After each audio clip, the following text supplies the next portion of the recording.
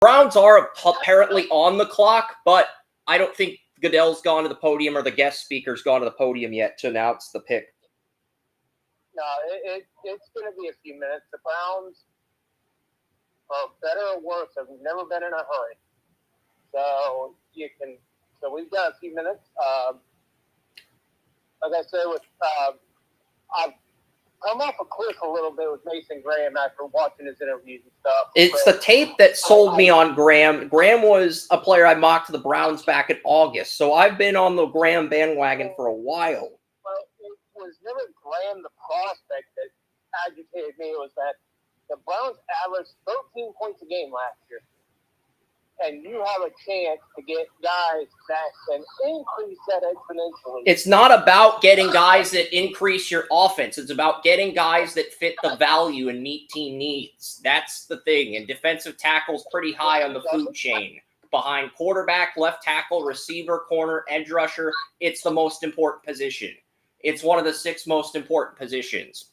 And it is an area, it was the biggest weakness of the Browns' defense. So even though their defense is pretty good, it was the biggest weakness on the defense. It was what kept that defense from being complete. That and the injuries to Jordan Hicks. But, yeah, I mean, I do have some prop items here. I've got some food. I've got some Jimmy Dean's sausage pancakes. I've got some Nutella to dip them in. And I also have some eye drops. If a team makes a horrible draft pick, I have a medical prescription to do 3 eye drops a day. So if a team makes a horrible draft pick, I shall be roasting them via eye drops. So if a team makes a horrible pick, I will get hammered on eye drops this evening. Dude, don't go blind. They keep me from going blind. That's the thing. The eye drops keep me from going blind due to my medical prescription because I have a red cornea in my left eye. I've had it for over a year. So the eye drops actually improve my sight via medical prescription. Well, don't get X-ray vision over this draft. You know. Yeah, don't go to those extremes. If the team makes a horrible pick, I might have to, but I'll wait until William or Oren gets in the stream to resort to that measure, because if I can't see and I'm typing during the draft, who's going to step up if we're the only ones here? Exactly. As much as Joey would like to step up, he can't do everything in the circumstances he's got. He can do things, he can contribute, he can roast people, he can troll people, he can talk about whatever you need him to talk about, but there is a limitation to what he can do in this capacity. There's no limit to the energy and passion he brings, which is one of Joey's greatest qualities, but there is a limit to what he can do. Yeah, so I'm starting to warm up to Luther Burden at 33 if the Browns want to take him. That'd be an A-plus pick. I mean, Burden, I showed you a clip of Burden practicing at midnight, 1 a.m., even though Scout said his work ethic was a question. I think that's bullshit. I think that is fake news. My big thing with Burden is not even a big thing in today's NFL, and that's that I don't think Burden can be an outside receiver.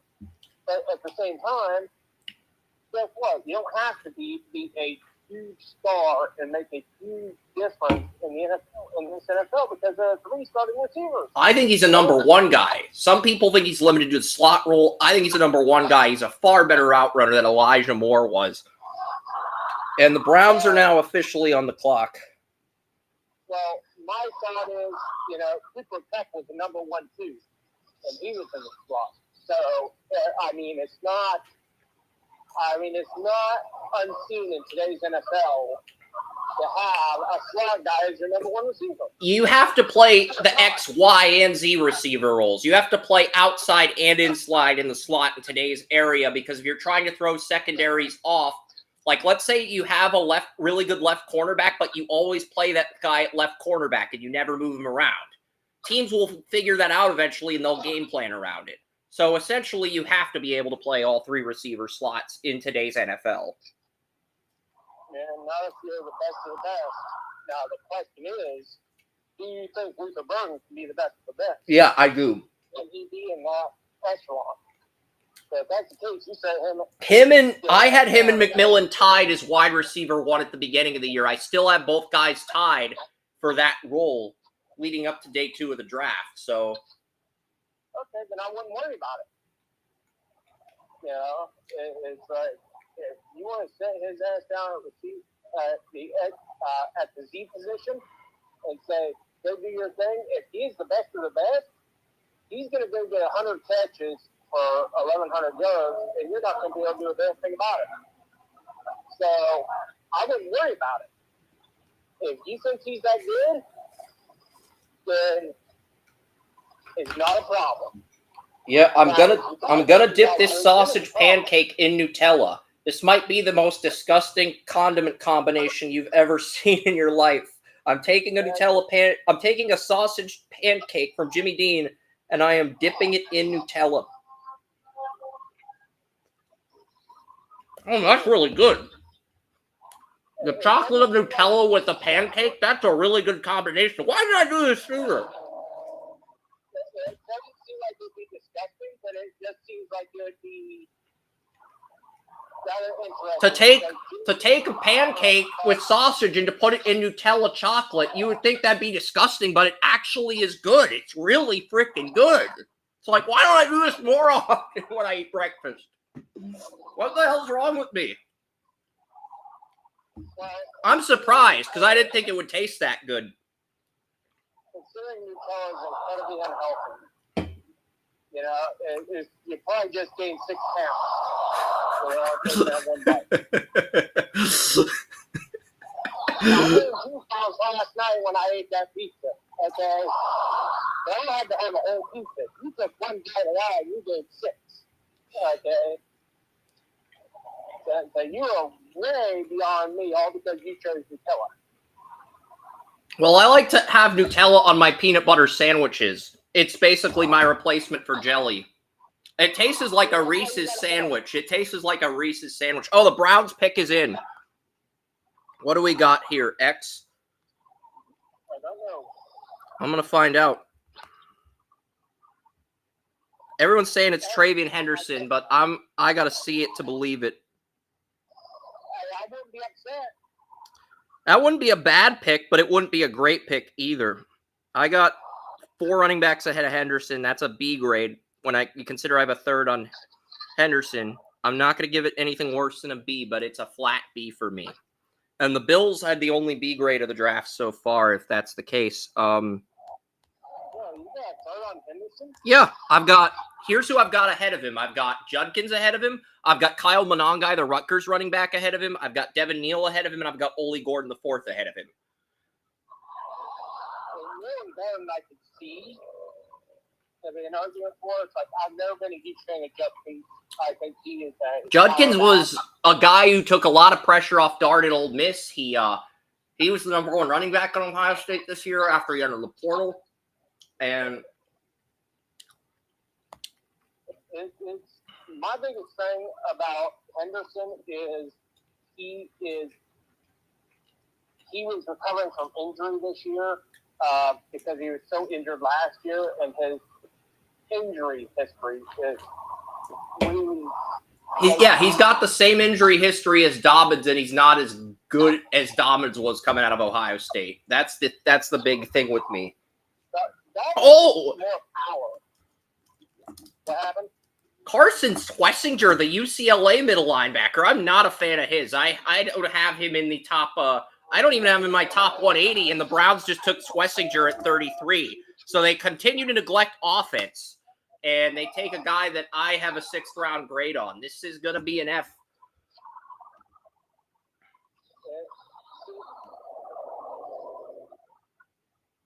Seems like Browns pick.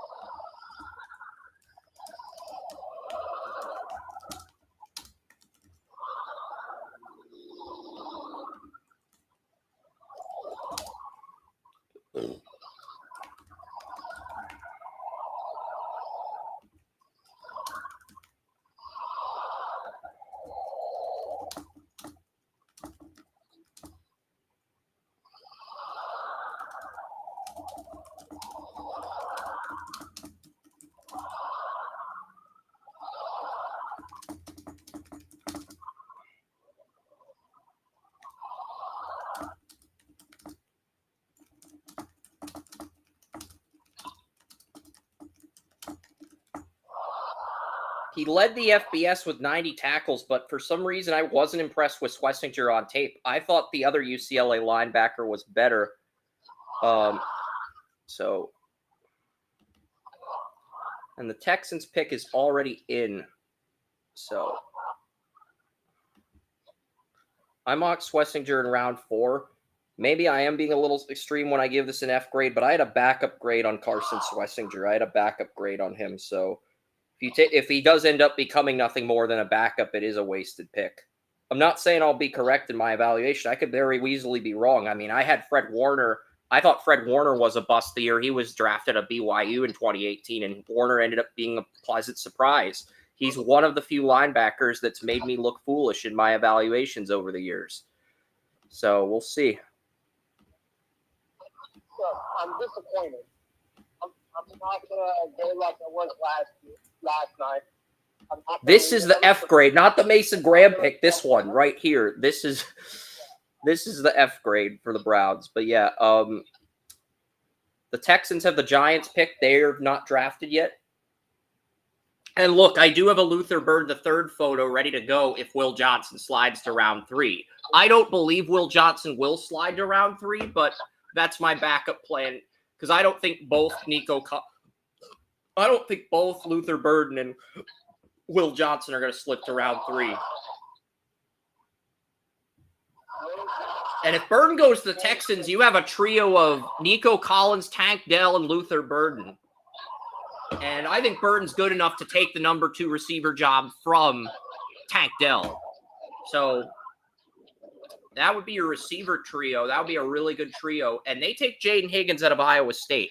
I do have a 4th round grade on Jaden Higgins, but here's the thing. He had a good combine. He can run all 30 routes on the route tree. We found 12 receivers that can run all 30 routes on the route tree. Higgins is one of them.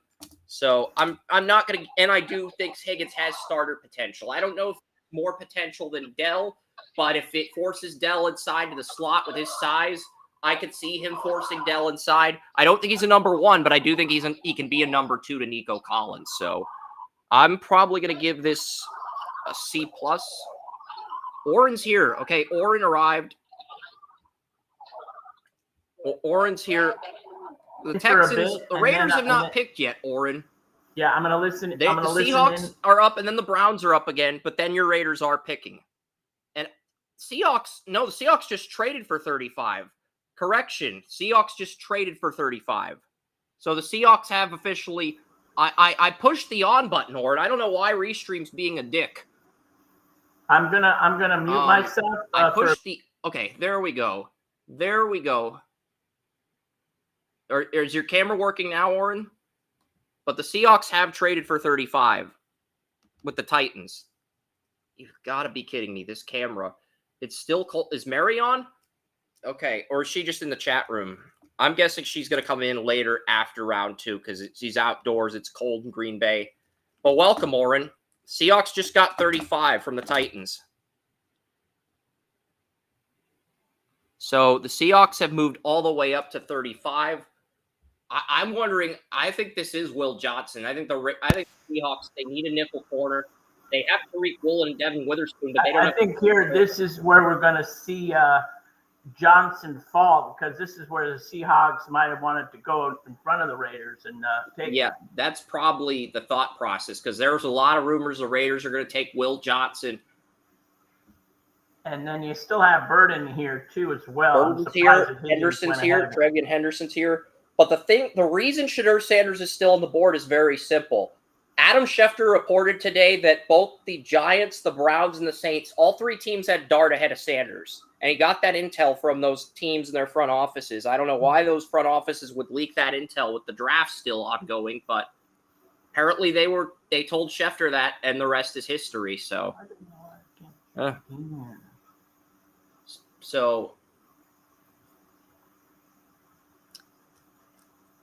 don't know. The Seahawks pick has not been announced yet. But I agree with you. Will Johnson's the only sensible player here. I did not hang up on Joey. I'm guessing Joey disconnected. Audio technical qualities. I'll get back to him in a second. I want to see what the Seahawks are doing. And the total trade here is the Titans are trading to the number 35 pick the Titans got Titans don't have a Seahawks third. 52 Remember, and they 82. lost to L'Algerius Sneed to the Chiefs. So they don't have a third-round pick this year. I'm guessing this involves a second and third. Yep, 52 and 82. So that's the trade, 52 and 82. That's a good deal for the Titans. They don't have a third-round pick. They get more draft capital, and they get the Steelers pick. This pick originally belonged to the Steelers, but they traded this pick to Seattle for DK Metcalf. So the Steelers get the Titans get the DK Metcalf pick. So nobody wants 52. This pick is it's the third team to acquire this pick. And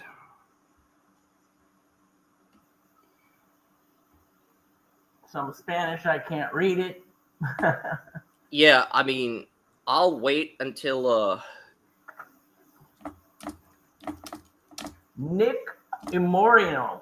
Nick Emanwari, a player that Riley took in our group mock, goes to the Seahawks here.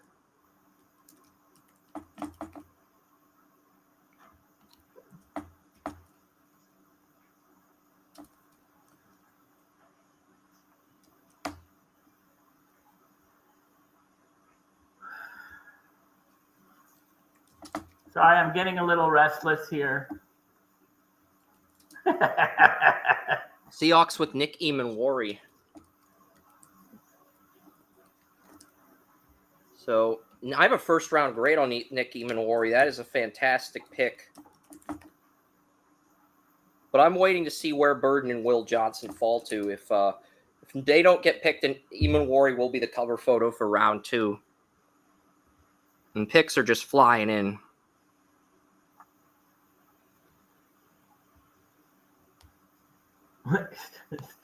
All right, so notes.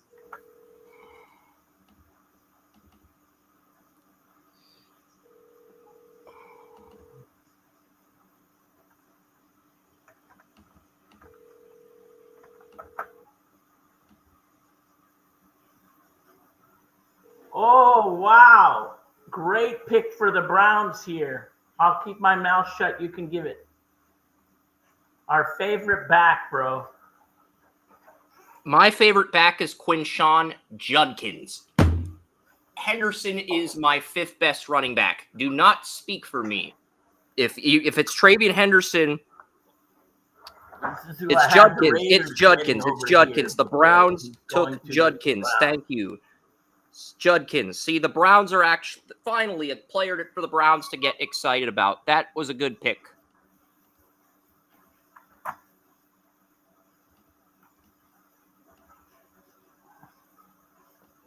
Chris, can I read the pick? It is Quinshawn Judkins to the Browns at 36. Chris, can I read the pick? Oren, I already read the pick. It's Quinshawn I'm sorry, Judkins. I couldn't hear you. It's Quinshawn Judkins, running back, Ohio State. It's a great that's pick. the guy we had, at least I think I picked in our draft in the 2nd round. Yep. So I do like this pick for the Browns. Quinshawn Judkins. This is a great pick. And now this beautiful Raiders are back on the clock. Raiders. Come on, baby.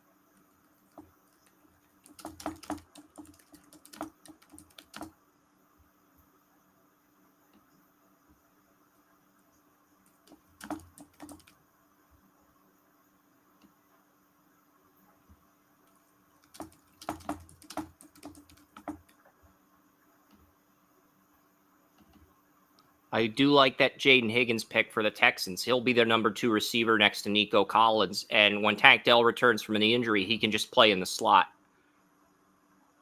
Really like the value there.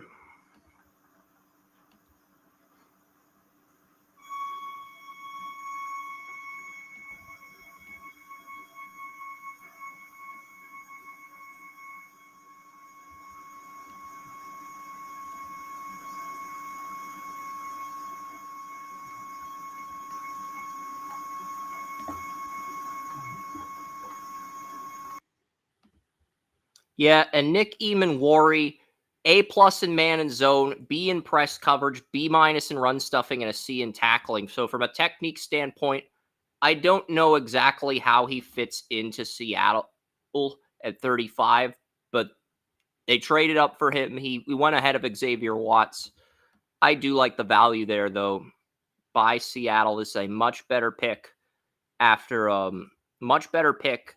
They gave up a second and third, but this is a much better pick for Seattle because they needed a player, and the Browns take Judkins at 36. That's a great pick, Quinshawn Judkins. I do think Judkins is going to be the catalyst for this offense. I really like that pick for Cleveland.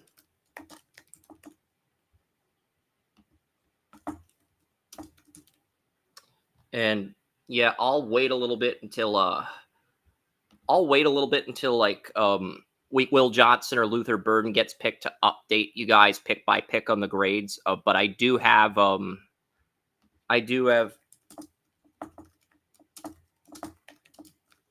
Nick Eamon-Wari, and the Browns take Quinshawn Judkins.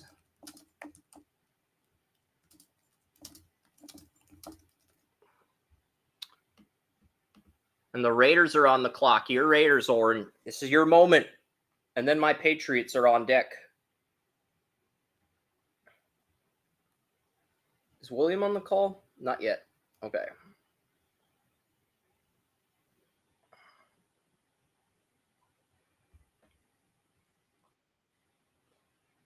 We do have a fourth person in the chat. Okay, William's here. He's just arrived just in time for the Raiders to pick. Making that huge entrance, man. You know? Yeah. Sorry welcome. for being late, guys. No worries. 4 picks have been in. Joey disconnected before the Browns' second pick could be in, but Carson Schlesinger to the Browns at 33. Jaden Higgins to the Texans at 34. I love that fit next to Nico Collins with Stroud.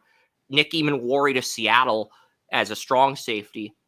And Quinshawn Judkins to the Browns at 36. My top running back goes to Cleveland. That's a really good pick for the Browns. They got their bell cow in the backfield. Yes, they do. Yeah, I'm not saying anything. I'm not ruining the moment for Oren. If Oren wants to reveal who his Raiders took, he's more than welcome to, but... Yeah, what's up, Oren?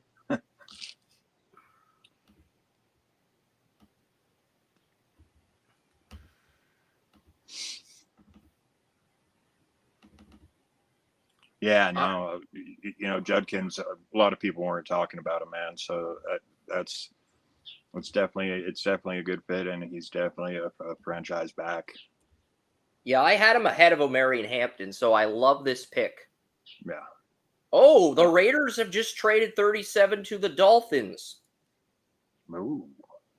The Dolphins are moving ahead of New England for somebody. My guess is it's Will Johnson, because they do not want Will Johnson dropping to the Patriots.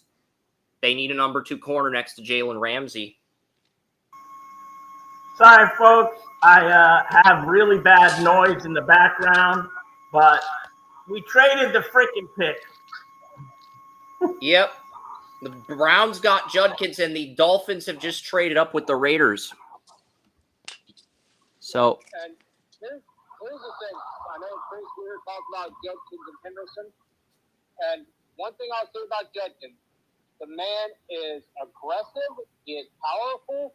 He is a completely different runner than Henderson.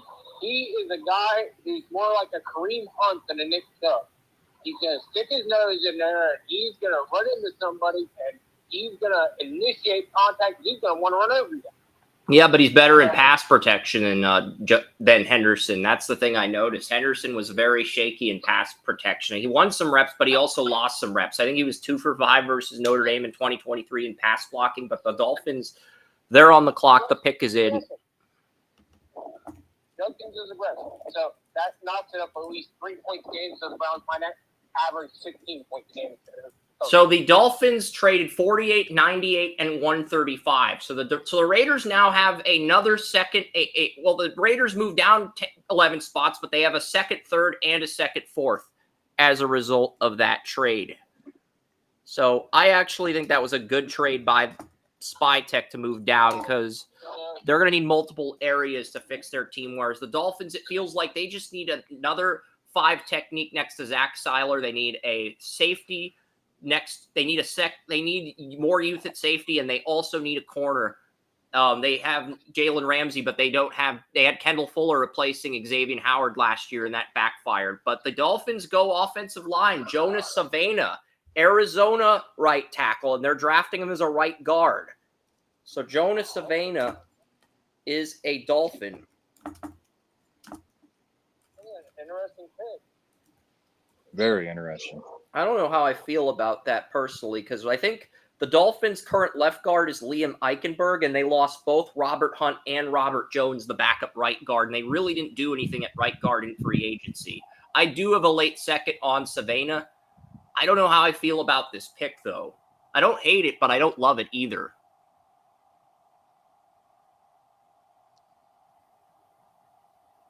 Yeah, the fact that Mike McDaniel's hugging everybody may bump this up to an A+, because if Mike McDaniel is hugging anybody like a player in a club, that should tell you the Dolphins feel very, very good about this pick.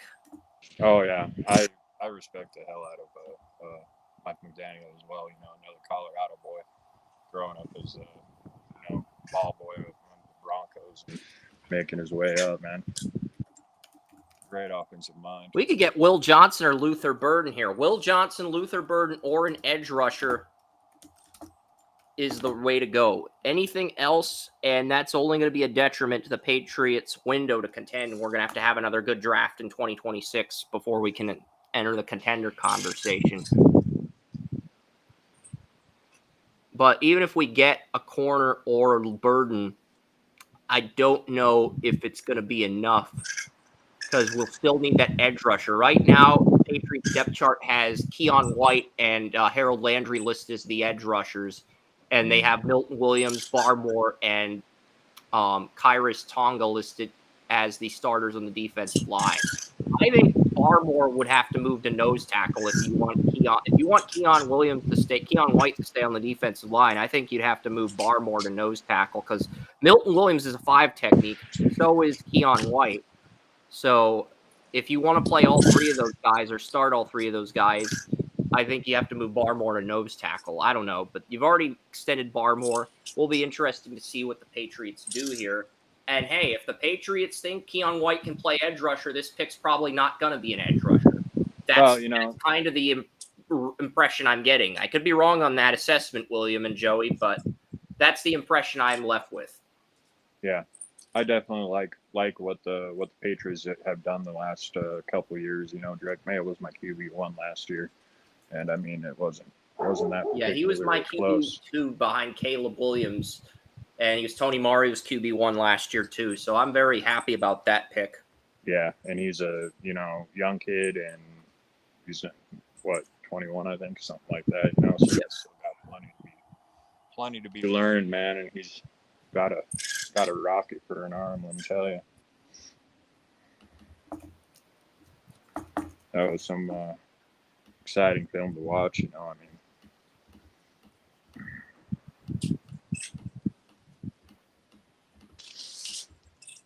and of course, then there was a Will Campbell pick, and that's, I love that guy's attitude, man. I mean, he's got it for an offensive lineman, man, and he obviously has the skills. They talk about his gator type arms, but I mean, I don't think that's going to affect him. It's like he said, no one's been talking about it for years, and now all of a sudden it's a problem. I don't see that at all. Yeah, and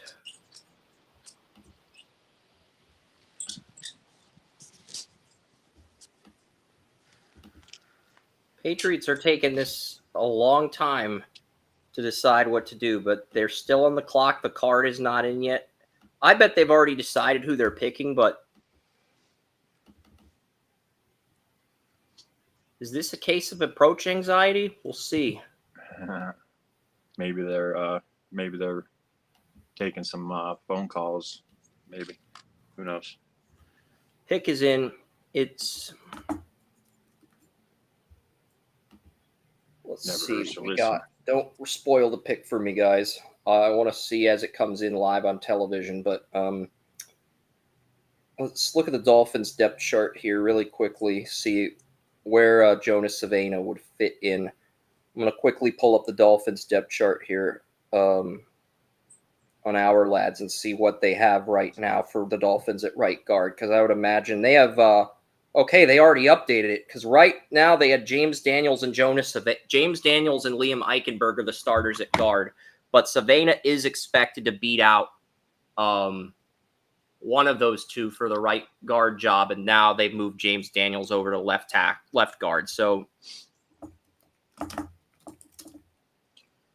Miami's offensive line will have Patrick Paul at left tackle, James Daniels at left guard, Aaron Brewer at center, Jonas Savannah at right guard, and the starting right tackle is going to be Austin Jackson.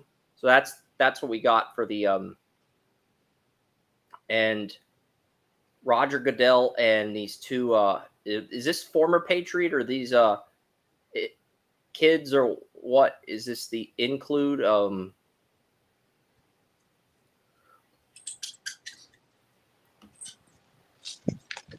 I still need to get some of the write-ups up. Oh, I was going to offer to. I mean, I had Jonas Savannah at the end of round 2, Oren. In your defense, I had Jonas Savannah late second round. I mocked with the Chiefs. It is a reach from a value standpoint, but Dolphins had Liam Eichenberg and James Daniels at guard. They had to draft a guard. They lost their starting right guard and their backup right guard each of the last 2 years. They had to pick a guard. And really, all the linemen that are still on the board, that's logistically the only guard you can get unless you like Clay Webb, and I think Savannah is a better fit for the Dolphins.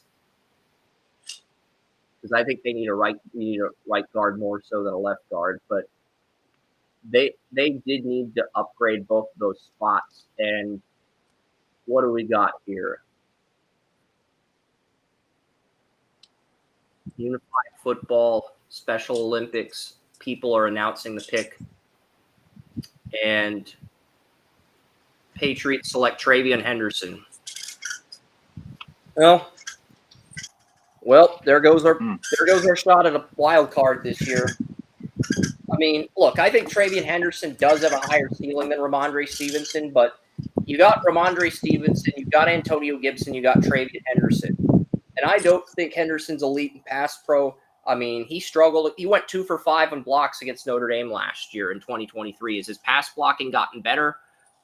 Hopefully they can show that from the game film this year, from what little highlights they're going to show. If they do show that his pass blocking's got better, I can get behind this pick. But, you know. I mean, he definitely showed some flashes when, Okay, so that was against that was against Akron. He pancaked the defender, but that was against Akron. You got to show us I got to see that more consistently, but I don't hate this pick. But yeah, he was the third best running back. I mean, I have 3 running backs ahead of him on my board, but if this is the guy you want, worst grade I can give this is a B+, and I do think he has more upside than well, maybe I'll give it an A+. I think he has more upside than Stevenson. I'm not high on Ramondre Stevenson. And there he's pancaked the defender. Okay, so the pass blocking, pass blocking from the national title, pass blocking versus Penn State, it looks a lot better. See, this is what Joey was trying to tell me on the phone. Obviously, I am warming up to the idea of giving this an A+ grade, but I want to see how I want to see where Will Johnson falls to before I do that. I want to see where Will Johnson, Luther Burden fall to before I post any grades. Because I'm at the point where I want to see one of my top 2 players get picked. Antonio Gibson and Ramondre Stevenson are like all-time underachievers. Stevenson came in and was supposed to be. Stevenson did well as a rookie, but he was a floor player for me. He was never a high ceiling player, but he did well enough to earn a contract extension after his rookie deal. I don't really view him as the long-term running back of the future, though. Yeah. And the fact that the Patriots drafted a running back this early when they could have gone receiver or corner or edge rusher tells me that the Patriots also agree with my sentiment that while Stevens is decent, this is a deep running back class. Yeah. I feel there's ones, like Taj Brooks. No one's talking about him, and he's like a bowling Bears ball. are trading, according to Oren. The Bears are moving 39.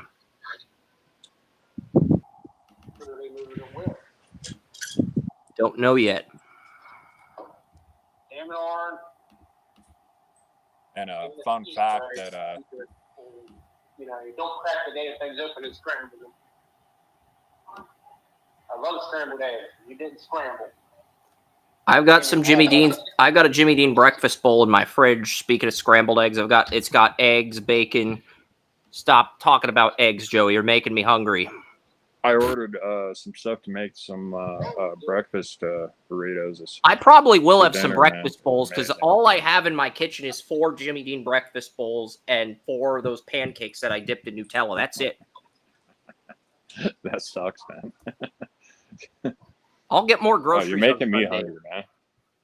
I'll get making more me hungry groceries on now. Sunday, but I want to see. So the Bears Well, are that's not what you get trading. for I think that barricading is yourself bullshit. in.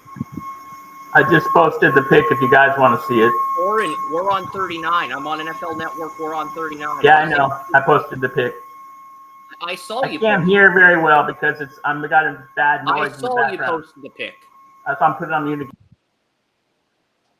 Yeah, I know. There's audio. There's like a vehicle or something in the background of Oren's scene. It's like when Joey's walking by foot sometimes during the podcast. But yeah, the Bears. I think the Bears are picking here. I mean, they either.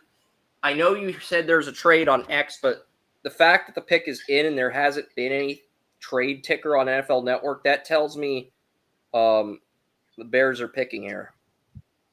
That's what that tells me. Fun fact that I believe Ramondre Stevenson is what, 100th of a second slower than Cam Scatabo. The Bears took Luther Burden. Sleeper Bears. Yeah, Oren said Saints Luther Burden, but the Bears took Luther Burden. The Bears took Luther Burden. So now Caleb Williams has Roma Dunze, G.J. Moore, at Luther Burden, and they got Cole Met and Colston Loveland. That's no what excuses. Caleb Williams has in year 2. He's got none. No excuses. There are no excuses, William, because they have stability on the offensive line. They added Drew Dahlman from the Falcons, Joe Thuney from the Chiefs, Jonah Jackson from the Rams on that interior. You've got Braxton Jones entering a contract year at left tackle. There are no excuses. Yeah. So that's going to be an interesting case there. The Bears need, Caleb Williams, he needs a quarterback coach that's going to slow him down, get him to stop trying to play hero ball, and just go out there and play simple football and learn what he's doing. I mean, he needs to develop, and I mean, he can do things, but the hero ball just got out of control. It was like he was trying to put on a show like all the time. And it's like, man, instead of just trying to win. But I mean, with that kind of supporting cast, I mean, they got one heck of an offense there, man.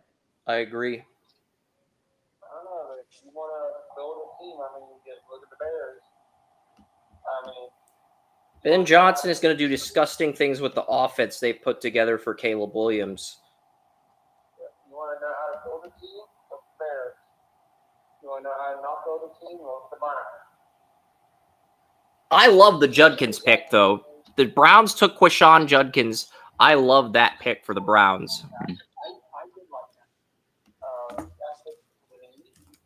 That was Tyler Harris, the guy. I had the Harris guy, or the director guy. That is pretty easily gone around. Okay, so I'm going to accept that. Yeah, apparently Colston Loveland's already ahead of Cole Met on the Bears depth chart. So are the Bears going to trade Met or buy him out? I mean, he's got an 8.4 cap hit. They save 8.4 if they cut him. I don't think they're going to cut Cole Met, though, but I also think that's a knee-jerk reaction by a lot of these depth chart sites to put Loveland ahead of met on the depth chart when we haven't even seen Loveland play an NFL down yet. Yeah. And we both know what Colmet can do, Joey. I do think that's a knee-jerk reaction to a slight degree. I heard earlier that Met playing the role of a traditional pavement, but really good. Might have had not as good at it. So it's going to be one of those things that so these guys are just doing knee-jerk reactions, traditional role. Hold your horses. Okay, Oren's already announced number 40. And it's not a good pick. Probably our first F grade and first eye drop pick. I told Joey I was doing shots of eye drops. I have to because of my medical condition. If a team made a really horrible pick, I was going to do an eye drop on the live stream. So if I can't see, William, Oren, feel free to take the lead. If I can't see and my vision begins to affect my ability. But the Saints, good job, New Orleans. You made me do an eye drop. Good job. That means you screwed up worse than the Browns. Wait, who they pick? Tyler Show, quarterback Louisville. They've done worse than the Browns. They actually got me to do an eye drop. The Saints did. That's how bad their draft is. They I will drafted say worse this, than the Browns. outside of There wasn't people ahead of the guy that throws over people and the guy that runs through people. They took the guy that runs away. Yeah, pretty much. Okay, so you see that. That's just stupid. What the hell? you know, I mean, you're looking at a guy who's a fourth string quarterback. You have Derek Carr, you have Jake Haener, and you have Spencer Rattler. Tyler Show would be number 4 behind all 3 of those guys on the depth chart. You took a fourth string quarterback at 40. That's an F grade. free Jake Or Spencer Rattler. I am angry at the Browns for taking Mason Graham, but it's not because of the player. Mason Graham is going to be a star. He's an amazing player. It's just I can look at the. You're more pissed that they turned down Travis Hunter more so than Mason Graham. Hunter and Carter. Not Carter. And but at the same time, the Saints they will. Probably not going to start the entire career. They don't see it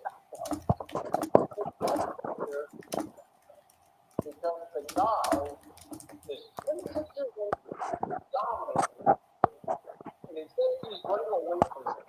Yeah, Tyler Show is going to be an F grade for me. That's the first F grade since 33 when the Browns took Carson Schlesinger.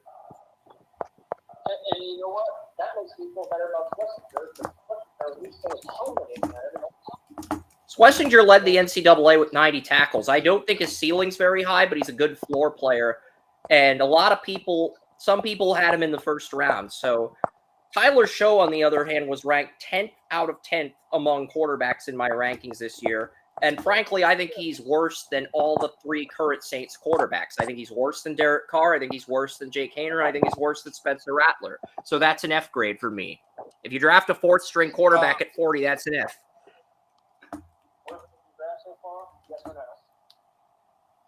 The Saints, I don't think Tyler Show is better than the backups they have. They have Jake Haener and Spencer Rattler, 2 former Senior Bowl MVPs.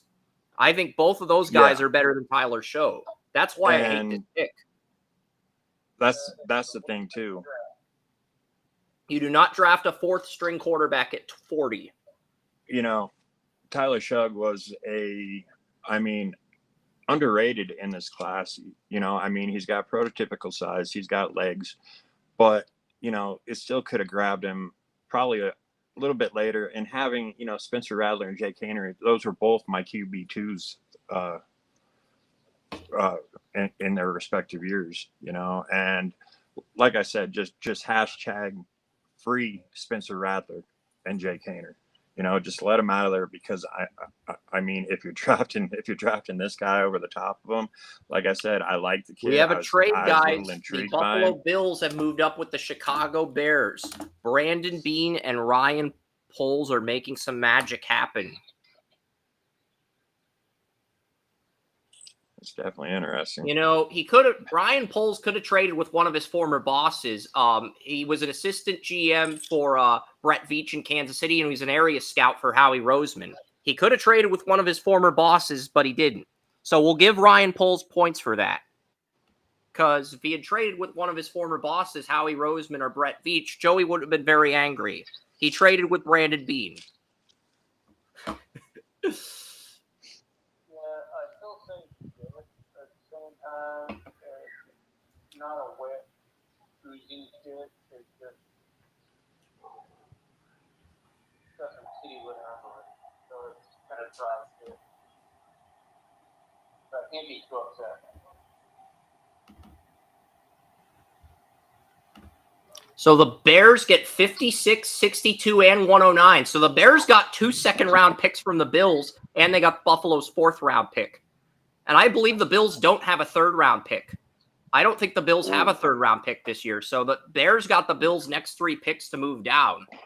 The Bills better be getting Will Johnson or Will this Johnson, is this Luther a reach Burton, because that's too much to give up. That is too much to give up for 41 if you're not drafting Will Johnson. That's too much draft capital to give up.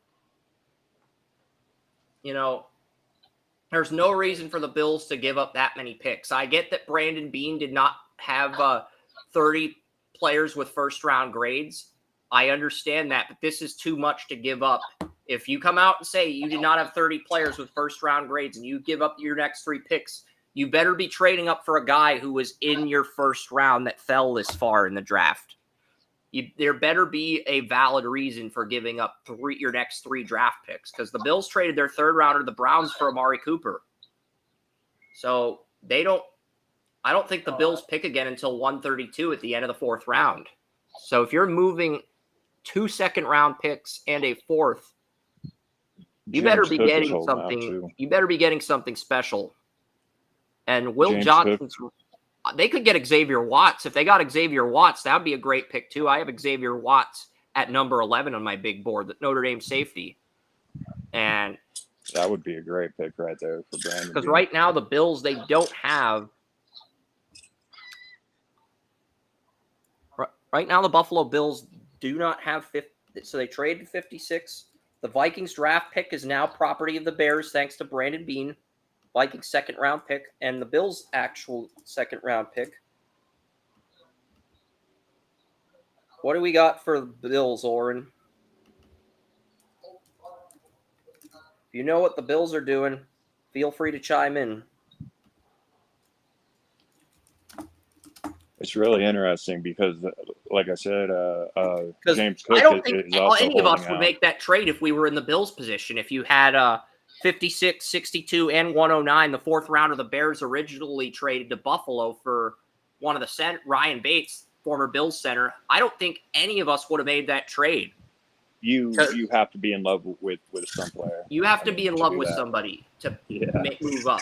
I do have Xavier Watts still on my board. I have Nick Sporton. I have Donovan Izaraku still on the board. There's a lot of players, but if it's not a player with a 1st-round grade I love, I'm probably going to give this a C or a D grade because it's just not fiscally responsible to sacrifice that much in draft capital when your 1st-round pick, Maxwell Harris, good player, but a slight reach at 30, and now you trade your next 3 picks to move up to 41, and you had 2 second-round picks. That's the other thing here. Hey, if this win comes up too much, man, let me know. Most people would not trade 2 second-round picks to move up from 56 or 55 to 41. 56 and 62 to move to 41. So you're moving down. That's an overpay. But Lee Evans is announcing the Bills pick, and the Buffalo Bills have selected Lee Evans. That's a name I haven't heard in a minute. Yeah, former Bills receiver in the early 2000s, Lee Evans. He's announcing the Bills pick. They take TJ Sanders out of South Carolina. I have a backup grade on TJ Sanders. I don't even think he's the best defensive tackle on his own team. I like Tonka Hemingway more. Tonka Hemingway is a better defensive tackle than TJ Sanders, so this is an F grade. Bills, congratulations, Brandon Bean. You got eye drop number 2. There goes that the Super Bowl next year, eh, Chris? I'm still picking the National Bills to go 17-0. Their depth chart is absolutely stacked. I'm still picking the Bills to go 17-0, but they're going to lose the Bengals in the divisional round this year. And if they keep drafting this poorly, they're going to open up a window for Miami or New England. They're still going to win the division, but, another good draft by Miami or New England, they might be able to, because I think the Bills, they got this year and they got next year maybe. But I think TJ Sanders was a reach here. So Bills are going to get an F grade for TJ Sanders. Another F grade, another eye drop. I did not think we'd have eye drops at back-to-back picks, but I do have a medical prescription. I do have to take these eye drops. I have to do 3 of them a day, one on the upper and lower eyelid. So that's 6 total eye drops, and I've done 4 eye drops in the last 2 picks due to how bad the Saints and Bills have drafted. Got tears coming out of your eyes, man. I know. William even sees the tears coming out of my eyes due to the eye drops. That should say something.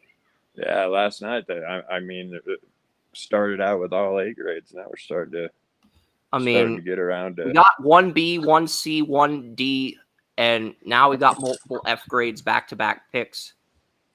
Oh man, I'm still waiting for Will Johnson to come off the board. How is that's he interesting, available? man. If he falls to round 3, we can always put Luther Burden. Yeah, we did upload Luther Burden's photo to the website.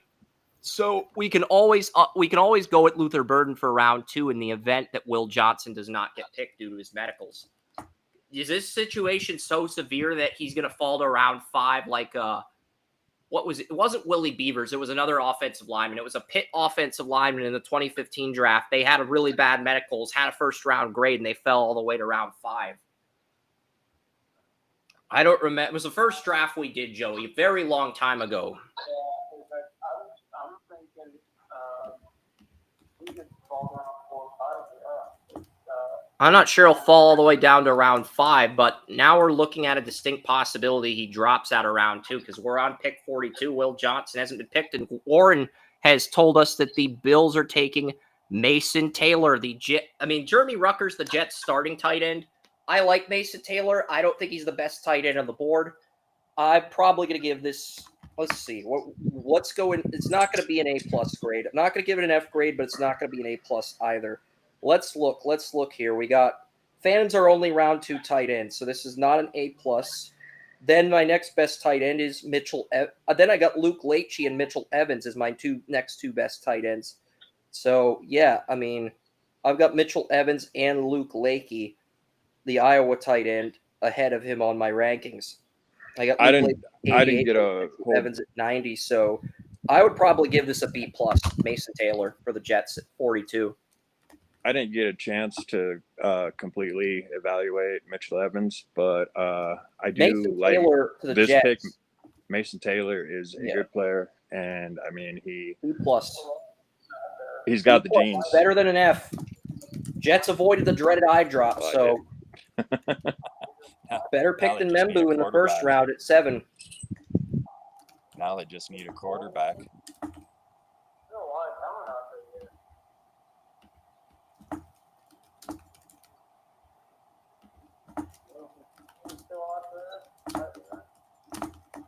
So, I have Gadsden ahead of both Leachy. So I'll give this a B grade, a solid B grade. I was going to go B+ for Mason Taylor, but I forgot I had 4 tight ends ahead of him. So I'll give this a B grade, a solid B for the Jets. Rondé Gadsden is also Gadsden's good tight end.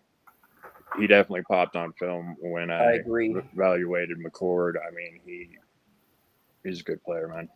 This class, I wish I would have gotten a chance to evaluate all of the tight ends, but because a couple years ago I had 4, with first round grades on them, and I feel this class could have easily, been the same. There are some, like you mentioned, Luke Lachey, you mentioned Rondé Gadsden. I mean, it just goes down the line. Harold Fannin. Harold Fannin is, I mean, he's a Yeah. So he's a Harold great. Fannon's my top tight end, but there's also 3 other tight ends that I got ahead of Mason Taylor. So I like Mason Taylor, but the value just isn't quite there to move the needle for me. I got Fannin. I totally spaced his name for a minute. Going to my Niners here coming up, so we'll see what happens there. Who That's did on my you? wish You list. spaced your name. Who did you want for your Niners? Oh, Fannin. Harold Fannin Jr. I think they go. I don't think Will Johnson's still on the board, Yeah. And that's one thing that is and that would definitely be has me that thinking. that making that defense would be great for San Francisco, and that's another kind of need for them too at corner. Yeah. Yep. For sure. And their secondary definitely needs an injection of something after losing Lafanga, and just what they have going on there. Their defensive line isn't the greatest, and when you have a defensive line, you usually don't need cornerbacks because if quarterback doesn't have time to throw, then it's just that simple. So I mean, cornerback is probably arguably their biggest need, one of their biggest needs. Like I said, they have to do something with in their receiving department. Jawan Jennings is coming up, and he is a hell of a tough receiver. And Brandon Ayuk coming back. Debo, leaving wasn't that bad of it. Not hurt. Over that. I'm kind of hurt over the 5th round pick. I figured maybe you could have got a 2nd or 3rd, but that was just because of the last few years of being injured and things like that. The Jets had to suffer under Jason Taylor for many years when Jason Taylor was with the Dolphins, and now the Dolphins have to suffer under Mason Taylor. It's ironic how the family. No, like I said, I did a little bit of film work on Mason Taylor, a couple weeks back, and I mean, he will be a starter in this league easily. I mean, he's got you can see, just how he plays, and I mean, he has that flexible body, the genes of his dad. His dad was known for his bend and flex and everything else, and that really helps out, a tight end when it comes to, And the 49ers receiving select well. Alfred Collins, defensive tackle, Texas. Second best defensive tackle on my board behind Deion Walker. So this is an A grade, not an A+, but I will give the 49ers an A grade here. I don't know if I could give this an A+, but there's a lot of people that don't like Deion Walker's pad level. And I think Collins was the best defensive tackle still on the board. And we've talked about this numerous times in the podcast now. Heading into draft day, the Niners had Yetter Gross-Matos at defensive end next to Nick Bosa, and then they had Jordan Elliott and Evan Anderson, an undrafted player out of Florida Atlantic, as their starters. Yeah. They had to fix the It's defensive ugly, line. dude. They had to fix it. I wish And you could see my stuff. It was definitely ugly. I man. can see your stuff. I'm multitasking. I'm doing so many different things. No, but I want to can I give Will the pick so he can be excited? Yeah, you can give him the pick. I already announced it, though, but take it away. Oh, you did? Yeah. I can't hear. I'm sorry. Oh, you're good. That's man. an audio issue. But yeah, I appreciate Alfred it, Collins, Texas, defensive tackle, Texas. Like I said, I'm definitely not mad at the pick because I wanted. I was looking at in the first round. I wanted him to jump up and grab Mason Graham, but that definitely wasn't happening. And it's just their defensive tackle room was so bad. You are. What about You know? And it was just the Eagles exactly explained what demonstrated in the Super Bowl what the Niners needed to do to win. Let me see if I can print out my mileage. I can tell you the mileage it was over there.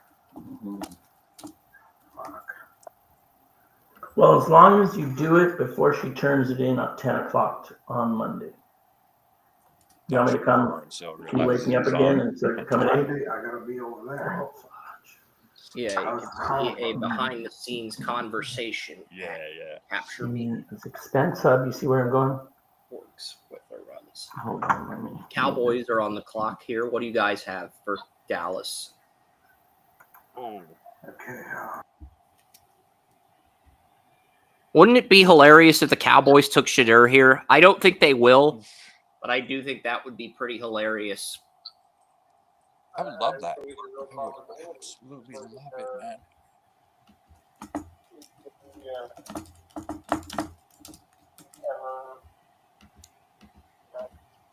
Jerry Jones is going to start moving. Jerry Jones is going to take it over.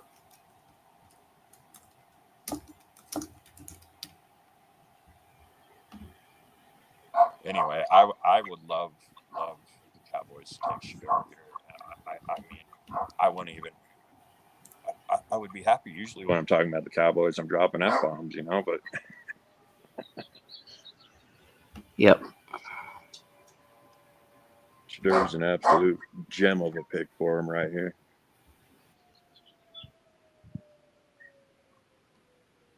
And then social media could talk about something else. Yeah, I know. I'm waiting for. We've got a lot more listeners. We only had 40 listeners last night. We have 139 tonight, so we've almost quadrupled our viewership. I think it's because Nice. day 2 of the draft's just more exciting than day 1. Day 2 of the draft, especially when you have a draft like this one where so many teams got good value in the first round that you need to hit on these day 2 picks to separate yourself from the other teams. People that weren't there last night missed me losing my tour because I was so upset that I threw it somewhere and I couldn't find it. So they missed the show last time. Sounds like they missed quite the spectacle, Joey. Thankfully, I wasn't on camera. That would have scared them all off. Yep. Of course, Jerry Jones is probably trying to trade down or something, fielding all kinds of calls.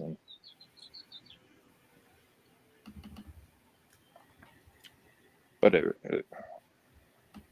gotta look up and see who's on the board here in a minute still. I mean,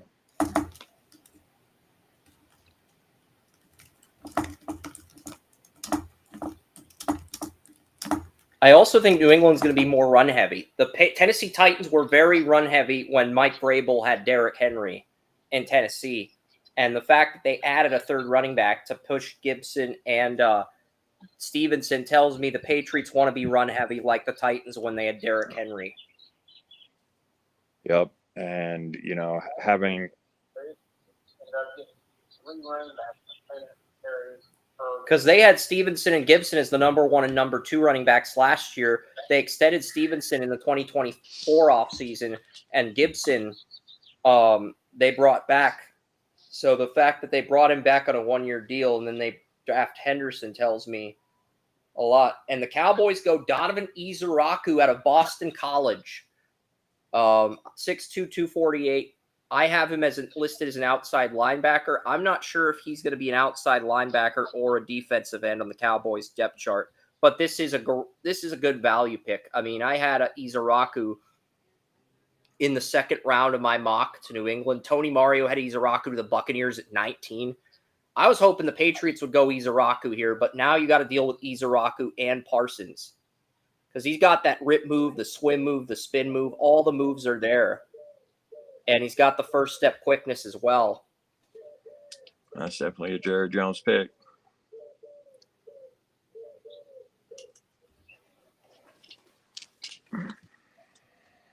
Okay. Oren's still here, right?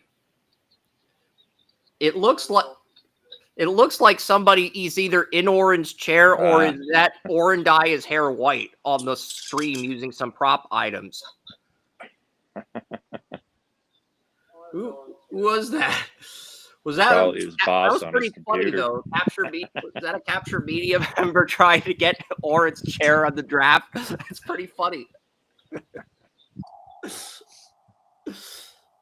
Well, I respect that as a classic prank, but I'd be pretty pissed if somebody did that to me too, though. So I can't really have my cake and eat it on that issue. But the Colts are up at 45. Do we know what they're gonna do?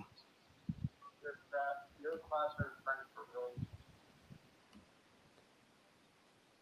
The Colts have picks. The Colts own the 45th pick. Are the Colts going to go Will Collins? I mean, Donovan Izaraku, is he going to be listed as a defensive end or a outside linebacker? That's my big thing with Donovan Izaraku. I'm going to check the Cowboys depth chart on our lads just so we could get a better, because he is kind of a tweener in terms of his size. He's good enough to where he can play, but Izaraku is listed as a left end, but he's listed as a backup to Dante Fowler. Not a day one starter, but a backup to Fowler. So he is listed as a left end. I actually think his upside is higher than Fowler, but I also think if he's 248 and you play him at defensive end, he needs to build some muscle. So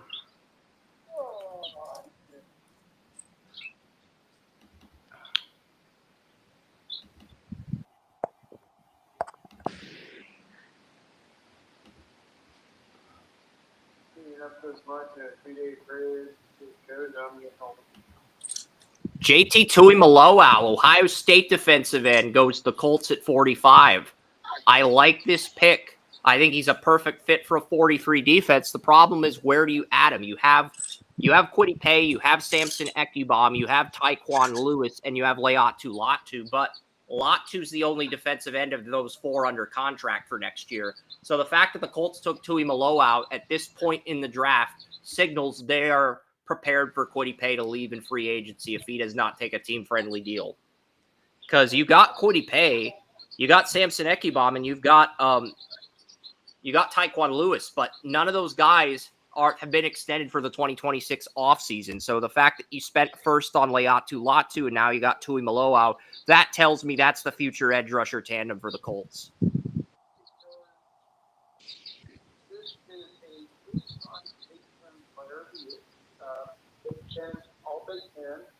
I do like him more than Jack Sawyer. He got quarterback pressures against Fashanu and Joe Alt last year. I do like this pick a lot, but at the same token, as far as value goes, it is somewhat of a reach.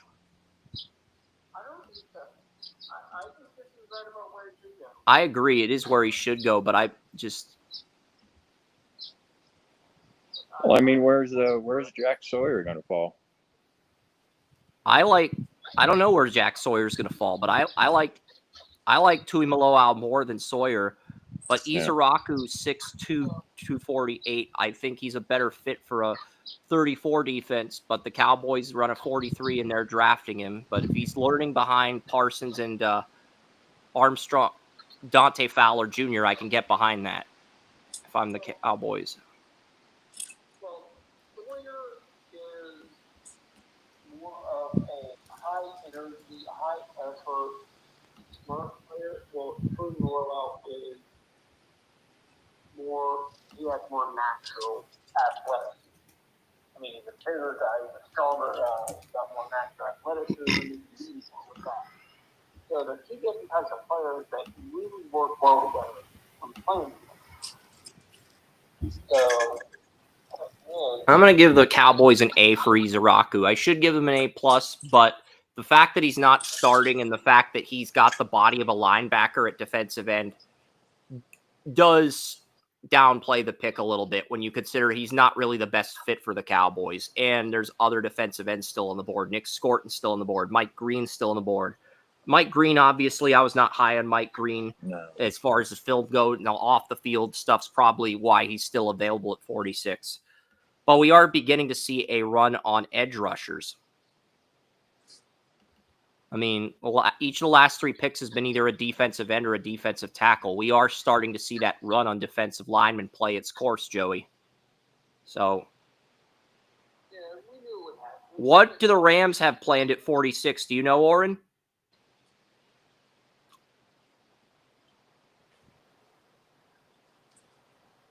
I'll read the pick if you post it. I know I've been multitasking, trying to get a lot done, but I'm also waiting to see if Will Johnson gets picked. That's going to determine whether I end the live stream early or whether it runs late again, whether Will Johnson goes in round 2. If he falls to round 3, I probably am looking at this. Well, I heard rumors earlier that the Rams very likely they draft a quarterback. They might be the team that drafts Matthew Stafford's not exactly a young pup these days, so they might want to draft a replacement at some point.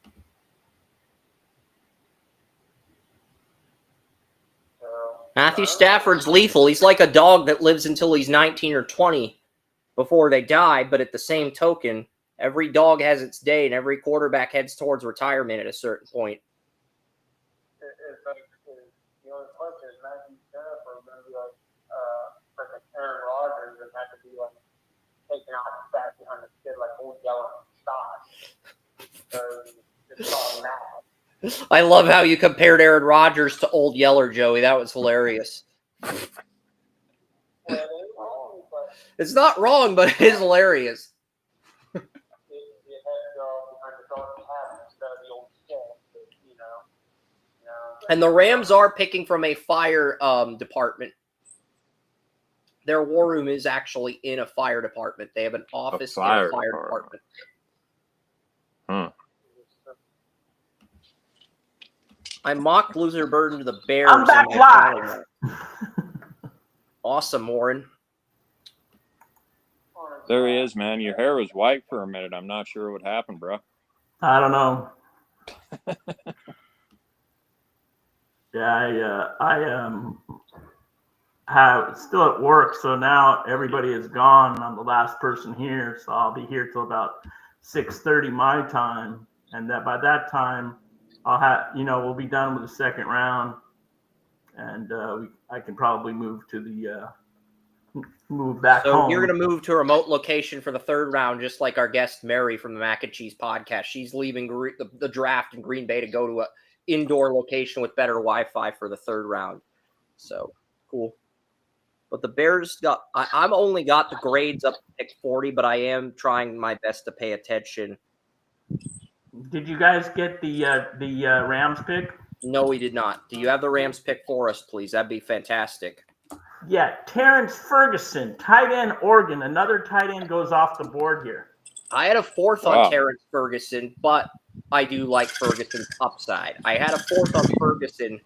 So in most cases, this would get a flat C. But remember, when Mason Taylor was picked, we only had 3 tight ends, I believe, ahead of Mason Taylor.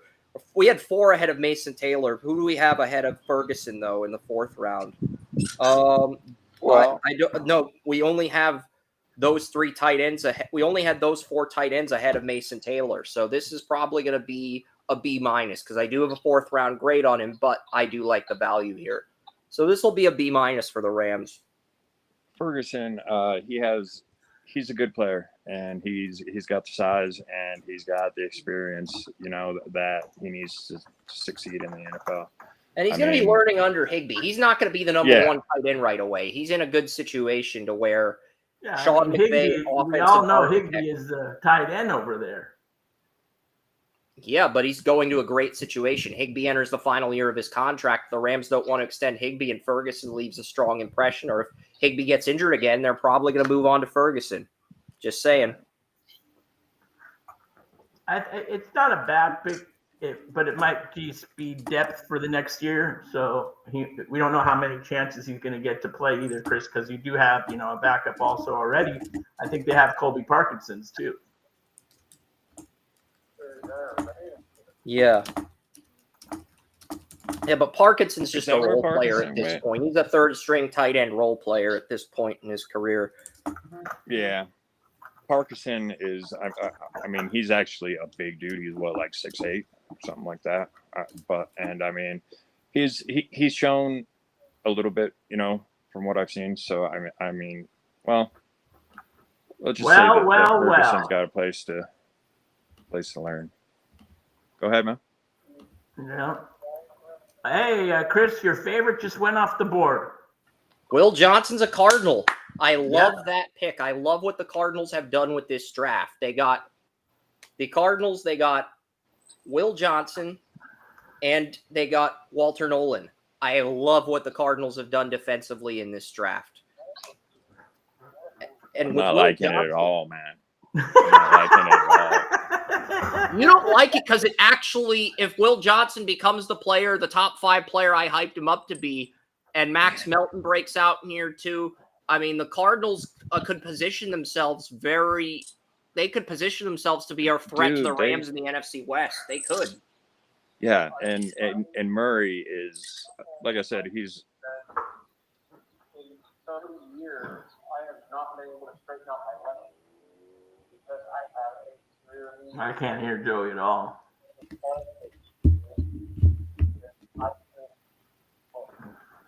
Yeah, you might have to speak up, Joey. You might have to speak up because Oren can't hear you.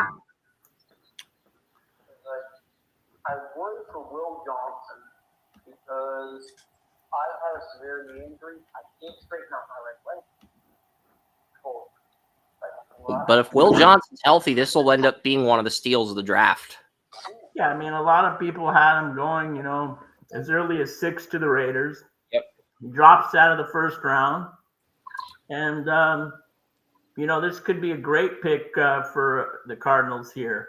I didn't even think he would last this long. I mean, I thought he was going to be the first 3 or 4 picks in this round. So I'm kind of shocked. You had him as your fourth best player. Your big profile here. Fourth best player in the draft. He's a headline player. I promise you, once I get to the Will Sanders pick, I'll start scrolling down and posting the grades for round 2. I already am up to 39, but I also the Rams, they took Terrence Ferguson. The Raiders just traded back, actually, again. The Raiders are pulling off the 2009 New England Patriots strategy. They're trading back again. And they traded with the Texans here. The Texans are back in to the little bit up again, and the Raiders moved to the 58th pick overall. So maybe they see something. They want the picks. Well, finishing my thought, just to go back to the Cardinals, Walter Nolan was an excellent pick. I just want they got Walter Nolan and they got Will Johnson. They got 2 of my top 20 players. Cardinals are a big winner of this draft so far. For real. So. Yeah, I think the Raiders were going to take Will Johnson. To be honest, now that he's not there, now they have to debate what they're going to do. And the Bengals and I don't know who Shedur's going to drop out. We know what the Texans are going to do at 48 with the Raiders pick, Oren. That originally belonged to the Dolphins. Yeah. I'm guessing the Texans want Ariante Ursary, the Minnesota left tackle. He's still on the board. I'm guessing that's the player they moved up for. Based on the medical use of the 21st with Will Johnson, what we think. No, the Raiders. I mean, there's only 2 out of 15 players never played in the NFL again after suffering the injury Will Johnson did. Only 2 out of 15. Those are very low percentages.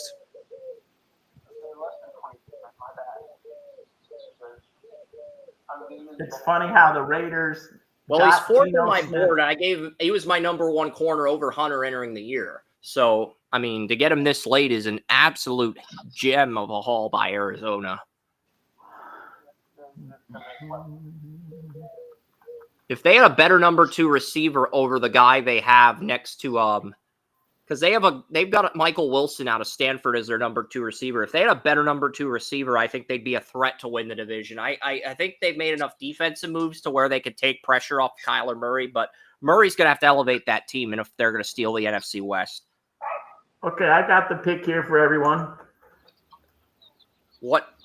Can I announce it, Chris?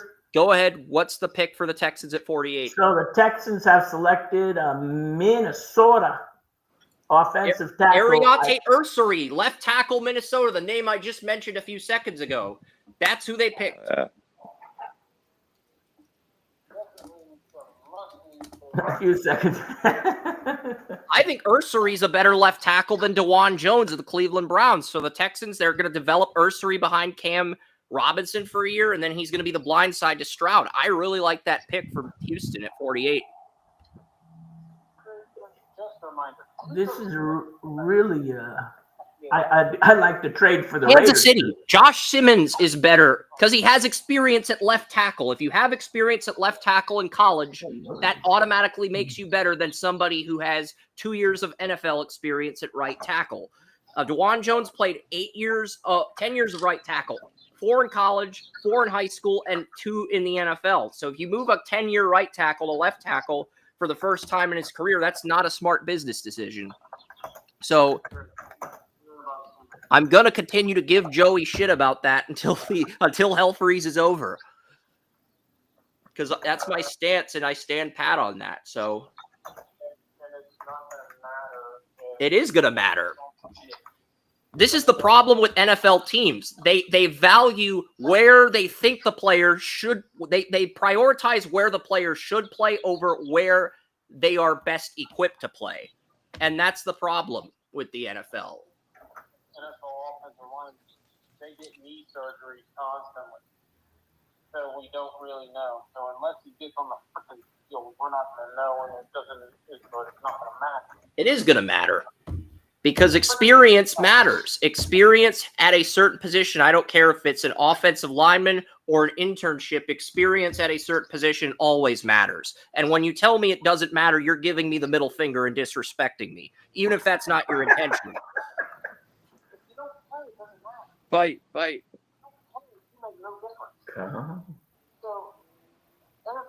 You can see I'm keeping my mouth shut today.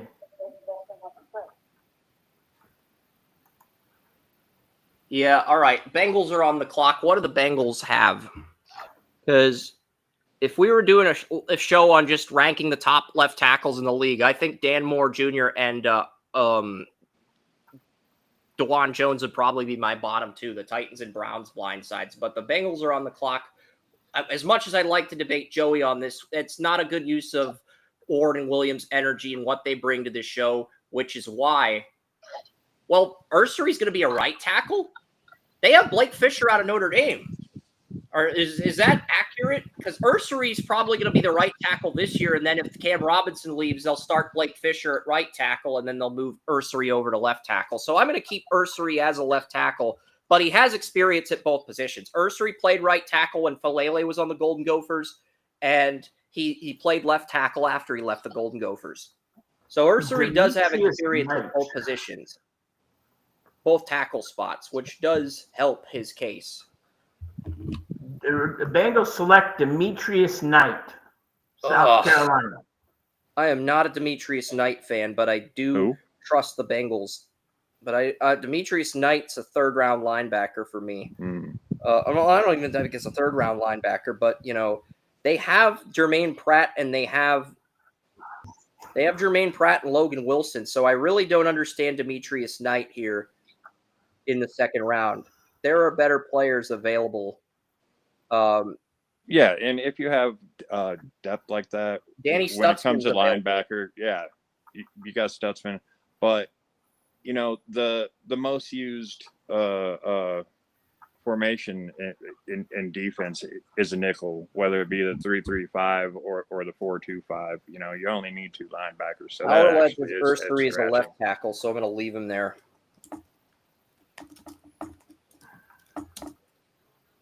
Like I was saying, that's a head scratcher.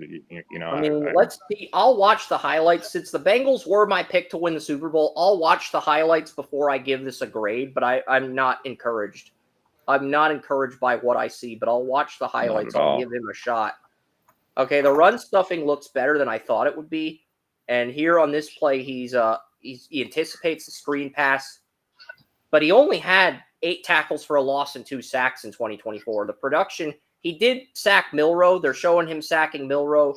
Here he's sacking the Oklahoma QB, forcing a fumble. But yeah, he's going to be if they trade Jermaine Pratt, he's going to be the weak side linebacker. So, but right now, Jermaine Pratt's still on the roster, but NFL Network's just like, nah, we got to hype these guys up, even if they're not that great. So, and the Seahawks pick is in order if you'd like to announce it. Yeah, and this guy, he also had a first. Well, I didn't see that pick yet, so I'm not going to be confident on that. But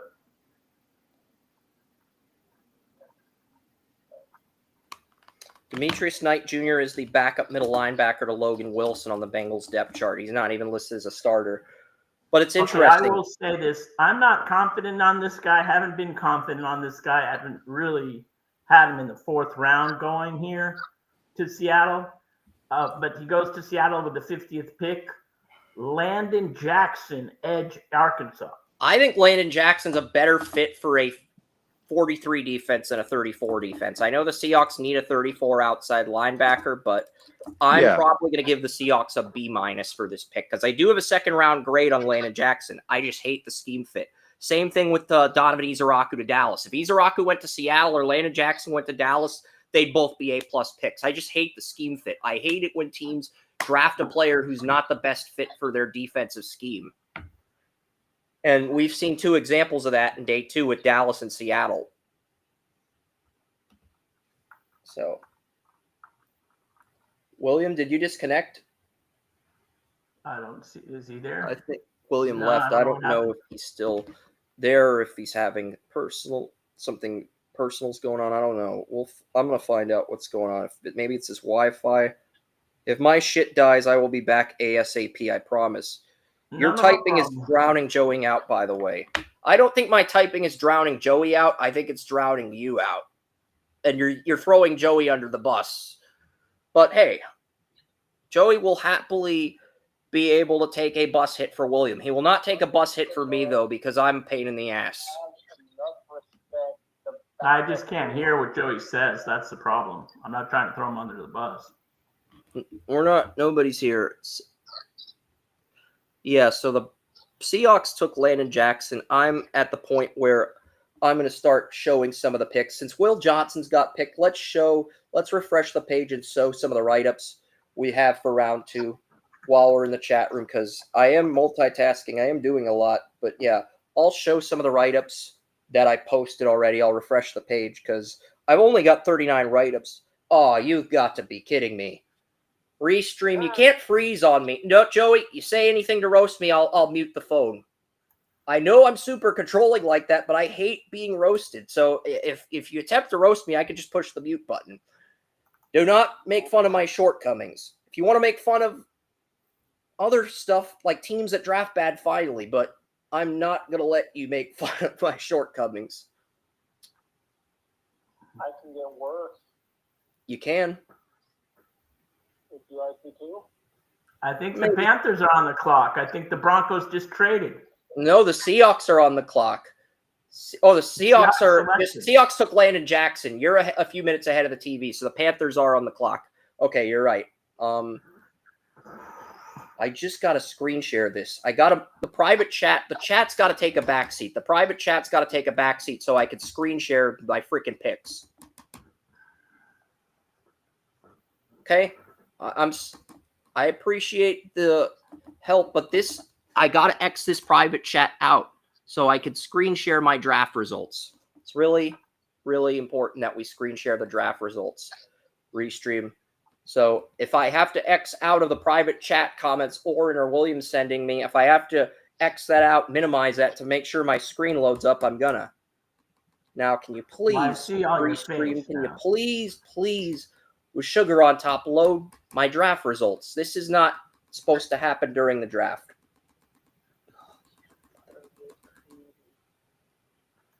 Honestly, I hope Dave Tepper pours a beer on Roger Goodell. I hope Dave Tepper just decides to pull a prank on Roger Goodell during the draft. I'm saying that not out of hastiness. I'm very upset that my stream's not loading. That I want Dave Tepper to do something to piss off the rest of the draft to make me feel better. That should be entertaining. And once I would be in favor of something Dave Tepper did. The Seahawks reach for Elijah Arroyo. I had Arroyo in round 6. Probably going to be an F grade. Probably going to be another eye drop. Final one, though. I only have to do 6 for today. I've done 4, so. Chris, before you eye drop He had a good Senior Bowl week, but I think he's a floor player. I don't think his ceiling's very high. I think he's a floor player. I don't think he's a high-end starter or a Pro Bowler. I think he's a number 2 tight end. He's a good number 2 tight end, but I think he's a number 2 tight end. He had a very good year last year. By a lot of passes. Sure that he could fit and find the seam very well. Wow, that's interesting pick here. Woo-hoo! What do we got? Nick Scorton, defensive end, goes to the Nick Panthers. Scorton is I have a first-round grade on Nick Scorton. He can play in either the 43 or the 34 scheme. So that is an excellent pick by the Panthers at 51. Dave Tepper is having a very good draft. Dave Tepper. You know, things are looking up for Dave Tepper. Charlotte FC leads the Eastern Conference in points in the MLS, and the Panthers have had 2 good draft picks in a row. We might be entering the Dave Tepper golden age, Joey. I never thought I would be using the words Dave Tepper and golden age in the same sentence.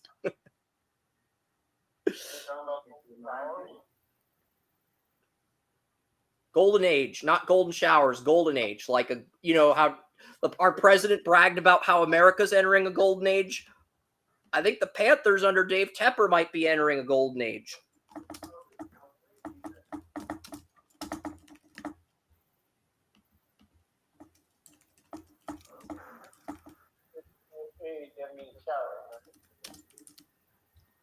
The golden age of Dave Tepper in Carolina. It's happening, folks. So yeah, Jaden Higgins, Nick Eamon-Wari, Judkins, Jonas Savannah, Henderson, Luther Burden, Tyler Show. I still have to copy and paste some of the picks here. I'm also getting a bunch of Nick Scorton, though, is a great pickup here. I forgot the L of Louisville Cardinals. That's why I'm gonna get grades up. I'll copy and paste some of these write-ups, but the picks are coming in so quickly that I might just start with grades and then post the write-ups later in the week. As much as I'd like to do write-ups, the picks are flying in. This feels like the MLS draft or the NHL draft with the speed the picks are coming in at. Because if you think the NFL is bad, the picks, believe me, the other sports, the picks come in a lot faster. This is who the Raiders trade with at 48. I'll go back to my news ticker. I believe they traded with the Rams for Terrence Ferguson. If I'm wrong on that. Rams? No, the Rams traded with Atlanta. The Rams took Ferguson with Atlanta's pick. Who did the Raiders trade 48 to? Raiders traded 48 to Texans. Dolphins. Texans. They took Ursary. Texans took Ursary. And then the Dolphins had 48 originally, but they moved up to the 37th spot. And then the Raiders traded 48 to the Texans. So the Texans. Correct. Okay. All right. So the Raiders have 3 third-rounders and 2 fourth-rounders. Yeah, but if they hit on these late-round picks, they save cap space in the short term. Well, that's not a late-round pick. A third-round pick is not a late-round pick. It's a mid-round pick. It's not a first- or second-round pick. It's Oluwafemi Oladejo, the UCLA middle linebacker. He was a 34 middle linebacker, not an edge rusher. I don't know why people are saying he's an edge rusher. He was a middle linebacker. When we did our middle linebacker rankings in October, he was on the middle linebacker rankings. Carson Schwessinger wasn't. He's a linebacker. He is a linebacker. He's not an edge rusher. He's a linebacker. So Titans, I know he converted to defensive end, and I get all that, but all this tape shows he's a linebacker. And you're talking about Aluma Ofu, whatever his name is. Oladejo. I had a backup grade on Oladejo anyway. I had a 6th-round grade on him. It doesn't matter. It's a reach here, but the Titans, they need to do something at edge rusher. The Titans' edge rusher room is horrible. The Titans have Arden Key and Draymond Jones as their 2 edge rushers. They don't have anybody else. They had to do something. I don't think Oladejo is going to have much of an impact. I think he's going to be the Vic Beasley of Tennessee's defense, and he's going to be worse than Vic Beasley. And they had Cam Ward write Oladejo down on the card, or is Cam Ward autographing some merchandise for day 2? No, he's autographing stuff.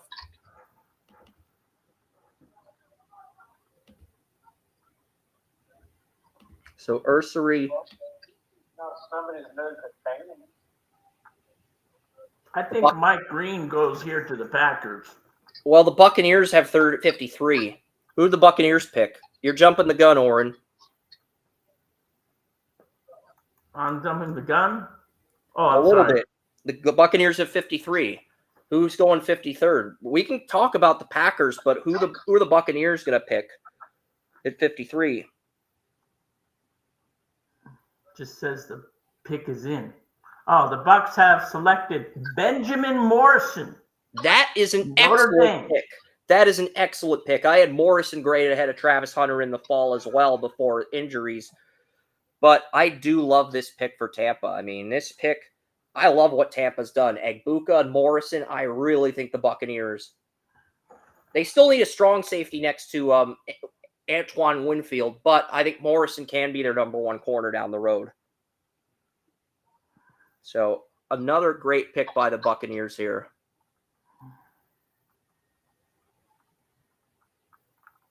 I'm just trying to find my write-up on Ursary. Where did I have Ursary? Okay, there I go. I did mock Ursary to the Texans in the 2nd round. So Ursary was a player I mocked to the Texans in the 2nd round, but they end up getting him a little bit earlier than I thought they would get him. I'm just going to copy and paste my Texans write-up to the draft results webpage so I my work's up quicker. I know it's kind of reckless, but I'm just going to do that, and then I can always put the A+ grade or whatever next to the pick, and then we get things. That's one less write-up. Kill 2 birds with 1 stone. Bengals took Demetrius Knight. That I don't know if I can get behind this pick. I am picking the Bengals to win the Super Bowl, but I mean, this was a reach. But before I give this a bad grade, I'm going to read Jason Bandel's text reacting to the Demetrius Knight pick in the 2nd round. Okay. How do you feel about the need? Pratt requested a trade, so he's going to start. So Bandel's basically saying because Jermaine Pratt requested a trade, Demetrius Knight's probably going to be a day 1 starter. That does change things if that's the case.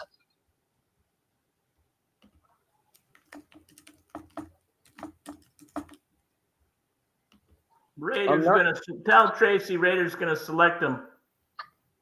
That's why they moved back. Yeah. But Demetrius Knight is going to be – the Bengals are going to trade Jermaine Pratt. That's why they drafted Demetrius Knight. So Knight's not going to be an inside linebacker like Our Lads is projecting. He's going to be an outside linebacker like NFL Network is projecting.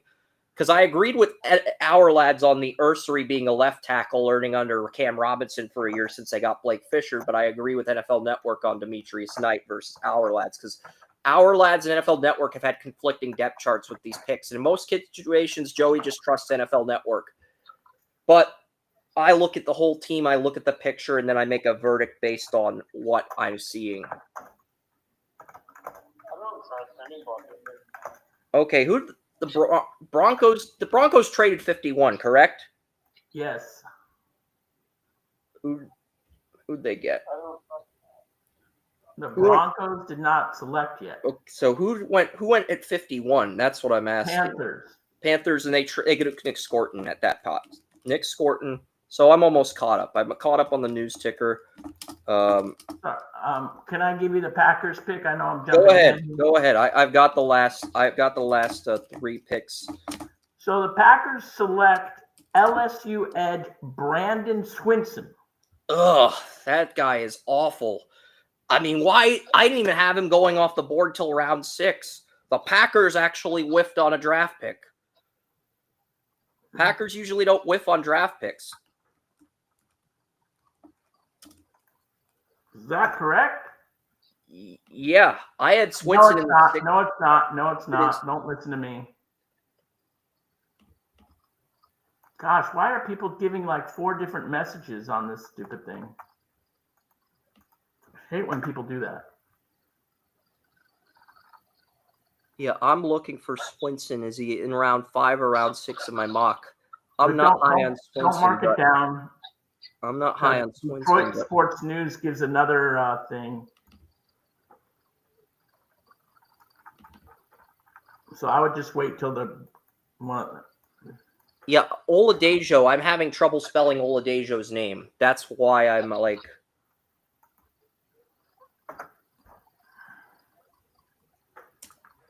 Okay, I got it. All right. Oluwafemi Oladejo. And I'm guessing the Titans are drafting him as an outside linebacker, even though I think he's better as a middle linebacker. But I don't like that pick for the Titans. I think the Benjamin Morrison pick was a good pick for the Buccaneers. There have been some good picks, but there have also been some terrible picks. But I gotta correct myself, Chris. The selection that the Packers made is Anthony Belton, offensive tackle, North Carolina State. North Carolina State left tackle Anthony Belton.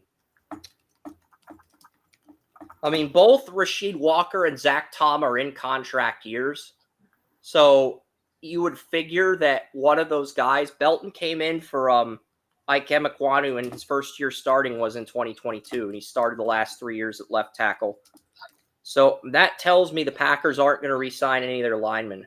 They're just going to reload with their draft picks.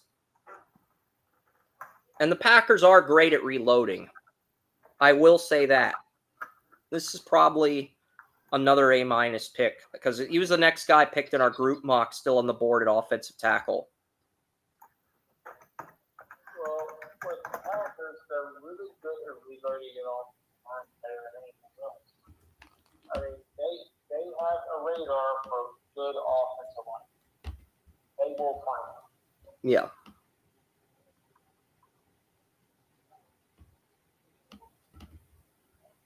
Joey, how far are you away from a speaker? I have Joey on speakerphone, Oren. I got the phone as close as I can put it near my computer. He's on the phone. He's on the phone. That's yeah. fine. I've got Joey on speakerphone, and I've got him on speaker, so it's as loud as possible. I've got the volume turned up. I've even placed my phone on a charger near my laptop. We love you. Don't worry about it. I didn't know. As much as I'd like to make Joey louder, this is as loud as I can make him. Unless you want him to just scream and run around the city like Godzilla or Reptar or King Kong and destroy everything in Jacksonville. I don't think you guys want that, though. Yeah. I'm like King Kong if he had back. You know what? I'm going to sit down on this hill because I just can't tell. Yeah, my new director sound gets with me talking. So it's like, I know I have I put the 15 on 15 back in my old place. So, not much louder than he does natural. I think the Panthers have drafted well enough to where if they get another edge rusher with Scorton, they could emerge as a threat to the Buccaneers next year. I really like what the Panthers have done. And I know there's some people that don't like what the Panthers have done, or they just don't trust Bryce Young because of his size. I'm not in that camp. I know Williams in that camp. Joey, I don't know. Bryce Young kept the Eagles and the Chiefs to under 1 score. He pushed both the Eagles and Chiefs to the limit in year 2. So he might break out in year 3, but he might not. I was skeptical of Bryce Young because of his size, but he has learned to work within that, and he did a very good job last year. So I'm still open to Bryce Young, and doing some good things because coaches and him worked through some things. He took a step back and figured some things out. Wow, I love this pick. Who is it?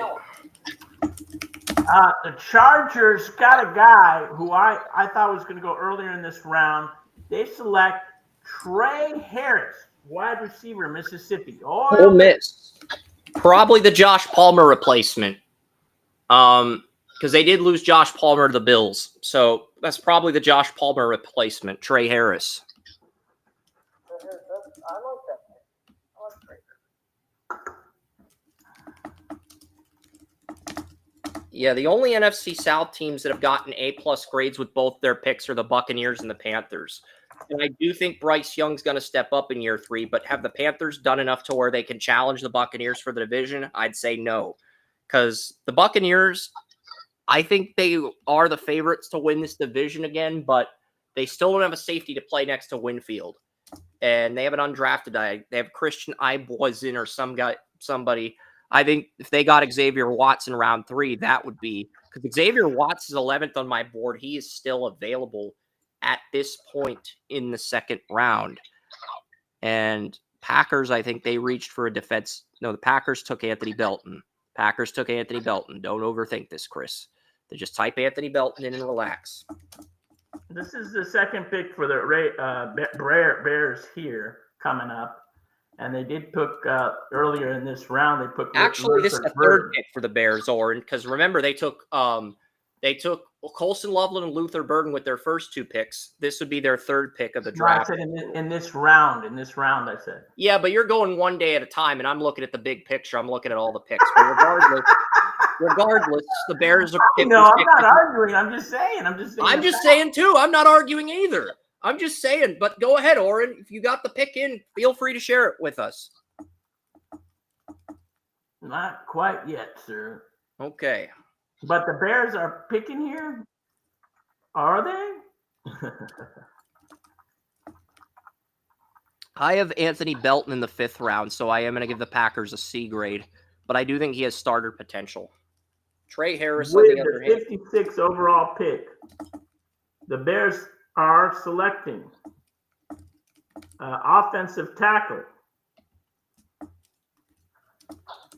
I believe. I'm going to get my Well, Braxton Miller, their left tackle's in a contract year. If they don't want to pay Braxton Miller, they kind of have to draft a left tackle. From Boston College, Ozzie Trapillo. Ozzie Trapillo, I have him at 100 on my big board, but the Bears are not committed to paying Braxton Miller. They have to get another left tackle to reload with. And Ozzie Trapillo, I do like this pick. I do have a 3rd round grade on Ozzie Trapillo. I do think he's got potential to develop into a starter, but he's probably going to sit behind Braxton Miller. But if Braxton Miller gets injured, Trapillo's going to come in. He's going to take that left tackle job, and he might not give it back. And the Bears might have Trapillo on a rookie deal at left tackle. So Broncos moving back. Again, Broncos are trading with the Lions. So Lions are moving up here.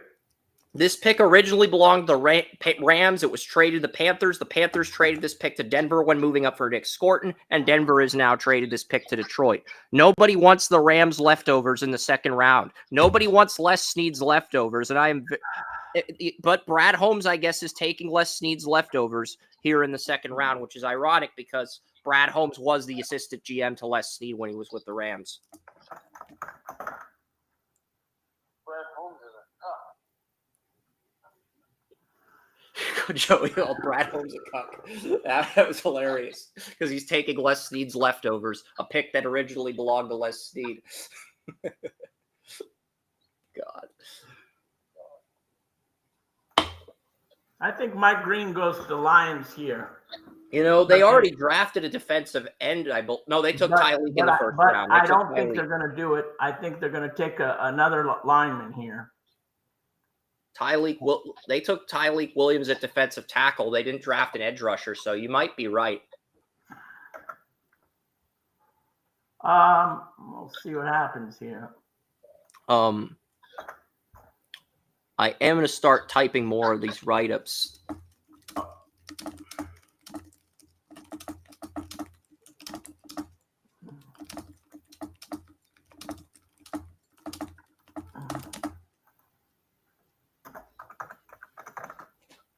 Jake Haener and Spencer Rattler. Lions have traded up to Tate Ratledge.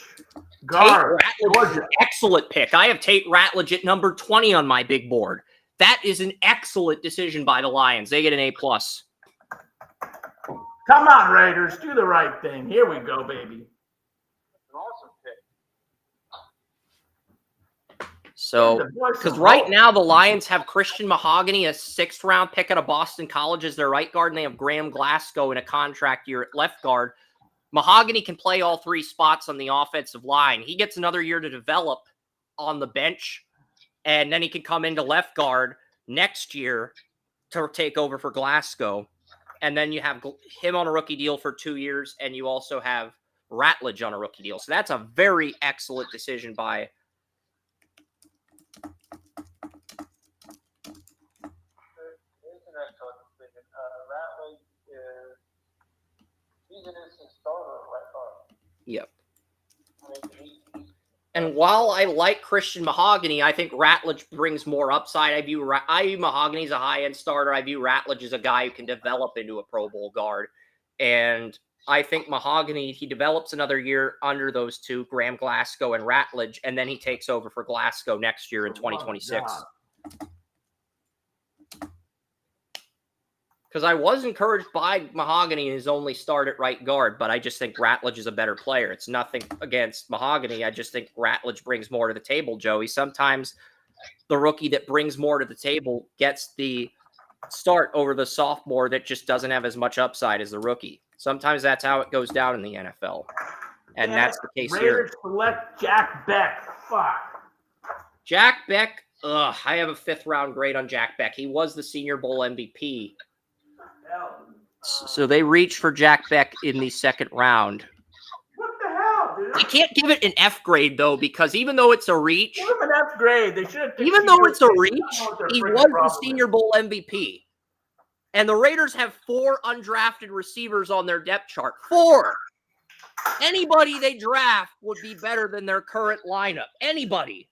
They could sign Joey to a contract, and that would be a D at the very worst. The Raiders could sign Joey to a contract right now, and that would be better than half of their undrafted receivers. That should tell you how bad their receiver room is. I would be their best receiver for 1 game that somebody would take me and take me off on a stretcher and get him to me. Yeah, and you'd go down like Luther in the episode of Coach, where he's trying to help the coach win the national title. He's in the hospital. That's basically what would happen. Would not be a fun experience for you, but it would be an entertaining one while it lasted. I would take 1 game. I would make sure my contract gave me like $500,000 fee. Just like 1 game. My career would be right. I got Oren telling me to give the Raiders an F grade for Jack Beck, but I just think their receiver room's that dire. I agree with Oren, it's a bad pick, but their receiver room's so dire. If 4 of their top 6 wide receivers are undrafted and the only 2 that are drafted are Jacoby Myers and Trey Tucker, then I can't give it an F grade because their receiver room's that bad. Anything would be an improvement over that, you know? I am an improvement over that, and I humbly accept the contract from the Raiders. I mean, I this point, I wouldn't give the Raiders a bad grade for signing Joey to a 1-game contract at this point. So that's how bad the receiver room is. But the Ravens are on the clock here.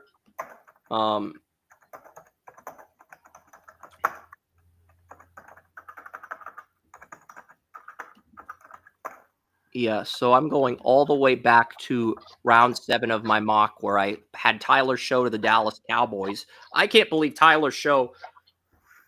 I mean, Shadur's going to fall. Shadur's probably going to fall to the Steelers in round 3. And if he doesn't, because that's the thing. Most teams are pretty much addressed their QB situations.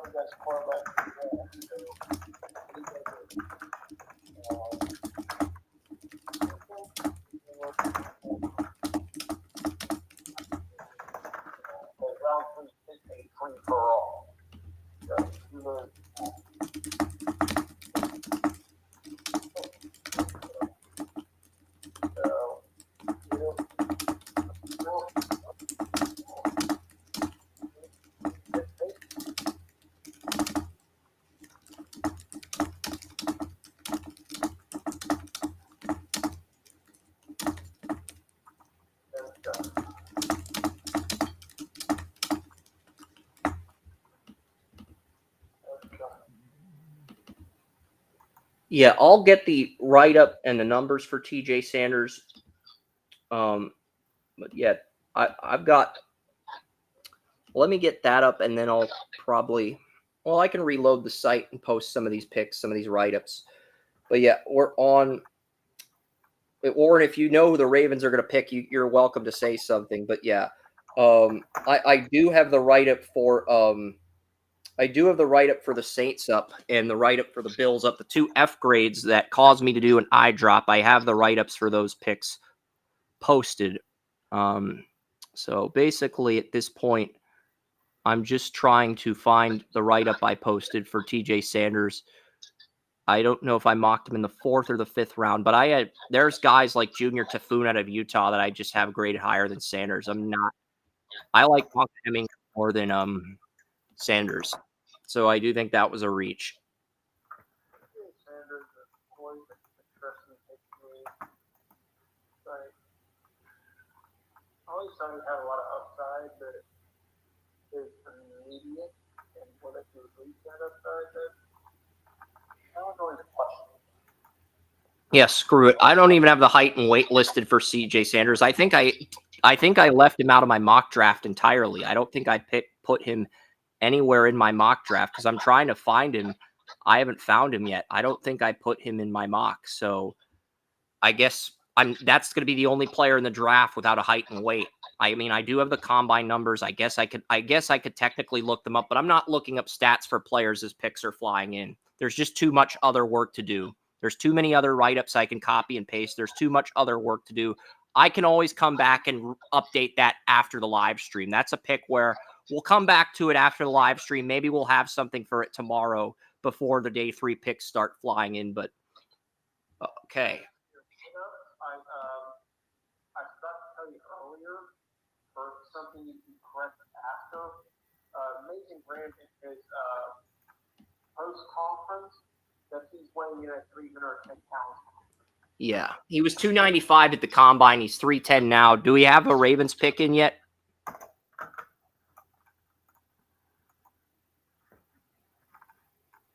figured I'd just give you that for your write-up. I appreciate that, Joey. I'm just trying to find the Mason Taylor write-up. Yeah, there's guys like Devin Van, Nash Hutchmacher, Ty Hamilton, who I'm a lot higher on than frickin' TJ Sanders. That's not a knock on Sanders. I just think it's a very deep defensive tackle class. And there's guys that nobody in the media is talking about that I am higher on than Sanders. I don't think that's a knock on Sanders as much as it is the strength of this defensive tackle class. It's a very good class. No, and like I said a couple months ago, the depth of the defensive tackle class was probably not the top tier guy. And Mason Taylor can run all 30 routes in the route tree too. So Mason Taylor, I think Fannin, Mitchell Evans, and Fannin and Mason Taylor are the only 5 tight ends that can run all 30 routes in the route tree.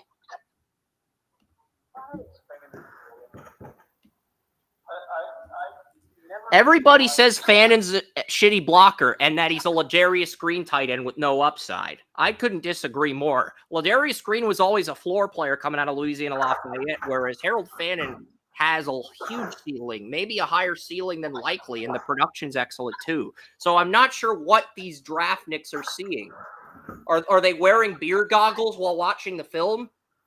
If they're this low on Fannin, I'm wondering if they're watching the tape with beer goggles on, Joey. I really am. I'm seeing that type of thing. A lot more.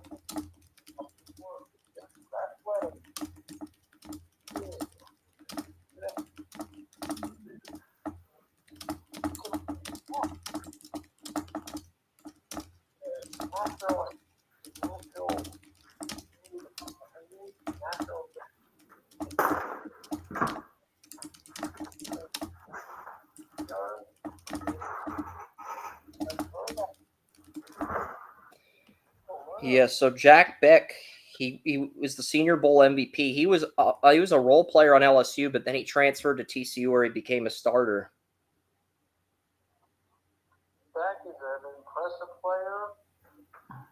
And in most cases, this would get F grade, but the Raiders are so depleted at receiver that I can't give him an F grade. Even though Oren's telling me to give him an F grade, he's like, why? No, Jeff Beck ain't bad. I just wanted who, but I'm actually. I feel like we he's gonna be a slot receiver or a complimentary guy to Trey Tucker and Jacoby Myers. He really doesn't move the needle for me as a number one receiver. Oh no, he's not going to be a number one receiver. That's for sure. He's not that. He's the size wise too, but he's start, but his role might be limited. Right. I do. I'll get to love my picks once I do the film on them. It just.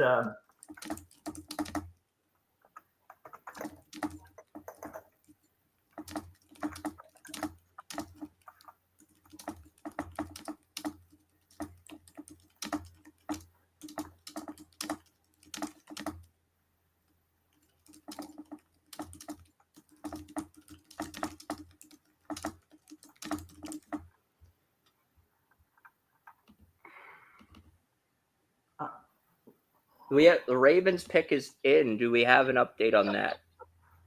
The Ravens pick. Let me see here. I still don't see anything. Mike Green. That is an excellent pick. Mike Green is finally selected from Marshall. I'm not a fan of Mike Green, but at this point in the draft, the Ravens are one of these teams where I trust their front office on things. But I don't know.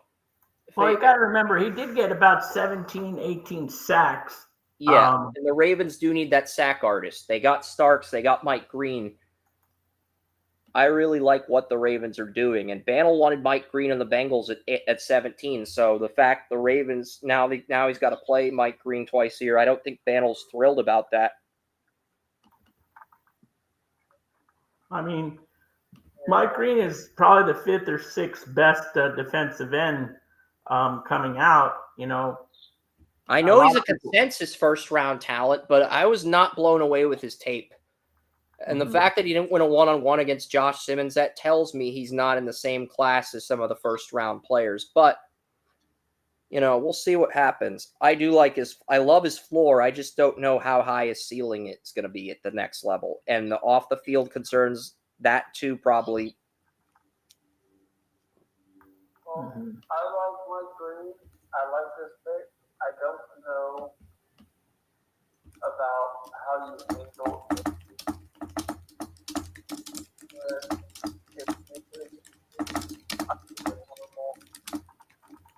So, trust normal handle that stuff better than most coaches can. So, I don't have a problem with it. Yeah.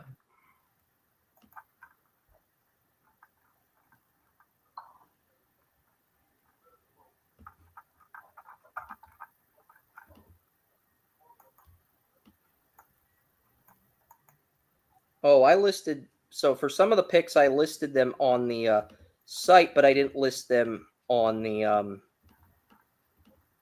I listed them on the site, but I didn't really list them on the, I'm going to see what Our Lads has him listed as. I'm guessing because the Ravens run a 34 defense. He's 250 pounds. I think he's a better fit for the Ravens than, let's see what we got for the Ravens. It might not be up yet, too, but as Mike Green is selected here, I kind of want to see. Okay, so they have Kyle Van Noy and Tavius Robinson, Odafe Owa, David Ojabo, Isaac Adisa. So they don't even have him listed yet. I'm just kind of curious where he would be. Maybe third string left outside linebacker. I don't know. I think if he's third string, it's an F grade. If not, could be an A grade. It just depends. Do you trust the Ravens front office? I mean, Eric DaCosta did take over for Ozzie Newsome. And Bantle did have a picture of him. I don't know. This could be a hit or miss pick by the Ravens.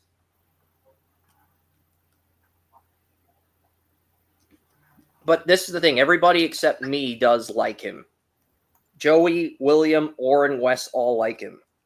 I'm a little bit more skeptical than the rest of you guys because I think he's a really high end floor player. And there's guys like Ojabo that I think have higher ceilings, but the Ravens are one of these teams that they have a track record and they've delivered. The Broncos are up. The Denver Broncos are up.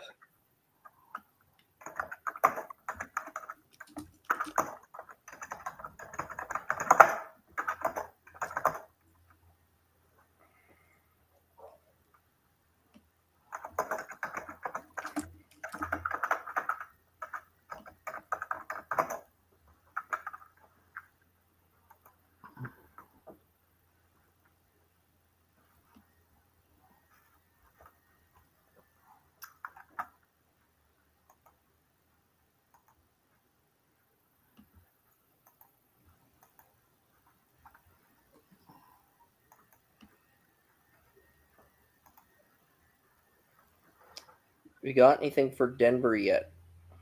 Let me check. I'm going to copy and paste my Izaraku right up to Dallas at 44. It's looking like Xavier Watts will be the featured player on the website for picks for round 3. Oh boy.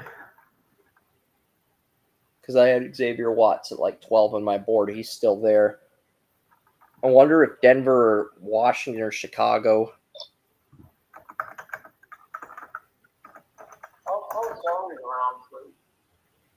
I got Xavier Watts in round 1 at pick 12, but yeah. Oh, I like this pick.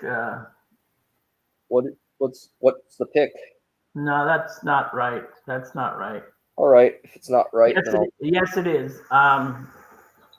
Your running back goes out here. I'm going to, but it could be. Let's see what they have.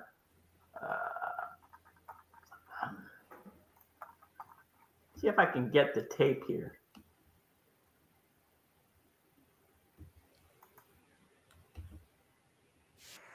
That was like yesterday.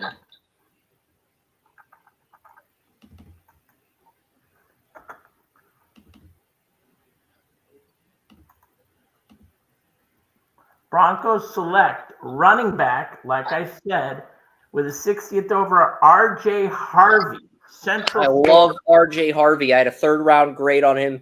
I think he's got upside to be an NFL starter, and you're getting him to complement Jaleel McLaughlin and Audric Estime as a change of pace back. I love this fit.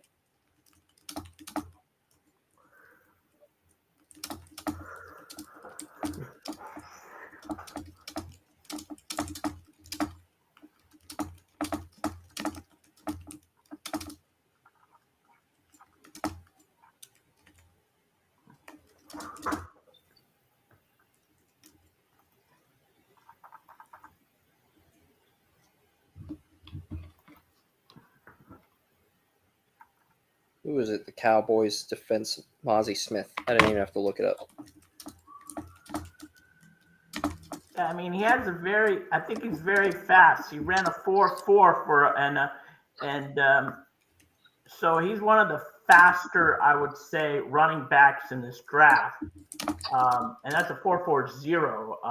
I know Gentry's about the same, but as far as fast as of all the other ones that went before him, he's one of the faster ones, has a big burst, and that's what we can see him bringing to the table. All right, so Izaraku is good. Yeah, but the Ravens took Broncos take RJ Harvey. I really do like the RJ Harvey pick. I think that is a great addition for Denver at running back. Because I had Harvey in the 3rd round. Well, I thought the Broncos were going to do something really stupid like take Caleb Johnson here. They did something really smart instead, and they took RJ Harvey. Tracy, make your pick if you're still on with us, because you can go Commanders on. Commanders are on the clock, Tracy. So if you're still on with us, I know you love making fun of me. Yeah, I'm probably going to give the Broncos a B for Harvey. I mean, we'll see what happens. There's still 4 picks left in the 2nd round, but Best player on my board is Xavier Watts out of Notre Dame. He's still on the board.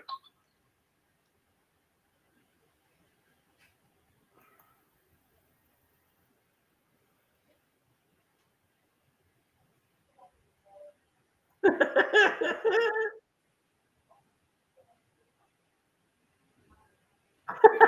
love it. What's going on?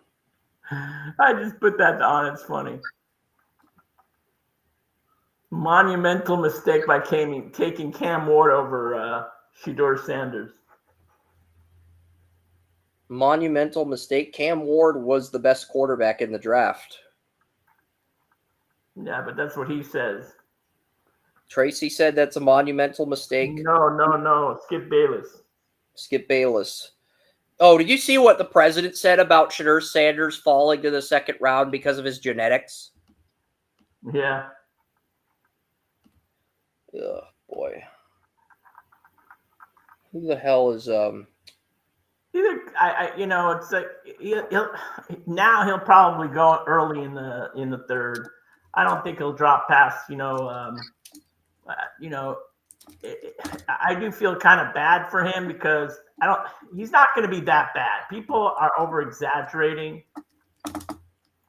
and I don't know what he did at the combine or what he did in this pro day to make people bad, but he's going to go probably to the Cleveland Browns or Las Vegas Raiders in their third round.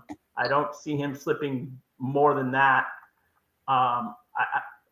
Unless he won't get by the Saints. I don't think the Pittsburgh is going to move up to get him. Saints already took Tyler Show. They're not going to take the Cleveland Browns, you mean? The Browns. So the Raiders may just take him anyway. May drop to them anyway. That's why. The question is, do the Raiders or Steelers want to move up and to snipe the Browns and Raiders out of Shedeur Sanders? That's the big question, because I could see the Steelers moving up with the Giants or the Chiefs and sniping one of those teams out of Shedeur at that point in the draft. Mm-hmm. Trey Amos, Ole Miss. I got Trey Amos. I had a third-round grade on him. I initially had a fourth-round grade on him. Solid pick. Not a pick that's going to win them a Super Bowl, but I do think it's a solid selection. Oh, for the Commanders? Yeah. I hope Tracy does like this pick. I think he's, as far as the corners available, Chris, he is one of the best corners available. One of the best, not the definitive best. I got Denzel Burke out of Ohio State graded ahead of Amos. There's a bunch of other corners I got graded ahead of him. Quincy Riley to Louisville is another guy I have graded ahead of Amos. And the thing is, he's only a man zone corner. He is not a good press corner. He's more of a man corner. I mean, yeah, they're showing highlights, but the problem is there wasn't a lot of game film on YouTube. It's just highlights. It's highlight. And the NFL's become like the MLS, the NBA, in the sense that we're not going to show traditional game film on YouTube anymore. We're only going to show highlights. And you have to make your decision based off that. Yeah. So, what are the Bears going to do here?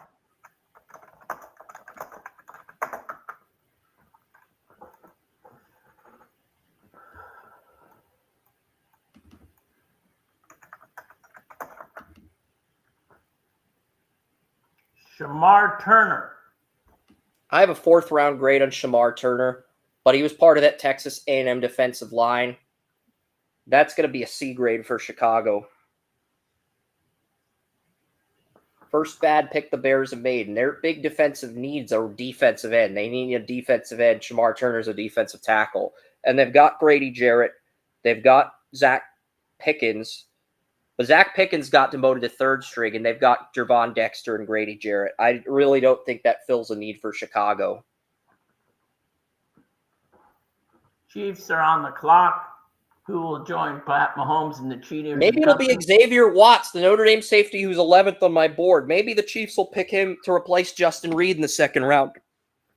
And you guys will have to continue to watch the Chiefs win games with Patrick Mahomes and Andy Reid. Maybe they'll make another smart decision. You're hoping they reach for somebody, but I just don't think that's in the cards right now with Kansas City. Well, the Queefs have selected. No, I'm just The kidding. Chiefs, Queefs. they're Chiefs. You Queefs. can't use nicknames to just because you hate the team's guts. See, that's the difference between Oren and Cowpote. Cowpote will come up with the most offensive nickname possible for each team. Oren only uses nicknames on the teams he hates, like the Broncos, the Chiefs. Doesn't really the Chargers. Sometimes he'll post emojis for the Kings and predictions because it's like he's busy with other stuff and he's just got to get to the point to complete the task. But yeah, JT2. No way. What did the Chiefs do? I'm confused.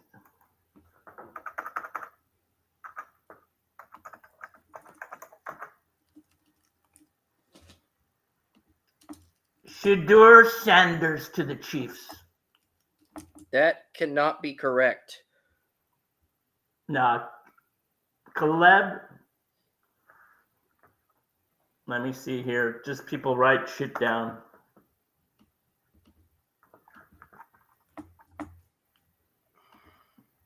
Let me find a good source here. Give me a second.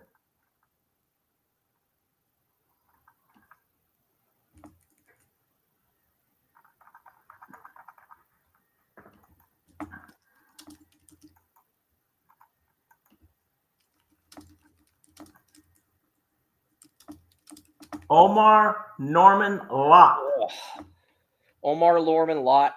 There's better defensive tackles on the board. There's Howard Cross. There's Deion Walker out of Kentucky. Would have been a better pick than Omar Norman Lott. The Chiefs made a horrible pick. They took a player I have a backup grade on, and that, you know why that's detrimental? They lost. They lost Derek Harmon. They lost Tershawn Wharton, and they took a player who's worse than those two at defensive tackle in the second round. The Chiefs' offense is going to be better than it was. It's going to be like back that 2018, 2019 form, but their defense is going to be worse. Still need an upgrade over Norman Lott at defensive tackle. Still need multiple safeties. Still need number 2 corner. There's going to be some holes in that defense for the first time in a few years since the Chiefs went on that Super Bowl run where they made 3 straight Super Bowls, won 2 of them before the Eagles stopped them from three-peating. There's going to be some holes in that defense. And that's a big reason why I don't think the Chiefs are going to win the AFC. They might get back to the AFC title game, but as good as Mahomes is with all those holes in the defense, I just don't think they're going to win the AFC again. Is there any way you can see my screen, Chris? Or I can't. It's not that I can't see your screen. It's that it's that this freaking privacy chat thing. I need the Restream will not minimize the privacy chat. Okay. Mary's in the chat room. Mary's in the chat room. I'm in. Okay. If Mary's in the chat room and I've neglected her, I look like a giant prick. But let's see. Can we get the privacy chat minimized here so I can bring our guest in? Oh, God. What the hell is wrong with me? Mary's in the studio. Okay, I'm trying to minimize the private chat here. And Restream's freezing. And Mary's in the... Okay, Mary's not in the chat room. Shit. I got to message Mary. Rectify this.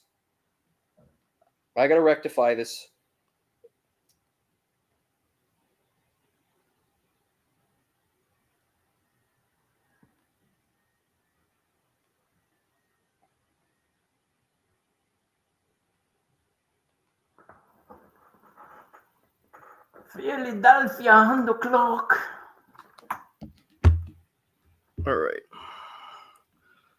All right. So now I can see everything on Restream. I've got the camera ready. I'll be ready. I wasn't ready. That's not. Okay, Mary is here. Perfect timing. Mary's here. But yeah. What's going on, Mary? How do you feel about the Packers draft so far? Yeah, we hear you. I'll probably turn around and come back. Can you guys hear me? I hear you perfectly, Mary. Mary put it in her phone.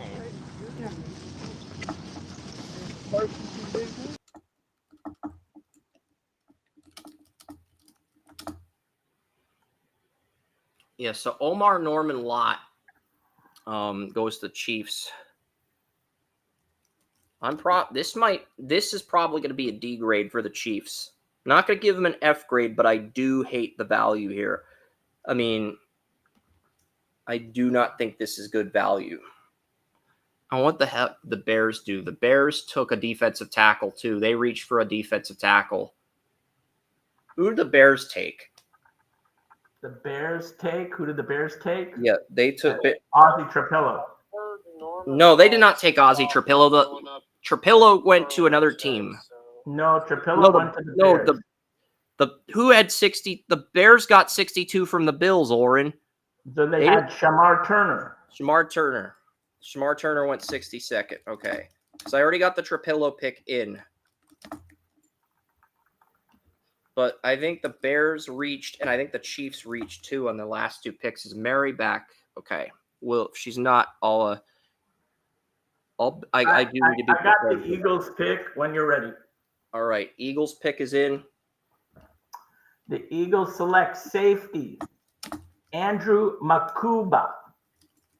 Ugh. All these teams are reaching. I have to give the Eagles a D grade. Andrew Makuba is not the best safety on the board. Xavier Watts is, and with the Sebastian Castro's better. There's multiple safeties better. I'm probably going to give the Eagles a D minus. Did we lose Mary again? No, Mary's back. Restream's being very slow when it comes to turning the cameras on. It's being very slow, and there needs to be a feature on Restream where whenever you call in, the camera automatically turns on for you. Yeah, Mary, Okay, there we go. There we go. Eagles selection here. What? The Eagles selected Andrew Makaba, the Texas. Andrew Makaba, yeah. Oh, wow. That's crazy. It's so cold here, guys. Where are you at? She's at the draft in Green Bay. I'm at the draft. Oh, wow. How exciting. Yeah. Well, say hi to everybody. What? Say hi to everybody. Hi, guys. But, Hey, Mary. wow, Street Your Central Browns over are there. going to be up pretty soon, I Joey. left the draft. 65. It's super cold. The Giants are up at 65. I probably do need to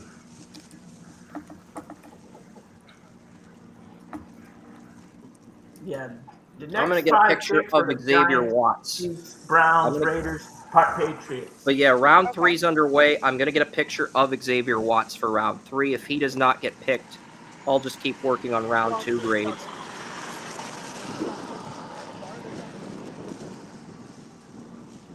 Yeah, it's super quiet here. After the Packers pick, everyone left.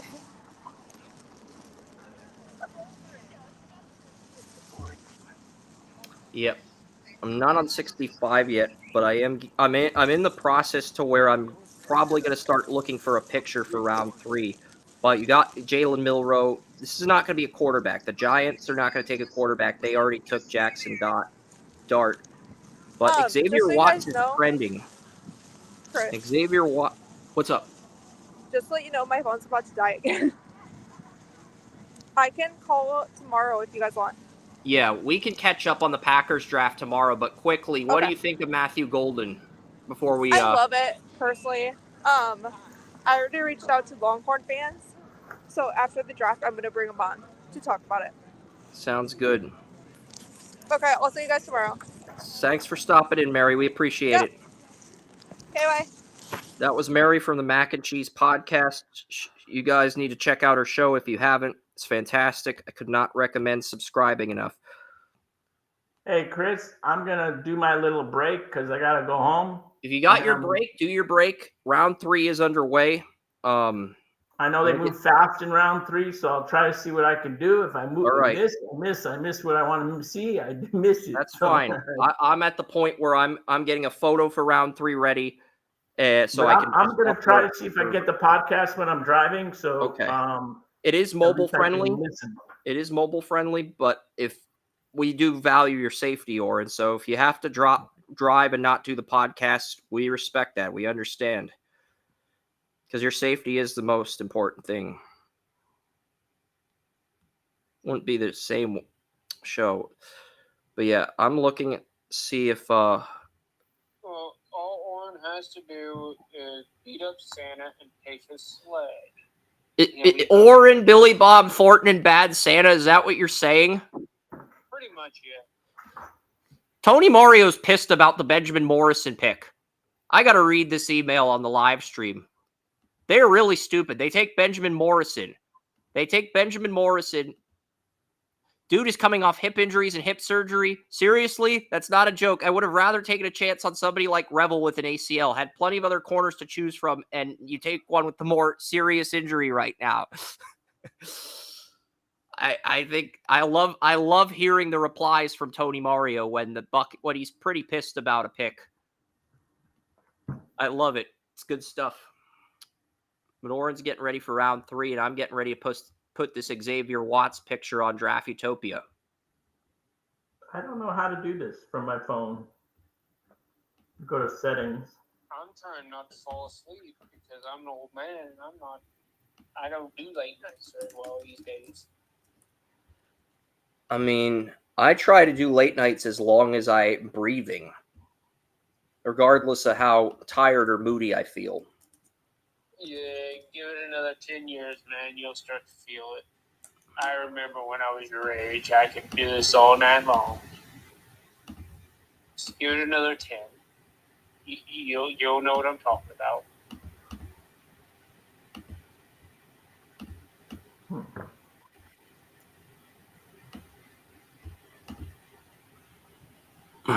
All right, so the Giants pick is in. We do have Yeah, I have no idea how to do that. That's weird. It's like I see the feedback, but it's not letting me go in.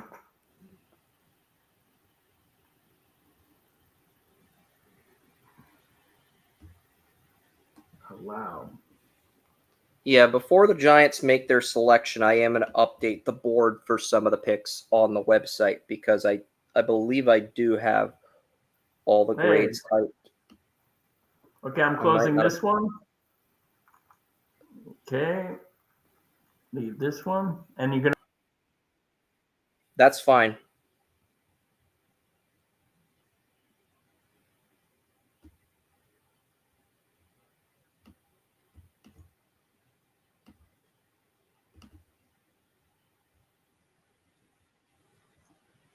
So Oren's going to join from another one. All right. So Oren's joining from his phone instead of his computer. All right. So the Giants are about to make their selection, guys. And 65 is on the clock here.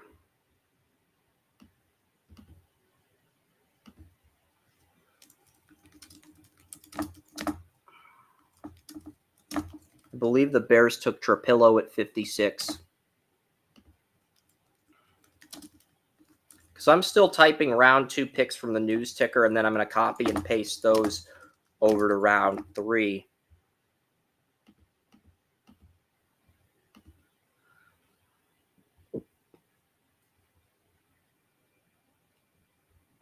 And I still do need to get write-ups for some of these picks. And I do need to update the Benjamin Morrison pick. And I'll mention that Tony Mario is not happy with the pick in the write-up if you guys want me to. But he's concerned about the medicals with Benjamin Morrison more than anything else. Notre Dame. Oh, I put the I before the T in Fighting Irish. That's why. Sometimes it's a very minute detail like that that keeps the logos from appearing on the site.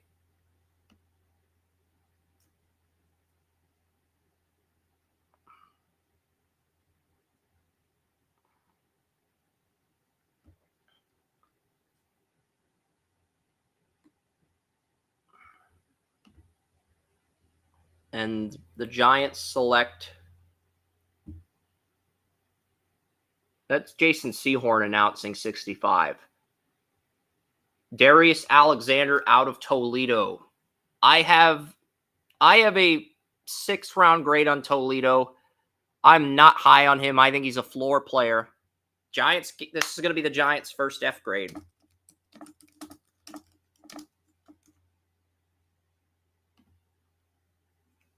Yeah, the Giants have gotten a D for Jackson Dart, and they got an F grade. I know his Senior Bowl week was fantastic, but I just view him as a floor player. I don't know if there's any room for development or if this is just a guy who's going to contribute and is like a role player. But, hey, the Giants liked him enough to pick him.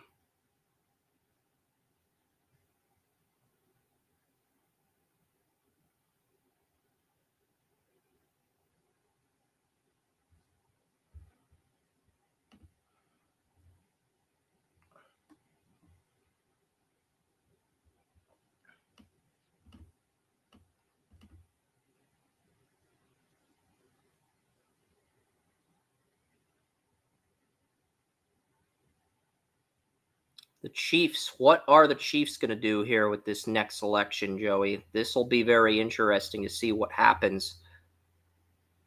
Oh, 57 ended up being the Lions. They traded up for Tate Ratledge.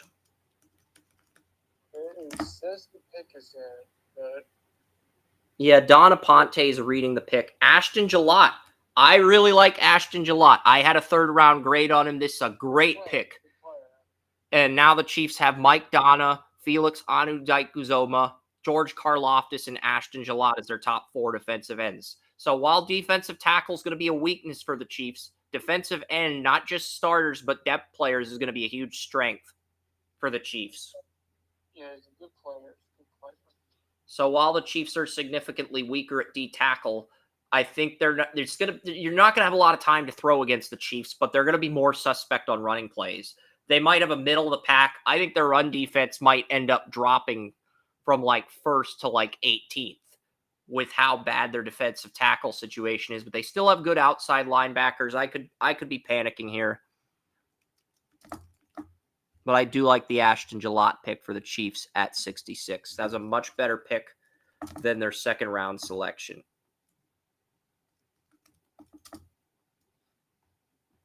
And I am going to rewind. I know the Browns pick is in, but I am going to rewind because spelling error. Oh, okay. Gillotee. I had the spelling correct. But if we don't see Shadur Sanders or Jalen Milroe come off the board here, I'm going to begin to question what's wrong with them.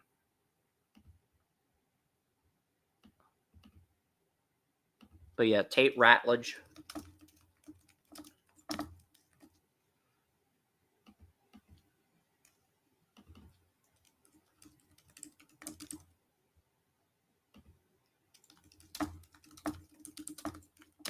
The Montreal Canadiens have just scored. Ivan Demidov, the rookie Russian drafted 5th overall in this year's NHL draft, has just scored a go-ahead goal on the Washington Capitals with 9:35 left in the third period. The Devils lead the Hurricanes 1-0 in the second. And Luke Hughes is now injured, so the Devils' 2 best defensemen and their best player at center are injured. But I'm getting scores on this Game Time app right here. It's the Glance LED news ticker. I am getting some NHL Stanley Cup playoff scores. And with Oren driving home, this is my window of opportunity to talk about hockey until the Browns pick comes in. And no more NHL scores. They're showing Stanford, Hawaii, and the Browns pick is in. So we'll get to that.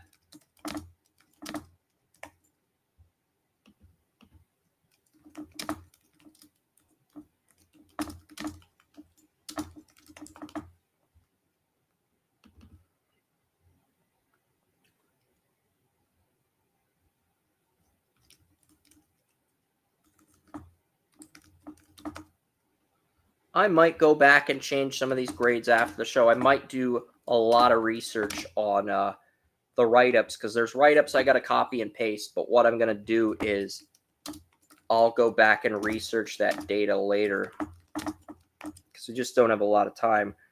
Trey Amos.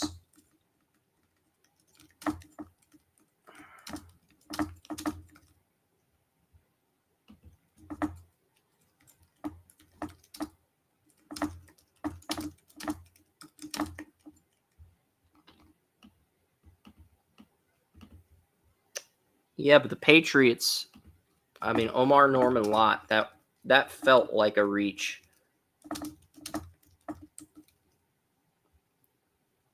I'm at the point where I should give teams like the Chiefs and Eagles the benefit of the doubt, even if they take a player that I project as a backup. But if they take a player I project as a backup, if they reach for a player in terms of value, I'll look past it. If they take a player I project as a backup, I won't. And then the Eagles took Andrew Mukaba.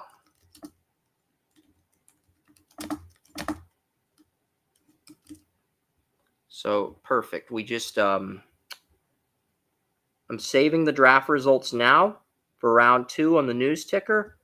And now that will be added to the website for round 3.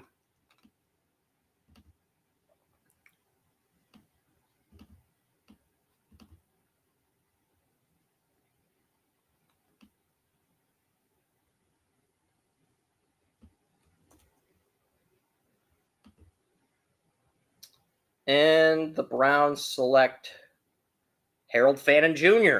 I love that pick. Can learn under David Njoku for a year, and if Njoku doesn't come back, Harold Fannin's your tight end 1 next season.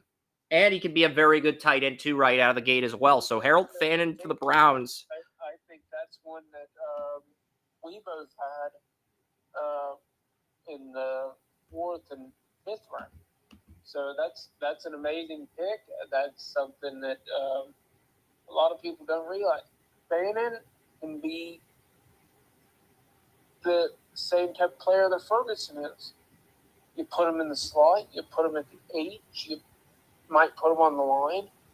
Natural athlete, great hands, probably the best pass catching tight end in this draft. Big guy, can get up the field.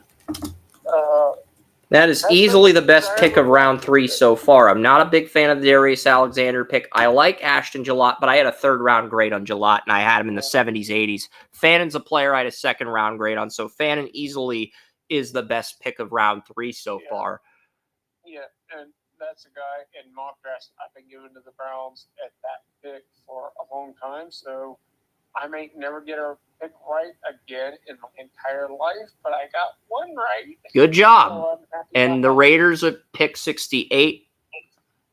So I took a picture of Xavier Watts and put it on Draft Utopia, but until Watts gets picked, I'm just going to focus on round 2 grades unless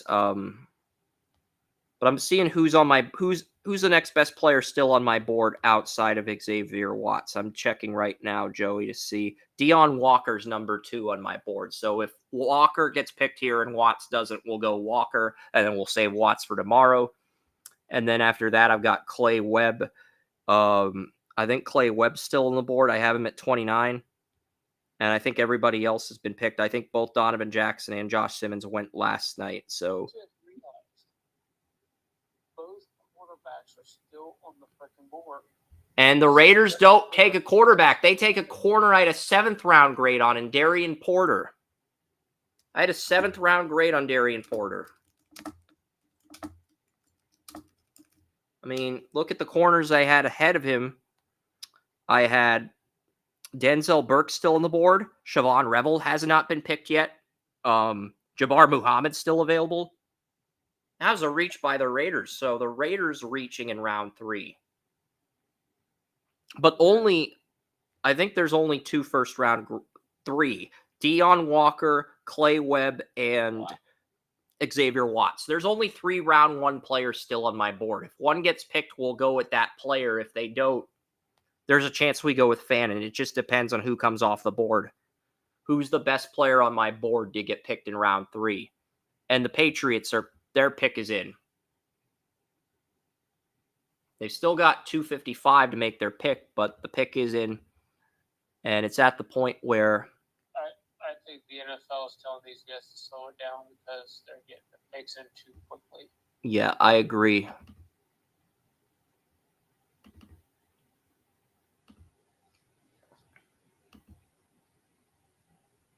It's not our fault. These teams know what the fuck they want in round 3. Terrence Ferguson ran 21 out of 30 routes in the route tree, but he's also the only tight end that pass blocks and run blocks effectively on tape in this entire draft. So you're getting that player as a role player under Higbee for a year. And I know they have Colby Parkinson, but Parkinson's probably a third string tight end at this point. And John Cena's on NFL Network. That's pretty cool. Cena's a really good guy off the outside of the arena. Idris Elba's making an appearance, so they're just having all these celebrities make cameos.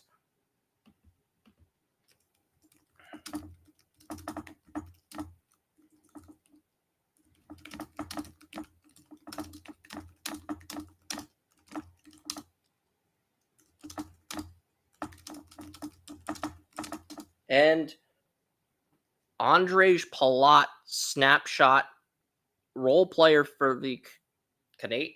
So, yeah, the Canadians got a 5th goal on the Capitals before the Patriots could turn their pick in. Kyle Williams, Washington State wide receiver. I have a 4th round grade on Kyle Williams, but I went back and watched the tape. I really liked what I saw. He was one of 12 receivers that ran all 30 routes on the route tree. So 4.4 40 time. Really like this pick. And here's a play where he beats Hunter for a touchdown in 2023. So, he did score on Travis Hunter when Cam Ward was there. And he can run every route on the route tree. I really like the Kyle Williams pick. I know the Patriots have gone offensive heavy, but the thought process might be we don't expect to make the playoffs this year. Let's just load up on offense for Drake May, and then we'll get the best edge rusher on our board in 2026. Because 2026 is a good defensive edge rusher draft as well, Joey. That might be the consensus thought process. If we suck again, we'll just take the best edge rusher in 2026. If we somehow surprise people and do better than expected, we can just pick our edge rusher in 2026. Because if Elliott Wolf thinks this is a multi-year rebuild, what he's going to do is he's going to get all the offensive talent in the draft this year and then get more defensive pieces next offseason. I don't think the Patriots are a multi-year rebuild, but at the same token, I don't think they've done enough to put themselves in the contenders category as far as improving the depth chart.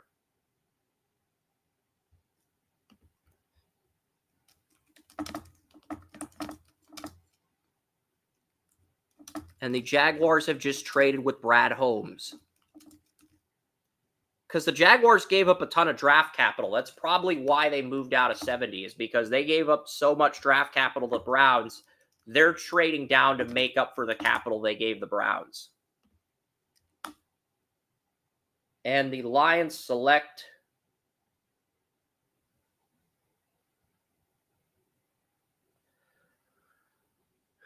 who are the Lions moving up for?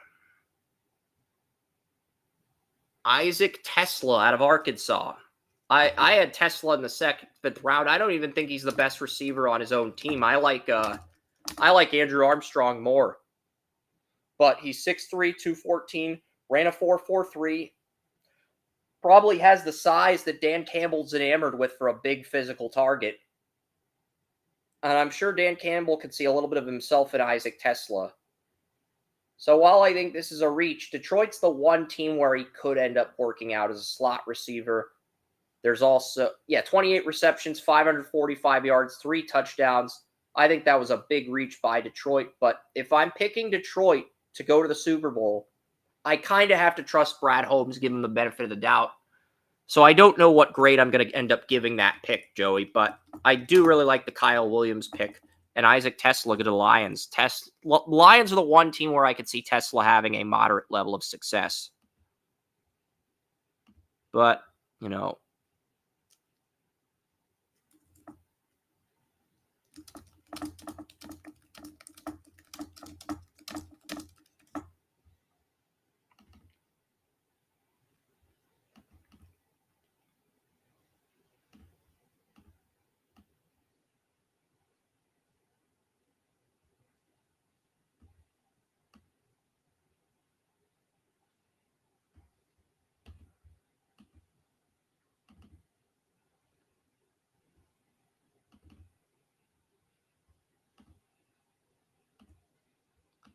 I'm on round 3 of the news ticker, but I'm still typing round 2 grades. So, I mean,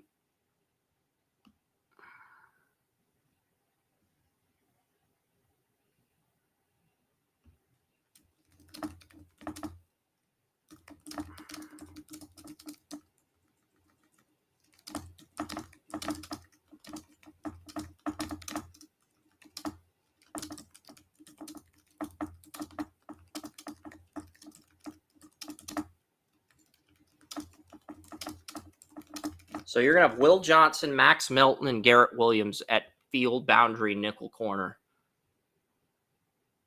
I know they have Sean Bunting Murphy on the roster for one more year, but I think Bunting Murphy's expendable. I don't really view him as a true number 1 corner. So, yeah, I mean, and I already got the Ursary write-up done. So, picks 47 and 48, the write-ups for those picks are up. I'm now halfway done with my round 2 grades. And if the NFL's just not going to post the I'm on the Bengals pick at 49.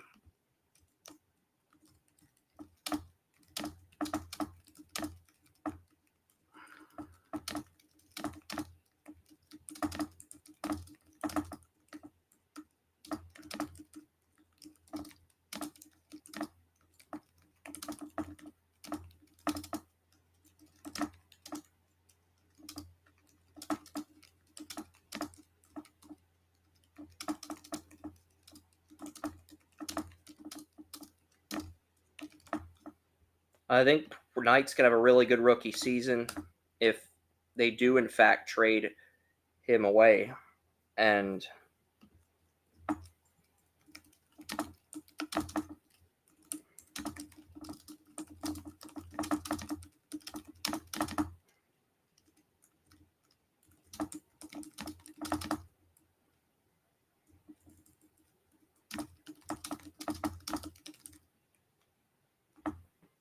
Landon Jackson, second round grade. I'm just it's too many commercials. Too many damn commercials. I like Landon Jackson, but here at this spot, I just don't think he's a good fit for Seattle. He's a 43 guy. Donovan Izaraku, he's a NFL teams just want the best edge rushers on their board. I don't think they put as much stock into scheme fit as they used to, and that's part of the problem with developing edge rushers is if you pick a player that's a bad scheme fit, it could end up costing you.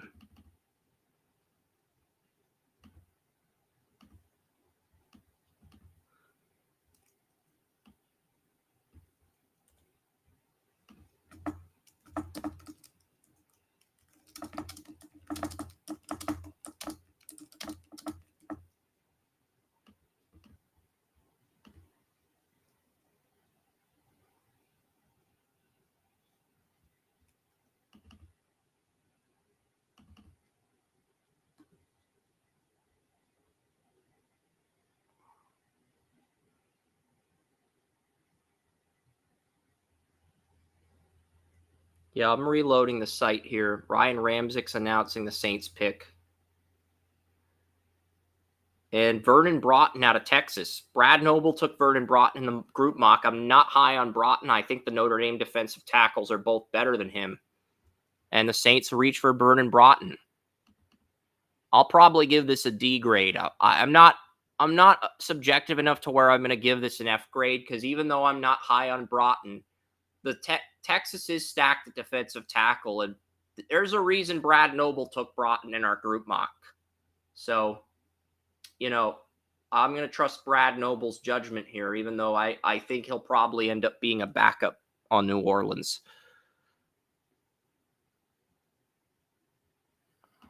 So, the Bills have 72 because I thought the Bears owned 72. How the hell did the Bills get 72? Did they trade 72 to the Bears in the trade they made earlier when the Bills moved down? That's what's confusing me.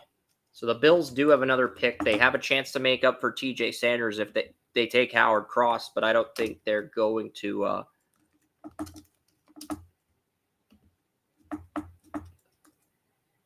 And the Bills are going to select anything besides Xavier Watts, Clay Weber, Landon. The Seahawks took Landon Jackson. What the hell? Hold on. Let me double check something here. I thought the Seahawks took Landon Jackson. According to Oren, the Seahawks took Landon Jackson. So I got to double check something here. Oren told us the Seahawks took Landon Jackson at pick 50. So we got to double check something here.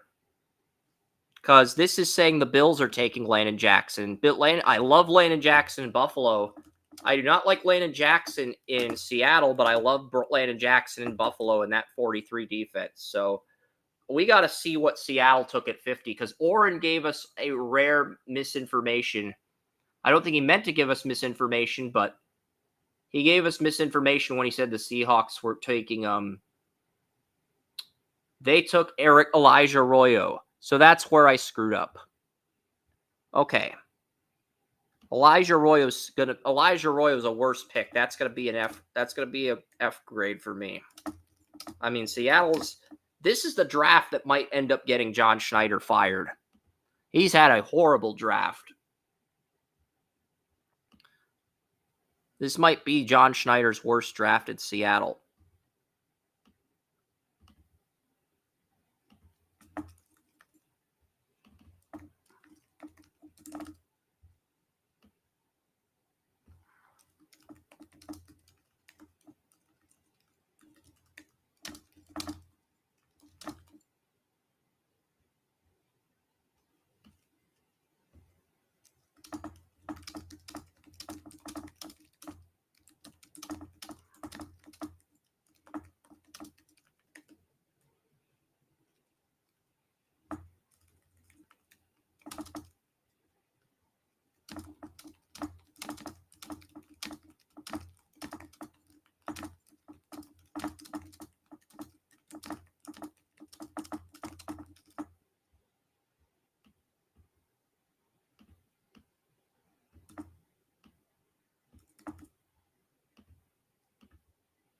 And Azariah Thomas goes to the Jets. A lot of reaches in this third round. There were some reaches in round 2, more reaches in round 1 versus round 2, but not to the extreme of where you're starting to see massive reaches in round 3. That's the thing I've noticed, Joey. There's probably going to be better value picks on day 3 tomorrow versus day 2 with all the reaches I've seen this year.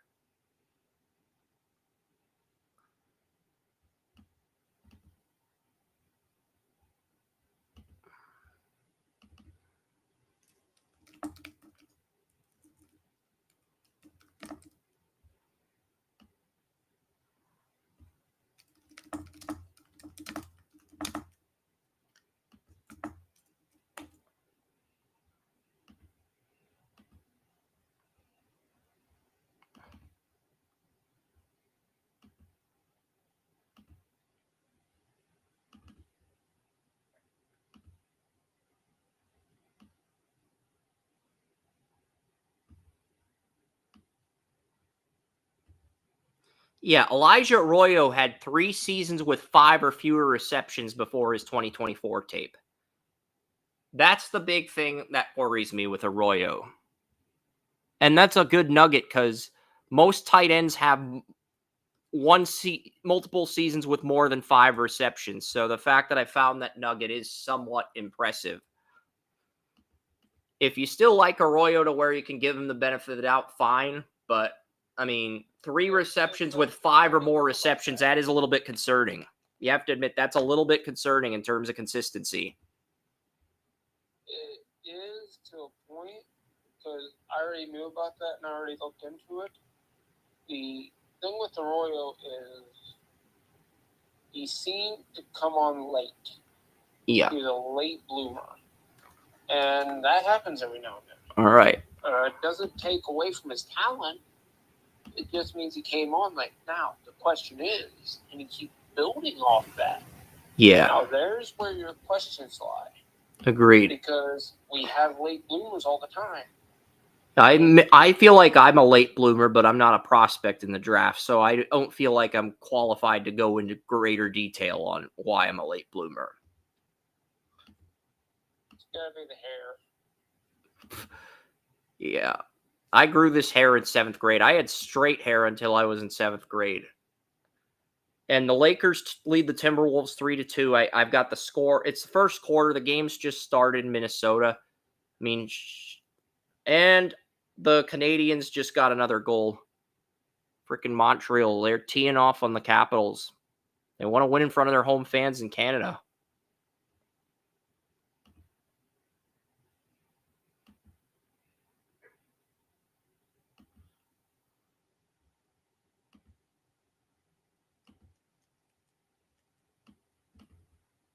And New Jersey Devils look like they're going to lead.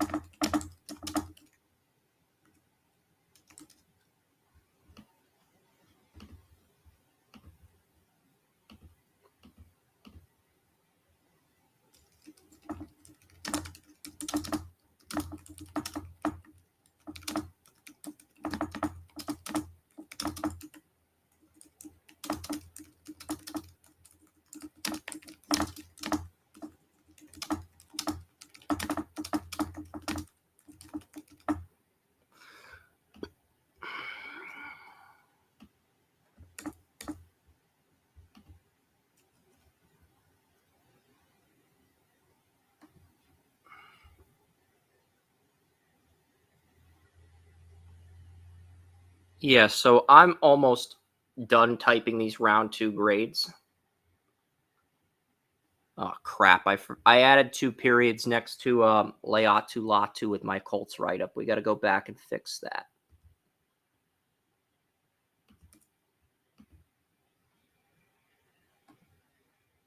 And Broncos, they're going to have 74 up any minute now. That's picks probably already out on social media. But yeah, Will Johnson, Ursary, Demetrius Knight. I've got 52 write-ups done. And we'll get to 53 and 54 when we do get to those picks. What are the Broncos planning here?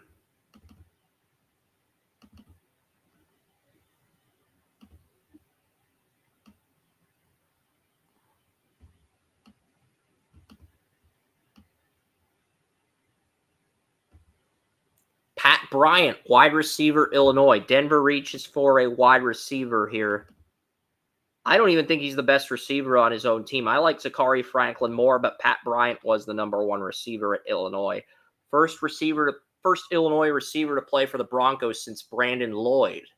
You're probably wondering how I discovered that nugget, Joey. Well, I watched a YouTube video on surprising teams to win conference championships in college football, and Illinois won the Big Ten in 2001. That's how I know that. I watched a YouTube video on it. And Brandon Lloyd was the wide receiver on that Illinois team that won the Big Ten. But most of the players on that team didn't really make the NFL. Lloyd was really like the only guy who... Wasn't that the one with the... What's his name that got drafted to the Steelers? He played quarterback in college and wide receiver in the NFL. Antoine Randall was on Indiana. That's who you're thinking of, but Antoine Randall was on the Hoosiers, not the Fighting Illini. Oh, okay. At least I was thinking in the right section of the country. Yeah. I'll give you that. The 49ers, what is Julian Peterson, what are they going to pick here at 75? Are they going to make a player? Well, we are starting to see some Nick Martin, middle linebacker, Oklahoma State, can also play outside linebacker. Nick Martin was my number 2 linebacker behind Danny Stutzman. I love this pick. Because D. Winters, as much as I like D. Winters, he's a Mike linebacker, not an outside linebacker. I think the 49ers just got Dre Greenlaw's replacement with Nick Martin. Fantastic selection by San Francisco at 75. And I do think he would have had 100 tackles if it wasn't for the knee injury. But, I loved his tape, and I thought Nick Martin could be a day 1 starter.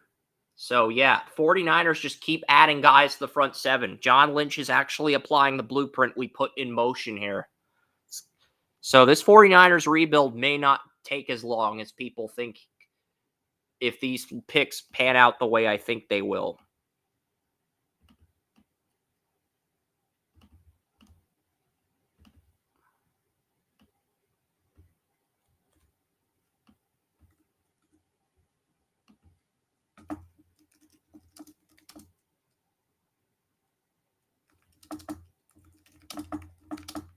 I am going to go on Our Lads and see what the Buccaneers depth chart looks like. Because I'm pretty sure Morrison is listed as a starter. Let's see.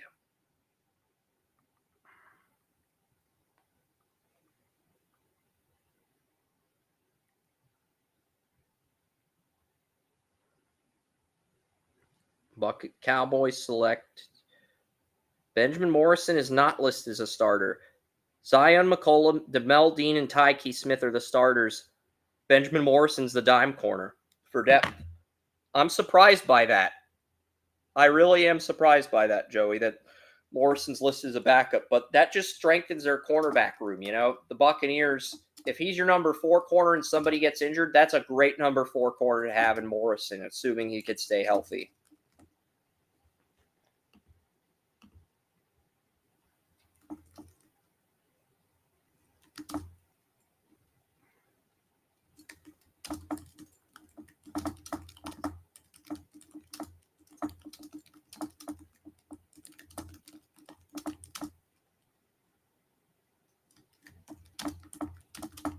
And Dave Tepper has just made a trade with Rob Kraft.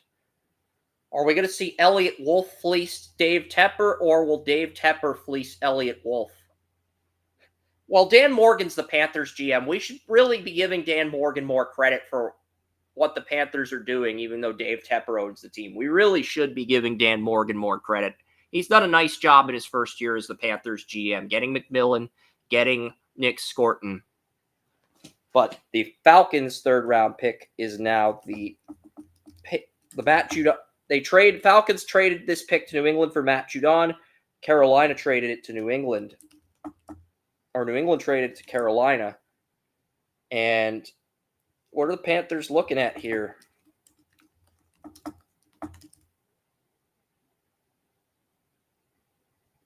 Princely Umanian, the edge rusher from Ole Miss.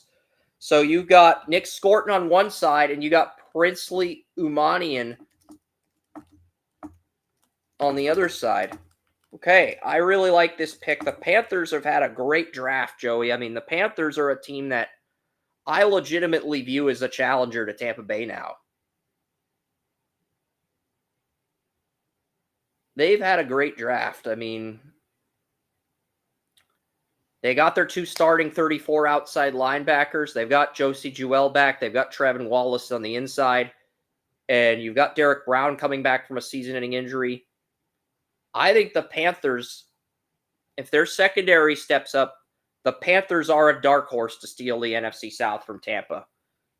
Because I really like what they've done. But Bryce Young's got to be the man.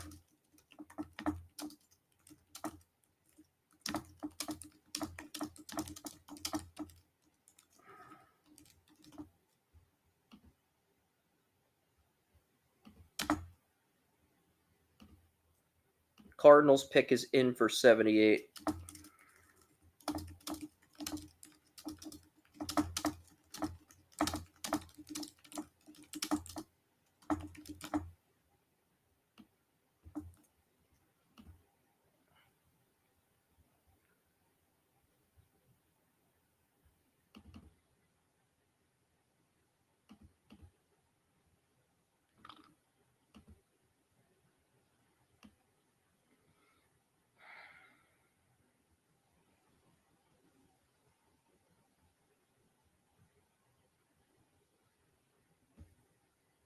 Yeah, Anthony Belton, he's got the pass blocking, run blocking, and zone blocking you want, but the pass blocking strength, the pass blocking footwork, run blocking strength, run blocking footwork was very inconsistent against Tennessee. He had moments where he was pancake James Pierce Jr., but he also had moments where Pierce bullied him pretty easily. I like Belton. He does have potential to develop into a starter, but he needs to sit under a veteran and learn from him for a year. Is Rasheed Walker, is he a veteran who can elevate a younger guy like Belton, in your opinion, or is that just is this not the best fit for Green Bay? Because I had a 5th round grade on Belton, but I do think he has starter potential. So I kind of want your input on this because I mocked Belton to Philadelphia. I think that would have been a better fit for him, but he goes to Green Bay. I'm not sure Green Bay can get out of him what another team could have gotten out of him. But I do think with two tackles in the final year of their rookie deals, if you don't want to pay either guy, you have to reload. You have to. If you don't want to pay either guy, you have to reload. You don't really have a choice. That's the problem. And the Packers understand that better than anyone else because historically they've done a good job reloading over the years.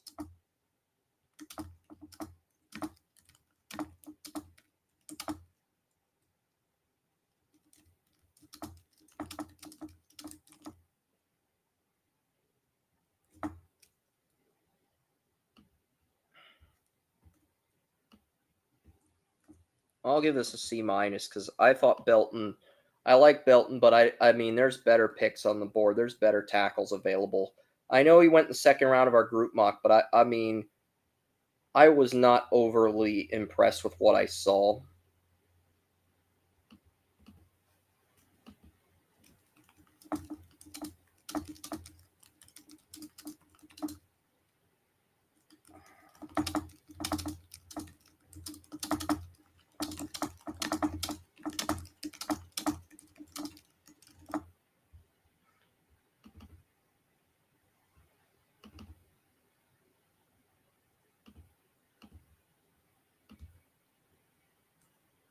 Yeah, Trey Harris, I do like Trey Harris. I like the fit.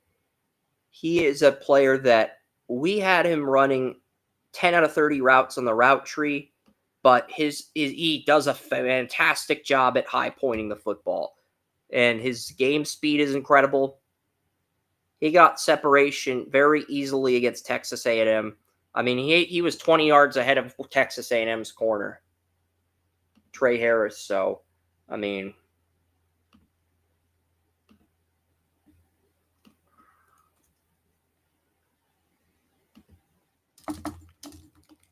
do you think Trey Harris beats out Mike Williams for the slot receiver job? I say he does.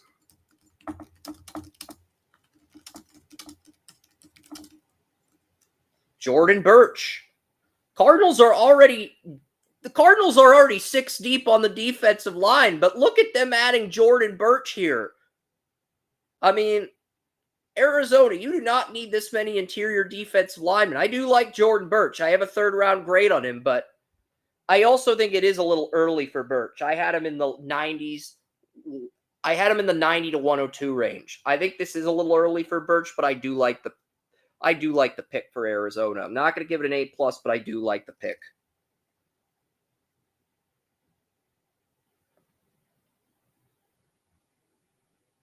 Really? This owner's disgusting. This owner's grabbing their dog's butt at the draft. Yeah, I am disgusted. Green Bay, I'm disgusted by your behavior. Yeah, I get it. The dog's barking. It's excited. You got to keep the dog in line. Make sure it's civil. But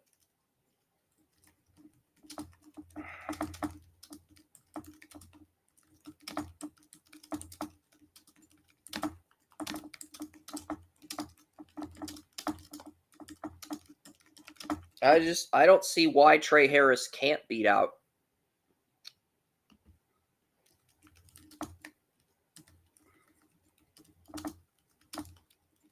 I do like Jordan Birch, but they already have Dante Stills, and the Texans take Jalen Noel.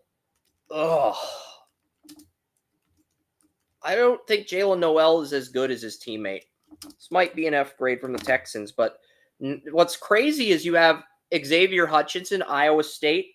Jaden Higgins, Iowa State. Jalen Noel, Iowa State. You have 3 guys, top 3 receivers in Iowa State 2 years ago when Brock Purdy, I think those were the top 3 receivers when either right after Brock Purdy left or in Brock Purdy's final season.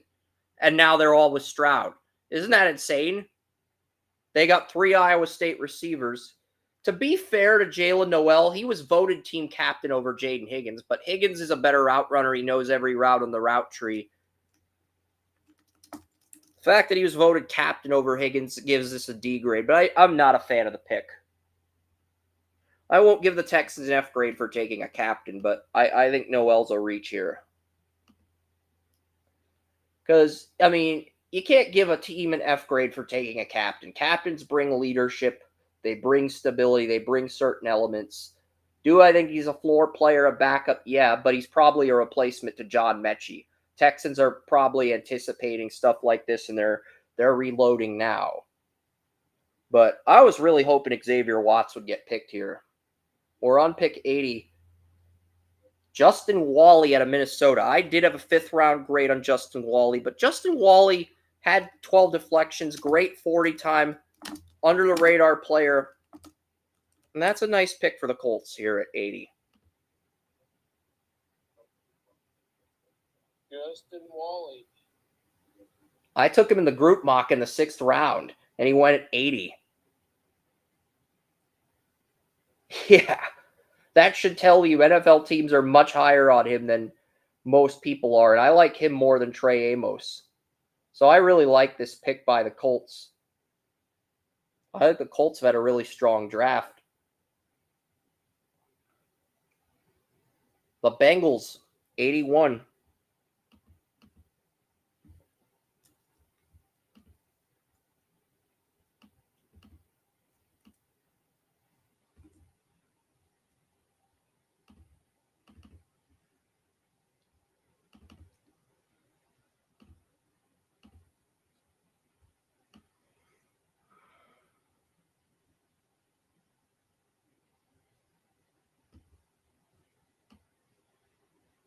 Yeah, his technique as a pass blocker is inconsistent, but the pass blocking footwork and pass blocking strength is more inconsistent than you'd like it to be. But if he can clean that up and learn under Braxton Jones for a year, I think he could be a left tackle for Chicago as early as 2026.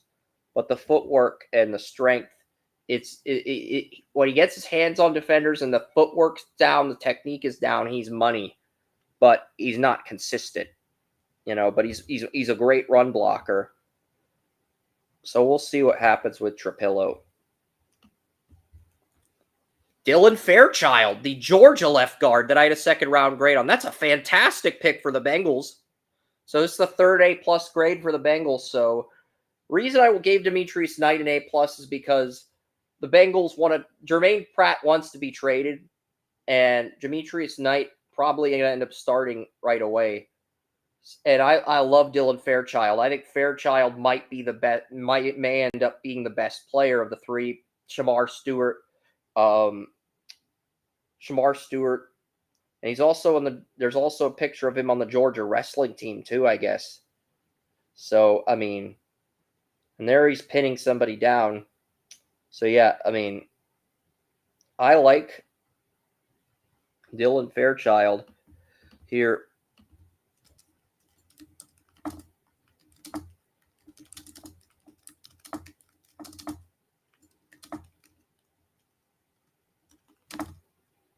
That was a great pick because remember, Cordell Volston's at the end of his rookie year, Joey, and Dylan Fairchild, I think his upside's higher than Volston. Do you think he beats out Volston for the left guard job this year, or do you think he ends up redshirting a year, learning under him, and then the Bengals reload at left guard and he takes over in 2026? Because I could see that going either way. So I do love Fairchild's upside, but I'm not sure if his floor is good enough to where he can come in and beat out a veteran like Cordell Volston, who's in the final year of his rookie deal. And the Titans have 82. They got 82 from the trade with the Seahawks. I think the only teams with A+ grades in rounds 1 through 3 are the Lions, Colts, and the Lions, Colts, and the Lions, the Colts, and the I think the Lions, the Colts. Well, I haven't done round 3 grades yet.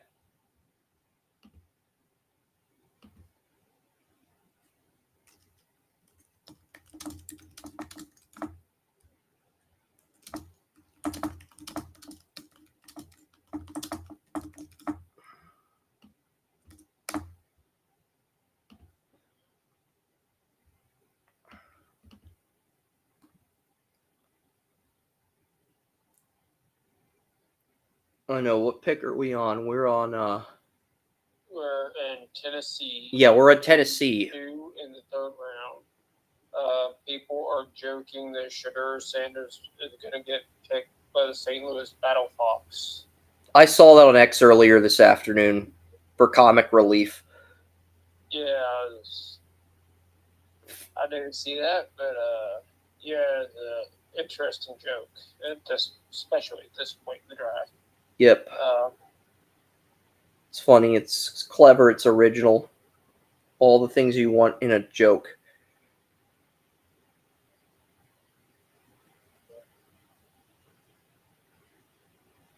So 50. I've got picks 1. I've got the write-ups for 1 through 56 done. I'm getting the write-up for Tate Ratledge up now as we speak. But yeah, I'm waiting for one of those 3 players to come off the board in this round. Who's 33 on my board? Because we're at the point where the possibility of those 3 guys falling to day 3 is on the table. I have Trey Harris at 33 on my board. He went to the Chargers in round 2. He's a Raku. Top round 2 players, Sebastian Castro. Second best round 2 players, Restrepo. I have Quincy Riley. It's my 3rd best round 2 player. He's still on the board. Siobhan Revel, I have at 41 on my board. He went to Dallas. So if none of my top 3 second round picks or any of my first round picks get picked, we'll go with Siobhan Revel. So, yeah. Revel would be the pick in that scenario. And I mocked Tate Ratledge to the Lions in my final mock. I had Clay Webb there for the longest time, but I figured Ratledge. So all I really have to do is copy and paste my Ratledge write-up at 23, and then I'm done with that pick. Very easy, very simple. Very simple pick for Detroit here. And the Titans take Kevin Winston Jr., the Penn State safety, out of 3rd round grade on. That's not a bad value pick. At this point in the draft, that's a great value pick. So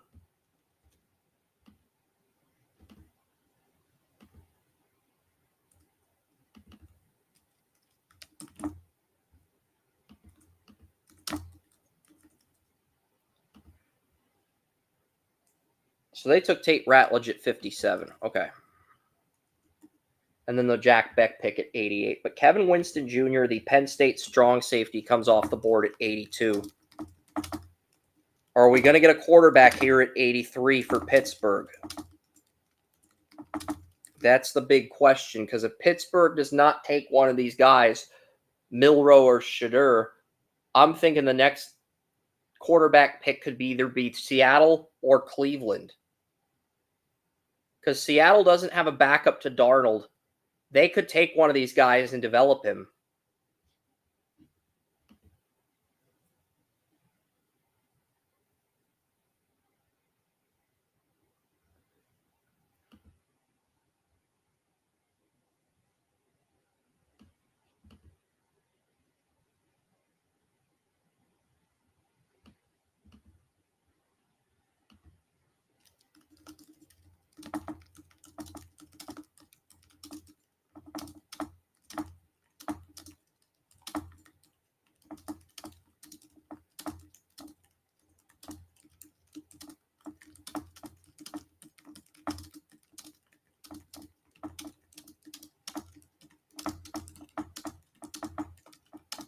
F grade for Pittsburgh. Caleb Johnson is a Steeler. The Steelers are getting an F grade. you should be pumped that we're giving the Steelers an F grade, Joey. But I think since you're much higher on Caleb Johnson than I am, you have him in your top 32. I think the Browns fan in you is not thrilled about having to face Caleb Johnson twice a year. I'm not. The big thing about Caleb Johnson, he is a quick one-cut back. He sees the hole, he hits the hole, he gets through the hole. And those type of players are awesome to have. I'm not thrilled about facing him. I think it's a good pick. So I'm not thrilled about it.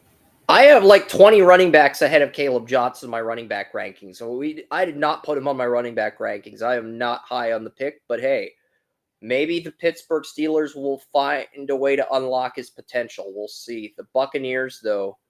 The one time I don't want the Steelers to listen to me, they actually do. That kind of depresses me. The Buccaneers have 84, but I mean, we're at the point now where we're looking at Shedeur Sanders and Jalen Milroe falling to day 3 unless Seattle or Cleveland picks them, or the Raiders at the end of the 3rd round. Because I really can't see anybody else picking them, Joey. I can't. And Jacob Parrish, the Kansas State cornerback. So the Buccaneers double up at corner. There were better corners on the board.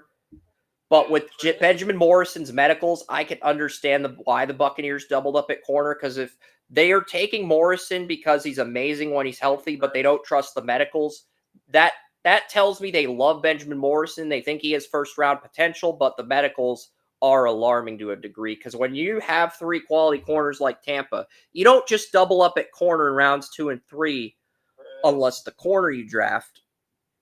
Check the studio. Do we have Oren or William back in the studio?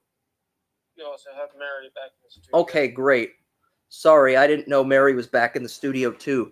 Sorry, guys. That's on me. That's on me. I really screwed up because when Oren left the studio, I got sidetracked. Yeah, they just sent me the message, so I'm sorry. That's on me, guys. I mean, that's on me. Williams here. I know Williams the only one here, but I'll still take it. I appreciate any assistance I can get. And if Mary does come back, we'll add her to the stream. But I think her phone died. But William, what's up, man? The Buccaneers, they just took Jacob Parrish, the Kansas State, and Milroe and Shedeur are both still on the board in the 8th. Oh man, yeah, that's definitely interesting. I bet social media is going nuts. I think Trump's tweet caused Shedeur's stock to plummet. I was about to post that. Because it's all Shedeur Sanders is the son of Deion Sanders, one of the greatest athletes of all time. His genetics alone should make him a first-round pick. I think that tweet caused Shedeur Sanders' stock to plummet. Man, that's yeah, it's wild, bro. I'll tell you that. And the Kansas City Chiefs reach for Cal cornerback Noel Williams. I think Noel Williams is a good backup, but the Chiefs have made 2 bad picks in a row. They've made two of their last 4 picks have been bad. I like the Ashton Gillott pick. I like the Josh Simmons pick. But Noel Williams, I'm not a fan of this pick. He did lead the NCAA with 7 interceptions, though. Maybe the Chiefs see something in him I don't. Yeah, I'm definitely not sure on that one either, man. I'm gonna quickly look up I'm gonna look something up here. Cal Golden Bears CFB rating. Yeah, the only players with an 85 or higher on Cal are Jaden Ott, Xavier Carlton, and safety Craig Woodson. Noel Williams. We'll see. Noel Williams. I'm looking for Williams right now, but I don't really see him. Teddy Buchanan. They gave a 68 rating to Teddy Buchanan, Cal linebacker. I think that's way too low of a rating. I'm not high on Buchanan, but shit, 68 for an overall rating, that's way too low for Teddy Buchanan. Woody Johnson, Woody Johnson's not gonna, the Jets are not gonna pick Teddy Buchanan because Woody Johnson likes to grade players based on video game ratings. So just a fun little nugget there. But Noel Williams, he isn't even listed. But I think that's EA. It's their first time in 10 years making a game.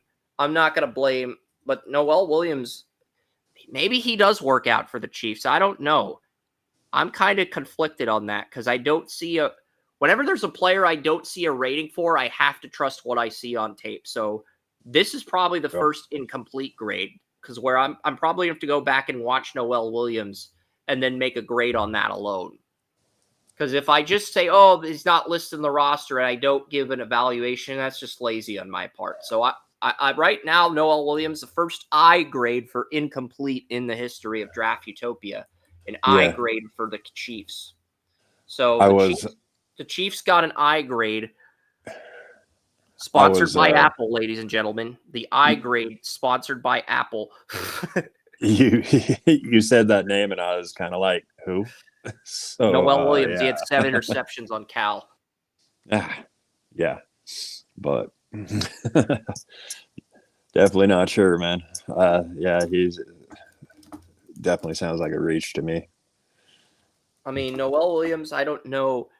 He had 7 interceptions on Cal, and the Chiefs do a good job. I like this pick more than the Omar Norman Lott pick. I was not high on Omar Norman Lott, but the Chiefs lost 2 defensive tackles, so if they're looking for a day one starter, they got to pick somebody. And yeah, I'm looking to see where we had Shaq Beck. Sounds like my Niners, man.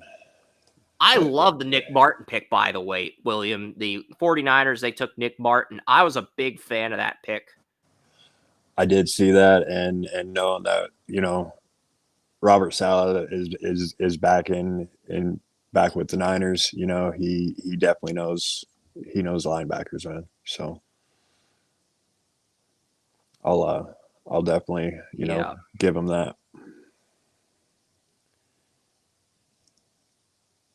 I'm looking for I saw the Browns and got my Harold Fannin Jr. That's kind of heartbreaking. Jacob Parrish, I gave him an A in man coverage and an A- in press coverage, but he goes to Tampa, so they doubled up at nickel. I think the medicals with because you don't just double up at corner like Tampa Bay did unless the medicals are more severe than we anticipated.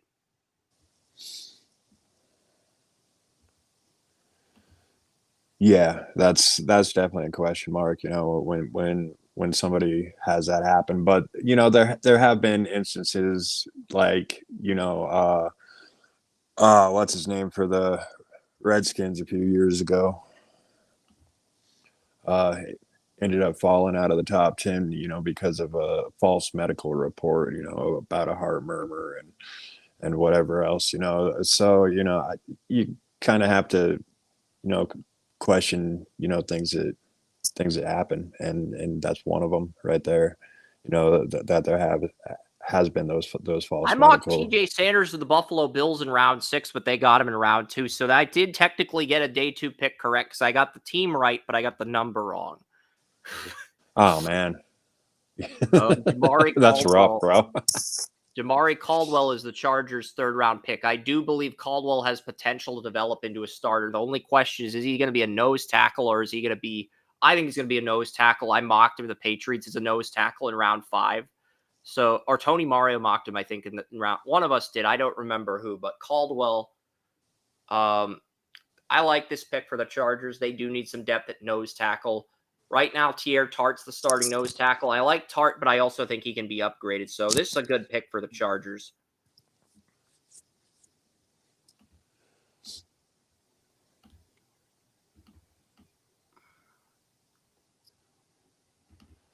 I really kind of think that, Jalen Milroe and Quinn Ewers both dropping like that is definitely there are criminal. People that have Quinn Ewers at like 170, 180 on their boards. Dude, that's Bill crazy. Sparks, Colton Edwards, some of the people in the scouting dogs group that Colton Edwards started, they post film constantly. They got Quinn Ewers in like the 100s, and they got Tyler Show as QB3, and it's like I don't agree with that at all. But hey, If NFL teams agree with their evaluations, more power to them as scouts. But yeah. Well, I mean, Quinn Ewers, for what he has messed up, we're getting to the point where Quinn Ewers and Shedeur Sanders would both get A+ grades. Milroe, I had an 80 on my board. I had it Milroe at 81 to 83. We're on pick 87. Even Milroe might warrant an A+ grade at this point with how the quarterbacks have fallen. I just don't think there's a market for a quarterback outside of the Browns or Raiders. And those teams might be waiting till 2026 for their quarterback. Pittsburgh, too. Yeah, for sure. And like I was mentioning, Quinn Ewers, issues were usually not setting his feet and throwing and getting off on his throws. And that's one of the knocks that I had on Milroe too, for how different quarterbacks they actually are, having some similar issues there with actually setting their feet and throwing properly.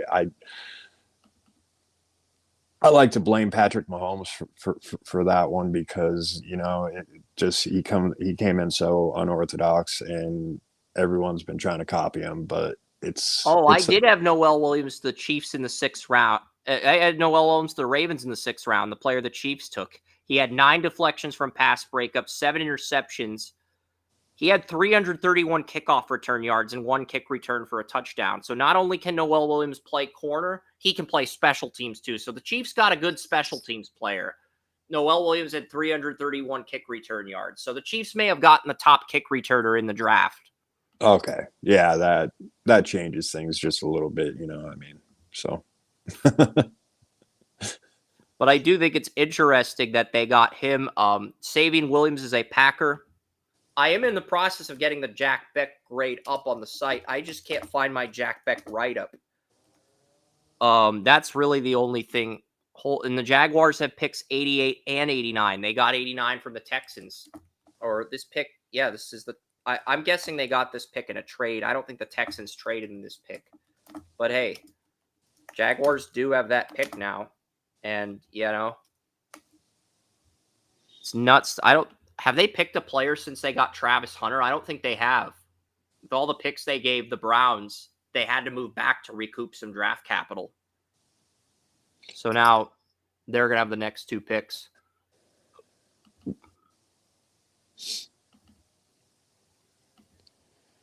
Yeah, I'm looking for Jack Beck on my write-ups.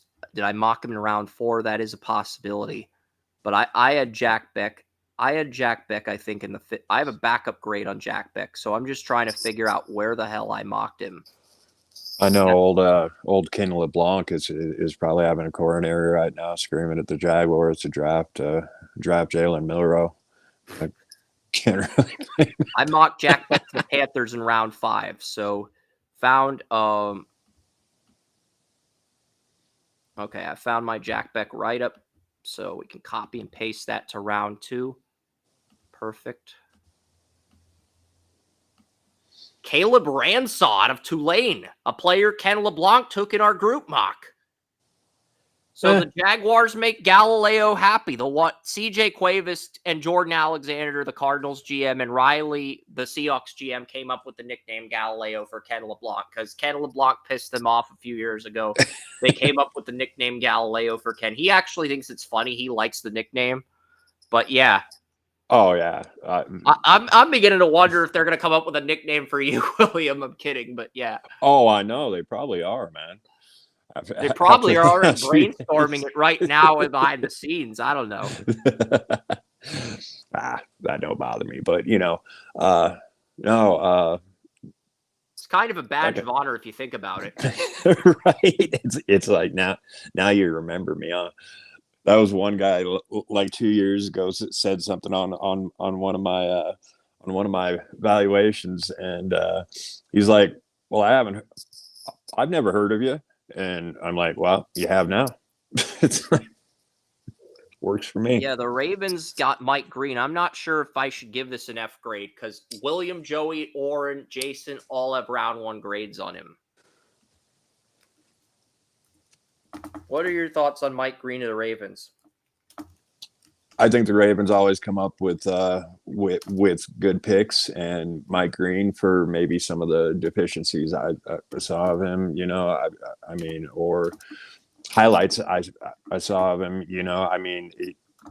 That's a great pick because obviously the Ravens, and they always seem to come up with edge rushers that are, just solid.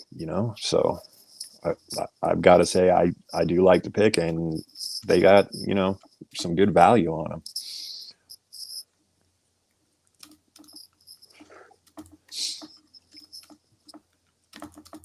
No matter how much of a workout warrior he was or whatever. The Ravens got Mike Green and they got Xavier. Caleb Brandstraw was the.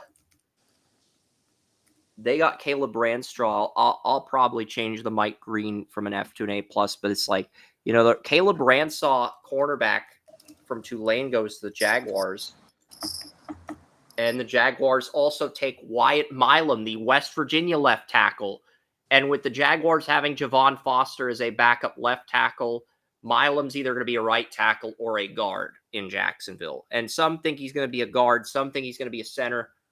He played center at the Senior Bowl. NFL Network has him listed as a guard, but Wyatt Milam, he played mainly tackle at West Virginia. I'm going to look up at where Wyatt Milam is on Our Lads because, you can plug him in at multiple positions. I don't think he's a day one starter. I think he's more of a depth player, but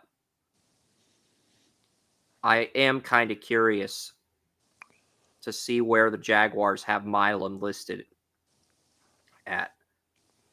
They have Ezra Cleveland, Patrick McCarry, Robert Hainsley.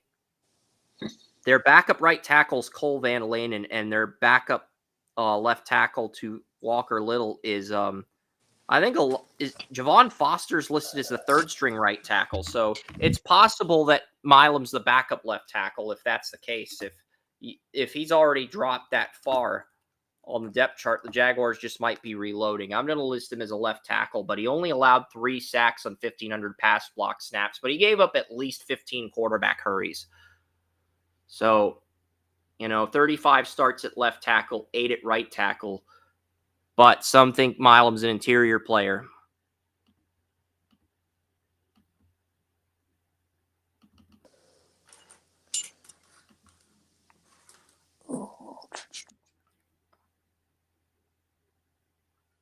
Yeah, I'm taking the Mike Green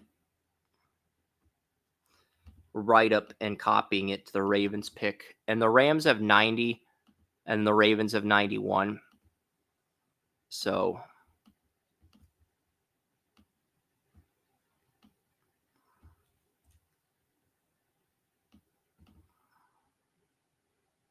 Denver took RJ Harvey in round 2, but the Rams are up in round 3. I did like the RJ Harvey pick for Denver. Yeah, I mean, Audric Esme, he had a poor showing at the combine. And RJ Harvey's very drafted. good at pass protection. That's the thing. Not only is he faster than Estime, he's just as good at pass protection. And last year I had Blake Watson with I believe a 4th round grade, and they've got Jaleel McLaughlin's the starter. Estime's the backup. RJ Harvey might end up jumping Watson and Estime, though, from what I've seen. Watson might be the odd man out here because if Jaleel McLaughlin's your starter, I don't see him losing his job, and I don't see Estime lose. Estime might get demoted, but I don't see him getting cut this early in his career. But he might be a third string back, though. But last year also in the preseason, Sean Payton happened to mention Alvin Kamara when he was talking about, Blake Watson, and he does have a lot of those qualities. I can see him being really good. It's possible Denver uses 4 running backs too. Some teams like the Ravens have 4 running backs on their depth chart. I noticed a lot of the run-heavy teams do have 4 running backs now versus 3. Depends on how Denver wants to operate their offense, really. Well, also in my fantasy league, I've got Estime and I've got Watson, so I guess now I got to take RJ Harvey just to complete the circle. Yep, complete the Quattro. complete that. Jaleel McLaughlin. Jaleel McLaughlin's the starting running back, but he went undrafted, and Williams scouted Blake Watson. That's why Williams treating McLaughlin like an afterthought. It's not that he doesn't contribute. He does. It's just, in his eyes, he's an afterthought. Oh, yeah. You know, I mean, it's just one of those things. I don't have anything against him, but, I mean, you know. Pass blocking could be better. RJ Harvey's pass blocking could be better, but he's the best running back at using spin moves in this draft. Yeah. That's a big reason I mocked with the Browns at 94. Yeah, I had RJ Harvey. He definitely showed out on film when I was doing John Rice Plumlee. And for a player to pop like that when, you know, I'm evaluating another player, it's kind of a rare thing. But I do like that RJ Harvey pick, so I do. Yeah, but Marcus Cross compared Trey Amos to Emmanuel Forbes. Washington replaces Emmanuel Forbes with Trey Amos.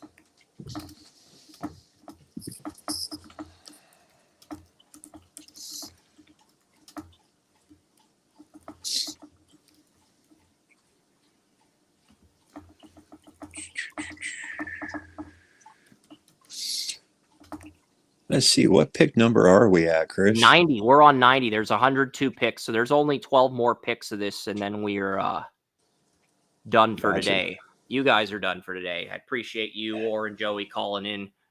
I still have work to do because I'm still working on round 2 grades, and I'm working on some other stuff.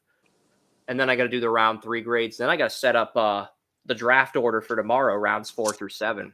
So I didn't pull an all-nighter. I did not pull an all-nighter. Last night, I did get 8 hours of sleep, but I am an all-nighter tonight, so I did get some sleep last night. Man, that's crazy. For you, anyway. Yeah. Workaholic. Yeah. But I was going to offer if you need anyone to help with any write-ups, I'll jump in there and give you a hand. You know what we can do? I can send you a list of the I could send you a list of the news ticker, and then you can offer to contribute with some write-ups if you'd like to. We'll do that off the air after the stream ends. Right. No worries, man. Thanks, I appreciate it. All right, the Ravens. The Ravens have 91. The Ravens have 91. So, okay, because I'm probably going to give Caleb Johnson an F grade, but if William wants to do the write-up for Caleb Johnson or whatever, the grade will be altered. I do think that's a cool plot twist because everybody thinks I do all the write-ups. I don't do all the write-ups. I'm getting to that point where I'm starting to get older. The Ravens, what are the Ravens going to do here? And they bring out 2 guys. I think one of those, is that Jonathan Ogden? Who is that big guy, the Ravens? I don't think is that Ogden? Who is that? It's Jason Brown, 4th round pick by the Ravens in 2005. I think he was a center, but I don't remember him. And the Ravens are going to select Emory Jones. The LSU right tackle is a Raven. So that's the Ravens' new swing tackle, Emory Jones Jr. We had a 2nd round grade on him. The Ravens continuing to crush this draft. That's what good teams do. The Ravens draft had Malachi Starks, Mike Green, and Emory Jones Jr. Ravens, this is not the draft you want the Ravens to have if you're a Browns fan, because Emory Jones Jr. can be both a swing tackle and a swing guard in this situation. He'll get an opportunity to play because of his versatility. The bigger question is where. Yeah, he's a real good player. I was talking high about him, possibly being a 1st round pick here like 3 months ago. So it's like they get great value here. Yeah, and he's going to be a backup to Rosengarten. He's going to be backup to Ronnie Stanley. He's going to be the swing tackle / swing guard in this situation. So basically, he's the 6th man on the Ravens' offensive line. If an injury occurs, he's going to step in at guard or tackle. If an injury at guard or tackle occurs, he's a day 1 starter, plug and play guy, any of those 4 positions up front. Seahawks at 92 with this is the pick the Raiders sent the Raiders sent Seattle in the Geno Smith trade. What is Seattle's return on investment for Geno Smith? There's 3 first-round players still on the board. Xavier Watts is my top player available. Mm-hmm. And then Somebody's going to and then steal him. Deion Walker, the Kentucky nose tackle, is my number 2 best player available. And then my number 3 best player available is Clay Webb. We're getting to that point where if we don't get a pick for one of those teams, we might have to go with Siobhan Rebel, the Cowboys. That might be the best pick for round 3 because Kerm took him in round 2 and they got him around later. Tony wanted Siobhan Rebel. So yeah, Tony Mario, he wanted the Bucs to take Rebel. And Jalen Milroe is a Seahawk. Tony Mario called that. He had Milroe to the Seahawks. So did Bantle. So Jalen Milroe is a Seahawk. So the Seahawks. I was going to say it's about quarterback time. Geno Smith with Milroe. I was going to say it was about quarterback time, but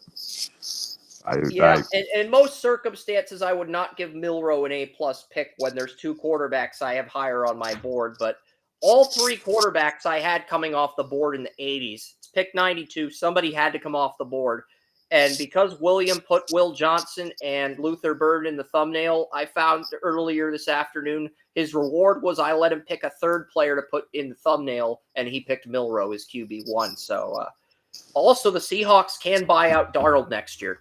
Another thing I found out in Tony Mario's mock draft is the Seahawks can save cap space if they buy out Darnold. Like, let's say Darnold gets injured or Milroe comes in and he kicks ass. Seahawks can play Milroe and buy out. They can. Seahawks can buy out Milroe.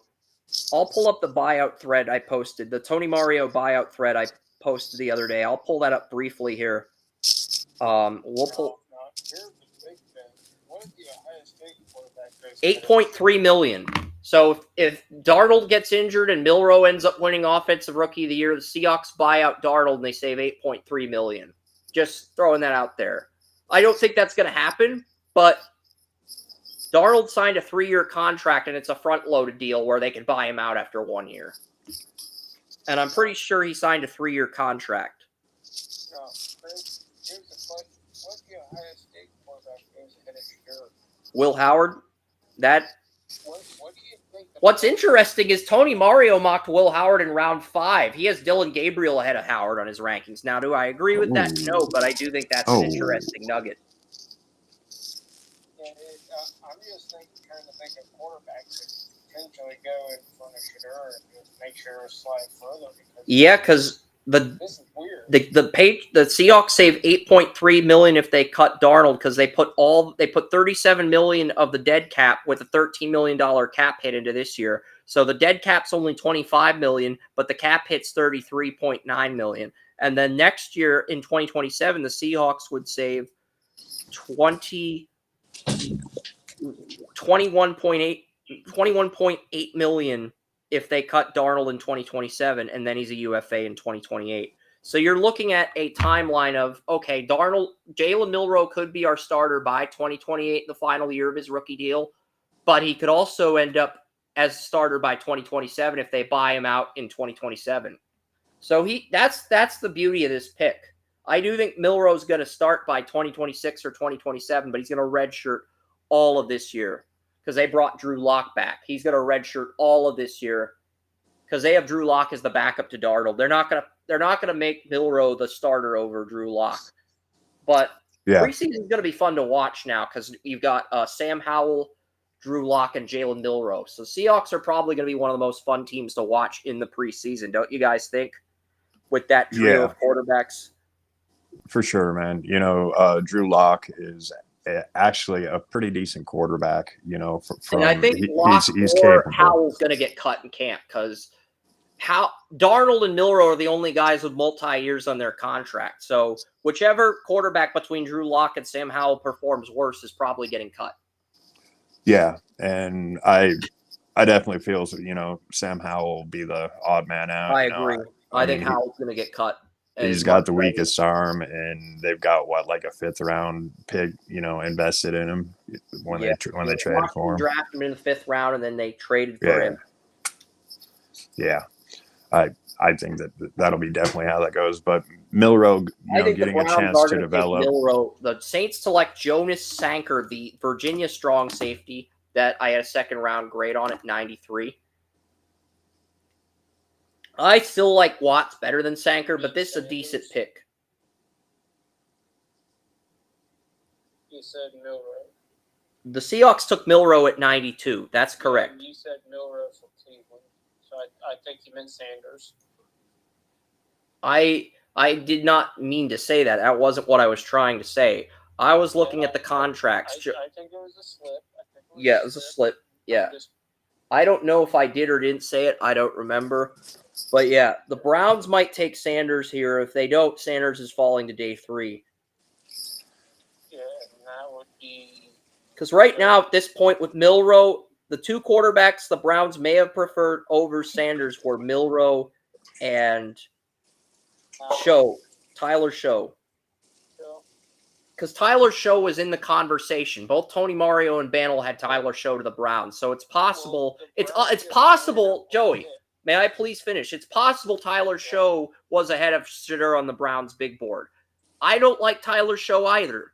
We are in agreement on Tyler Show. He sucks. But it is possible that the Browns had him ahead of Shedeur on their board.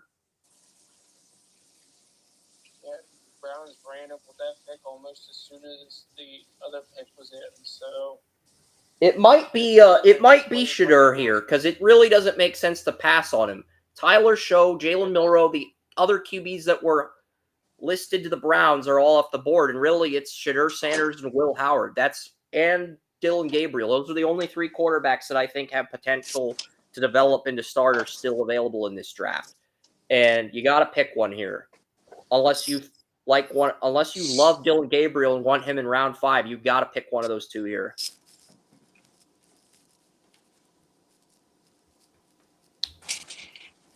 Yeah.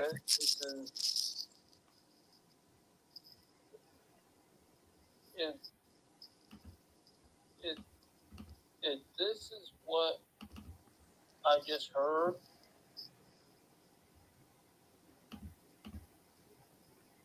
wow. What have you just heard? I'm not going to say a thing. I'm just going to let it happen. See, I hate suspense. Part of the thing is Joey lets things happen naturally because he knows I dislike suspense. It's one way he can have fun with me without torturing or roasting me. So that's part of it. It's not all of it, but I think that's a very small part of it. I'm just going to copy and paste the Trey Amos pick to Washington.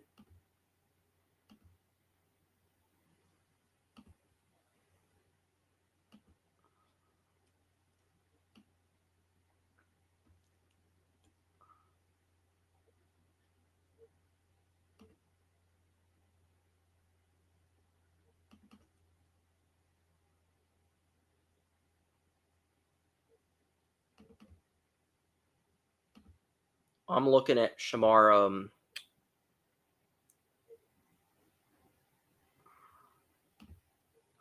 Shamar Turner. I'm going to copy and paste that right up to the Bears at 62. So I'm already on 61. So I really only have to update the grades for round 3. And if Xavier Watts is not picked here, Xavier Watts does need to come off the board. But the Patriots do have 95. So we'll see what happens.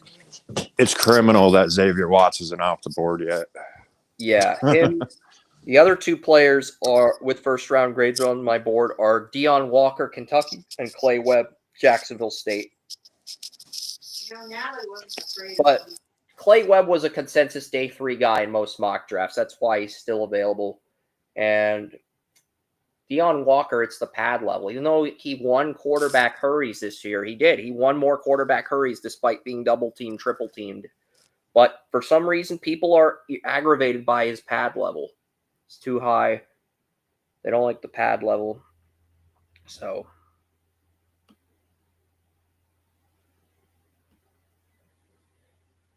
But his tape against LSU, Shamar Turner got manhandled against LSU. It's a big reason why I had a day 3 grade on him. But I do think he has potential to develop into a starter, unlike Omar Norman Lott. So that's really the thing.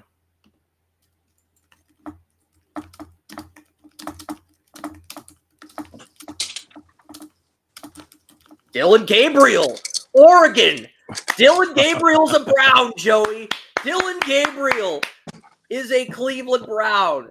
I That's do crazy, think man. he has starter potential, Joey, and no, this is not going to age worse than Cody Kessler.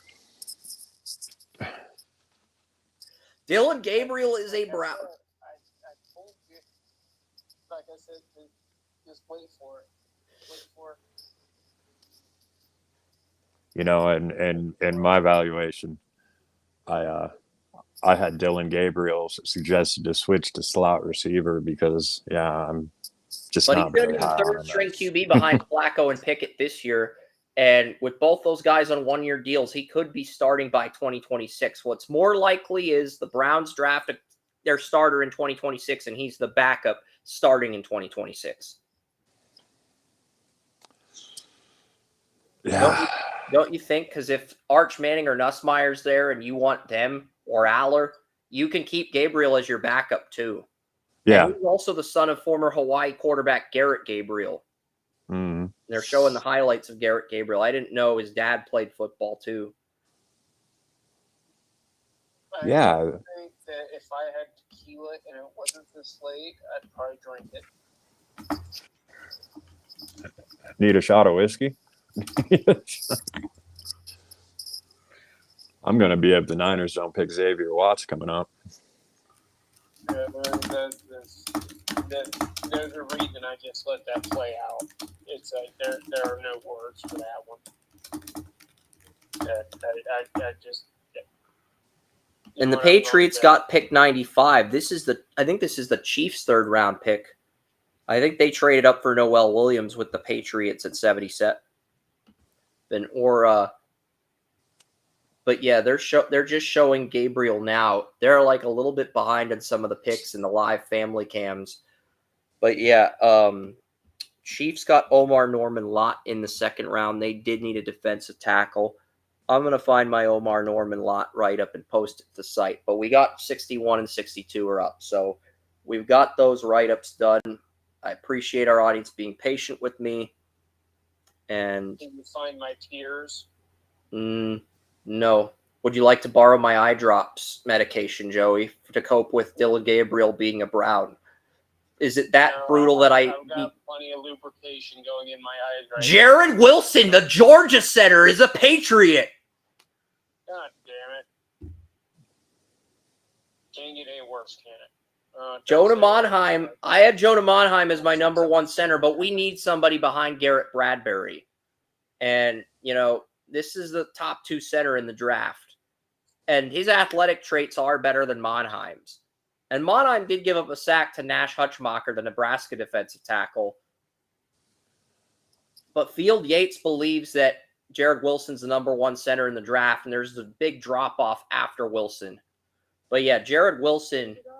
So, yeah, it's like I've been building up Wilson for a year. Even though I've got Monheim ahead of Wilson on my board, you've talked about Wilson more than Monheim. With Monheim, like, yeah, he is still my number one center, but it's like whatever. And you've raved about Wilson. But the Patriots have had a great draft. I mean, Jared Wilson is a Patriot.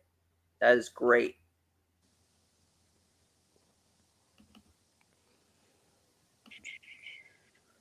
I love it. The Patriots got Jared Wilson. I mean, they've loaded up offensively. I don't think the Patriots have that second edge rusher to be a playoff team, but maybe Elliott Wolf's plan is let's try to get to 7 or 8 wins and position ourselves to make a run next year. Because Patriots are probably internally thinking, as long as we win 5 to 7 games and show signs of being a competitive team, we don't have to rush this rebuild. And that is true to a point, but I do think they need an edge rusher. But I do like the Jared Wilson pick for New England. It's a great pick. At this point in the draft, there's only 2 centers. And the Falcons do it. The Falcons get Xavier Watts. So the Xavier Watts wait is over, folks. that will be the player we post a picture of. I don't have to post another picture to round 3. Thank Jesus.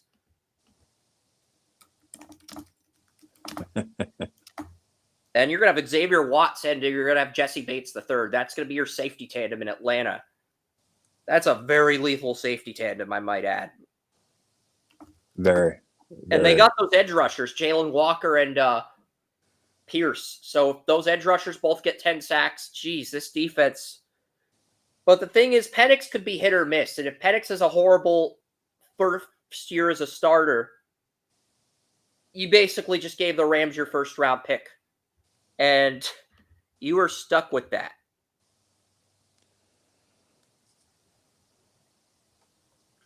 Yeah, the Falcons are definitely coming up there, you know. And Penix, you know, last year he put up first round film Numbers, but there's a very limited sample size.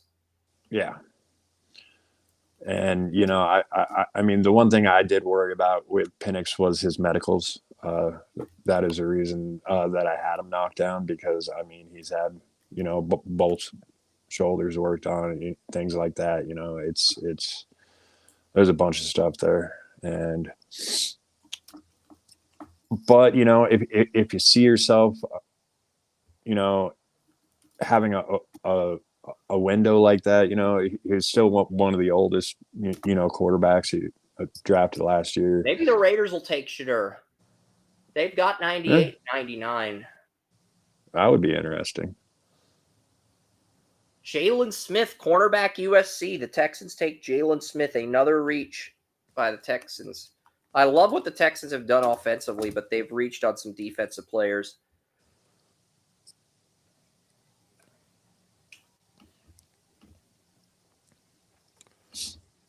Who's on the clock now? Yeah, it's the I believe it's the I believe the team on the clock here is I believe the Raiders are on the clock at 99 and they have 98. right. So they have 98 and 99. And 101 the pick the Falcons Falcons traded 101 to Philadelphia. So Howie Roseman has a comp pick. Thanks to the Falcons GM, Howie Roseman has the Rams 3rd round pick. And the Minnesota Vikings actually own 102, the pick that the Lions originally had. So these teams are moving comp picks like they're drugs. They are. These teams are moving these compensation picks in round 3 like they're drugs. Like they're cocaine or crack or crystal meth or speed. I mean, these teams are moving these 3rd round comp picks. I don't ever remember a draft where every team traded their 3rd round comp pick. I believe Williams 49ers at 100 are the only team to keep their 3rd round comp pick this year.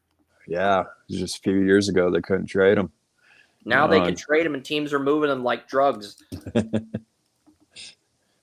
It's all those free picks, man. I'm definitely interested to see who. My show from yesterday. Great. Only took 24 hours. I Don't throw do. your shirt next time you get upset. Usually works out better for you.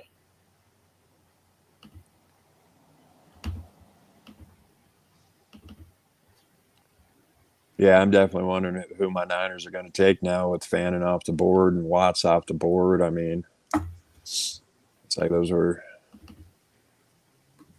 I'm trying to think who else they visited with. 62 is done, so write-up 62 are done. So basically, I'm just looking for a write-up on Omar Norman Lott, the Tennessee defensive tackle. I think I mocked him in the late 6th round because I was not high on Omar Norman Lott, but I either mocked him in round 6 or round 5. That's what I'm trying to figure out right now because I'm saving Williams. Josiah Stewart got picked in the 3rd round. Just don't exactly remember what team. Omar Norman Lott, I mocked him the Browns, but he had one of the better pass rush. He had the best pass rush win rate of any defensive tackle in the draft. So Chiefs just got the Chiefs' second round pick had the best pass rush win rate of any defensive tackle in the draft. That does annoy you a little bit because you were getting ready to roast the Chiefs, but I mean, I'm not high on Omar Norman Lott. Yeah, I wish the Kansas City Chiefs all the busts they can get here. So I'll just go with that instead of dropping an F-bomb. You know what? Let's look at CFBrating.com and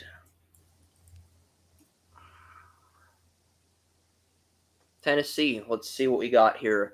Omar Norman Lott had a... Really? Do they not have a rate for Omar Norman Lott? That's another guy I'm probably going to have to rewatch. I figured they'd have something for him, and I don't see anything for Omar Norman Lott. That's, they've got players in the 60s on 50s overall on their roster, and I don't see anything. I don't see anything for Omar Norman Lott. So if that's the case and there's no floor or ceiling for him, then I guess I can rewatch the tape. Because you know what? On that note, I don't know. Omar Norman Lott 2 R's or 1? It's 2.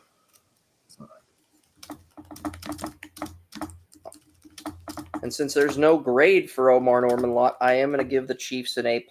I mean, he had the best pass rush win rate. So if there's no rating for Omar Norman Lott and he won more pass rush reps than any defensive tackle, then you have to give it an A+.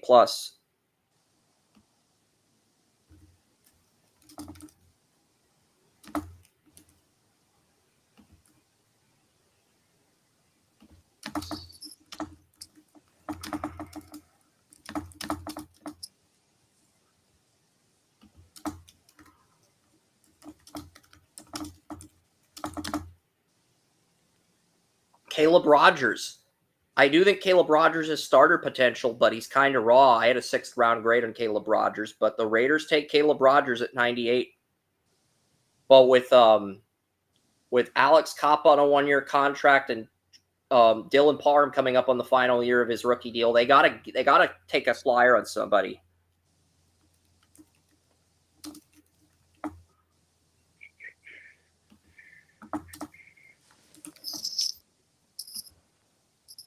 And I'm looking for anything on Andrew Mukaba. If I can find a write-up for Mukaba in my mock. But yeah. I do like what the Chiefs have done. Omar Norman Lott. I thought there'd be a rating for him. There isn't. I think there's better defensive tackles on the board, but there's not a negative rating for him either. So we just got to find something for Mukaba, a write-up or something. I think I had Mukaba in round 7, but I'm double-checking right now.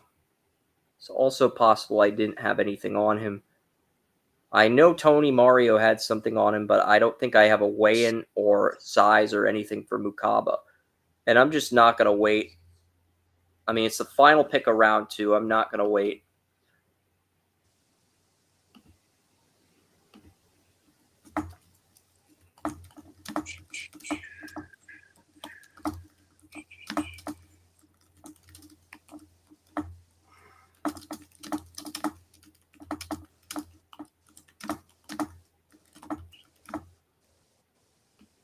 So I'm not even going to post a weigh-in for Mukaba. If I find his weigh-in, I'll post it tomorrow. But that's going to be it for round 2. And then the comp picks, you have Caleb Rogers at right guard, and then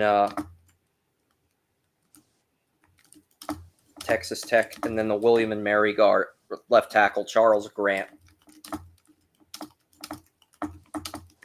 to the Raiders. So Charles Grant will probably be a swing tackle this year, but he'll probably take over for Colton Miller at left tackle if they don't want to re-sign Colton Miller, because he's got the potential to develop into a starter, and he started 41 games at left tackle. If they don't want to pay Colton Miller and Colton Miller doesn't want to show up to practice, they'll just discard him and reload.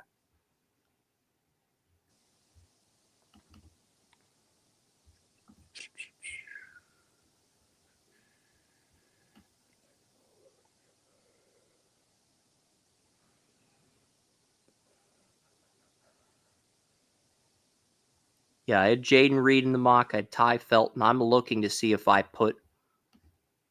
I'm looking real hard to see if I put Andrew Mukaba in the mock draft because I love Mukaba at Arkansas before he transferred to Texas, but I don't see Mukaba. And I'm looking as hard as I possibly can. So if I don't have a write-up on him in my mock, I can't give you the height, weight, or the statistics. I do have the combine stuff archived, but a few of these picks there's not going to be lengthy write-ups on them, but that might honestly be for the best. I had Shiloh Sanders getting drafted. I did not have. Yep. So, all right. So we'll just go with that and we'll move on to round 3 because that means there's less work. They have Sidney Jones and they also have Reed Blankenship.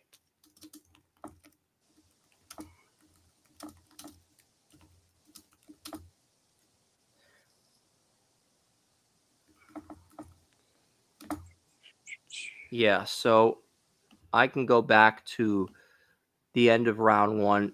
Eagles depth chart here because I copied and pasted some of the depth charts. They have Sidney Brown at strong safety and Reed Blankenship.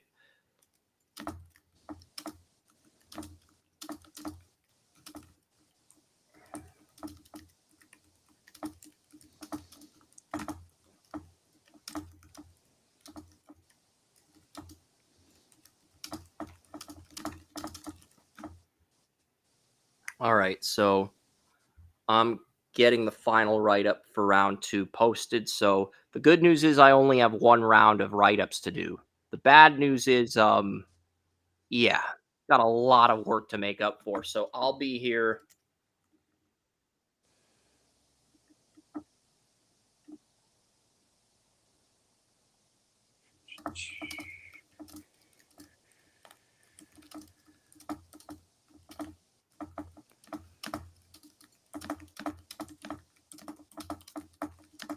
So Deion Walker's going to be the headline player for round 4 unless somebody else falls, which is possible, somebody else, but there's only 2 round 1 players still on the board. Deion Walker would be a great addition here with Alfred Collins at defensive tackle.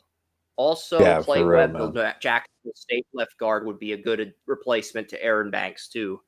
Both of those picks would keep this 49ers A-plus streak alive for another round. So, yeah, it's cool. I can All agree right. with that. I mean, it's such a need, and probably the best player on the board as well. One of them, I mean. Yep. And we've got the Xavier Watts picture up on Draft Utopia. So that's going to be the round 3 picture. Yeah, but it's time to start working on these write-ups for round 3. And got Darius Alexander out of Toledo. And the Giants are drafting him as a 5 technique. I'm not really high on Darius Alexander. I know CJ took him in the group mock, CJ Cuevas. I'm not really high on him. If he wants to come on and talk some sense into me, he's welcome to do so. I don't think he will, though. He's got other valuable things he'd like to do with his time. So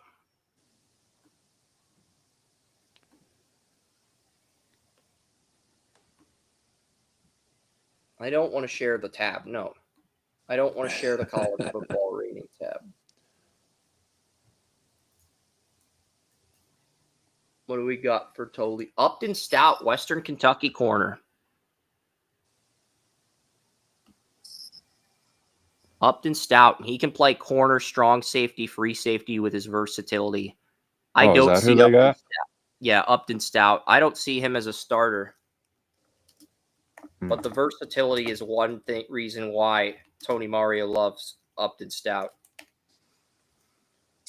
All-team Conference USA. Max and Hook has I'm looking at the rating. I'm looking at the ratings for Toledo. Max and Hook's ceiling is 89. So Max and Hook, I didn't think anybody on Toledo. There were 4 players on Toledo with a high rating.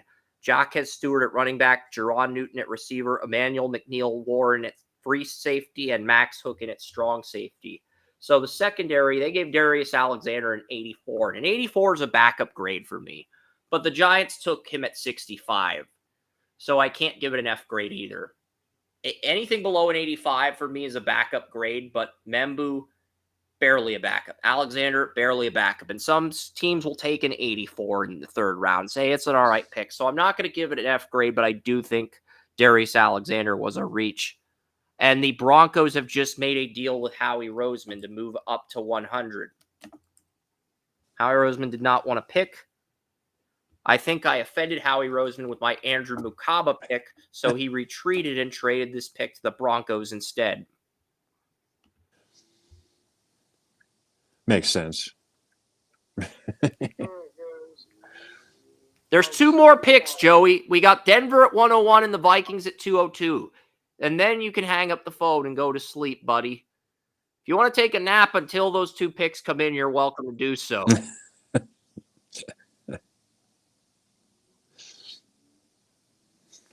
trying to register how that would make any sense outside of not hanging up the phone. Savion Jones. Denver takes Savion Jones. I'm not high on Savion Jones, but Denver's getting him as a backup left outside linebacker because they have Nick Bonita. They don't have depth behind Nick Bonita. They have Jonathan Cooper, 10 sacks, and they have Jonah Ellis, 5 sacks as a rookie. So Denver's taking another pass rusher. Fourth one for depth. Can never have enough pass rushers. But it is a reach from a value standpoint. I know he did well at the Senior Bowl, but he's not a guy who had 10 sacks. And if you don't have 10 sacks, you either have to wow people with your athletic traits or you're going to be a backup in the NFL. That's pretty much the criteria for edge rushers these days. You could drug the team. Yeah, you could drug the team to get us ahead on the depth chart. That is an idea. And Sean Payton, he's heard your comments about drugging the team. Make sure you do not buy any drugs from Joey. Make sure you do not drug the team. Make sure you're on top of rookies who try to drug the team. Be on the lookout. If rookies try to drug the team, I want you to show them as much mercy as the Saints during Bountygate.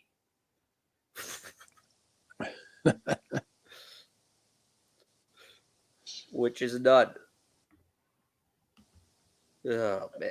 Oh crap, I dropped something. You can get right by me and drug the team. And the Vikings pick is in. Vikings pick. The Vikings are causing glitches on NFL Network. They want this draft to end just as much as Joey, and they want it to end so badly they're actually causing glitches on the television. Is that Oren? Is Oren back? Oren is back, but we're on the final pick of round 3. But we're glad you made it back. If you want to talk about some of the picks that happened while we were gone, you're welcome to. But Xavier Watts to Atlanta was a great pick. Ty Felton out of Maryland, another reach.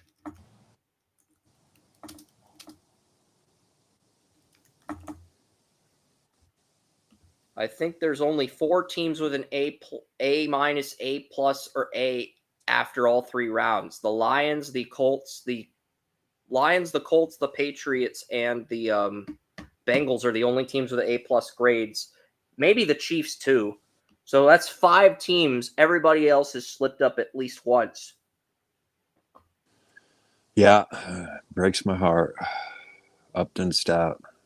The 49ers were one of those last 6 teams with an A-plus until the Upton Stout pick. I think that was a little bit of a reach. I can't give it an F grade because of his position. So Oren's saying tomorrow to try working, not sorry. So is that the camera that's having issues, or is Oren just coming back tomorrow because day 3's tomorrow and he doesn't have work? I think that's what he meant to say. Day 3's tomorrow. And Shadur Sanders has made it to day 3. What if the Titans draft Shadur Sanders as a backup? Think about it. Their backup quarterback is Will Levis. Their third stringer is Brandon Allen. Their fourth stringer is Tim Boyle. Those guys are competing for roster spots when really Levis should be a third stringer and the other 2, Allen and Boyle, should not be on an NFL roster. So, yeah.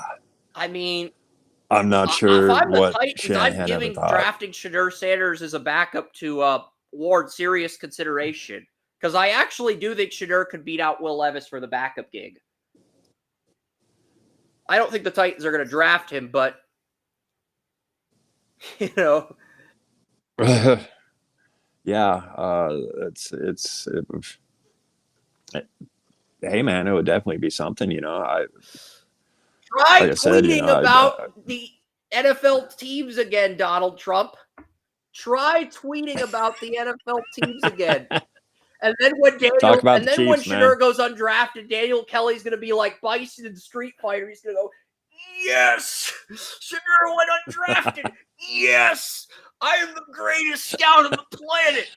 And then the Street Fighter music's going to Oh man, That's what's going to happen tomorrow if Shedeur goes undrafted. Daniel Kelly's going to start fist pumping like Bison in Street Fighter.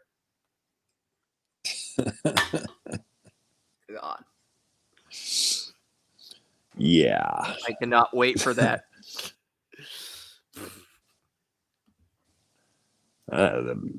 That's for real, man. I mean, And I people said, are calling I Donald definitely Trump a wasn't draft that expert, high. even though he doesn't make mock drafts. They're calling him a draft expert for his opinion on Shedeur Sanders. That's the best part. Yeah. I don't know. Like I said, I've never been high on Shedeur. You know, I've watched a ton of games over the last couple of years, you know, since Jackson State, and it's one of those things, man. You know, I mean, I had a fifth round grade on him, and you know, I really believe, you know, he has more of a chance to become that Daniel Kelly bust, you know, than he does a starter at this point. You know, I mean, he's got a golden arm, but you know, there's some things going on in his head, and the way he, you know, I can see how he reads coverages, and reading them backwards from a defense point of view. You know, that's something. It was a mistake that I made, you know, when I was playing high school football, and I didn't have the right last name, you know, to actually start or even really compete, you know, as one. So I was playing safety and linebacker, and you know, reading the defense backwards, it just takes I do so think much Shedeur is time, going to and go you're to having to Pittsburgh peel in back round 4 layers. because at this point in the draft, even if Shedeur becomes nothing more than a backup, you have nothing to lose and everything to gain by picking him at this point. Yeah, because you have for Mason real. Rudolph, You know, and you have the guy from Kansas State that the Dolphins drafted, who was actually Skylar Thompson. You have Mason Rudolph and Skylar Thompson. That's your quarterback room. I liked Skylar Thompson coming out, and he's actually one of the reasons that I got on. You know, that Daniel Kelly gave me that opportunity. You know, I wrote up 2 things. One about Bailey Zappi, and the other about Skylar Thompson, how they both ended up starting their rookie year, you know, after the starter got injured. And, you know, I mean, I sent those to Daniel to post in his group, and he's like, can you do that all the time? And what's going on at the Sanders Yes, residence? sir. I think of Dennis Reynolds from It's Always Sunny in Philadelphia when he screams, "God damn it," every time a plan backfires. That's probably Shedeur right now. He's not saying that, but he's thinking it internally. I don't even want to open up Facebook after tonight. You know, after it's going to be loaded with Shedeur Papa Sanders. Smurf is going to get drafted before Shedeur Sanders at this rate. Papa Smurf. Yes, I just made a Papa Smurf joke. I agree. I agree. Shedeur Sanders belongs on a backup or third string role. I agree with the dog. But I'm just trying to find what I typed about Darius Alexander, the Toledo defensive tackle. Where did I mock him? Because this Hook is, you know,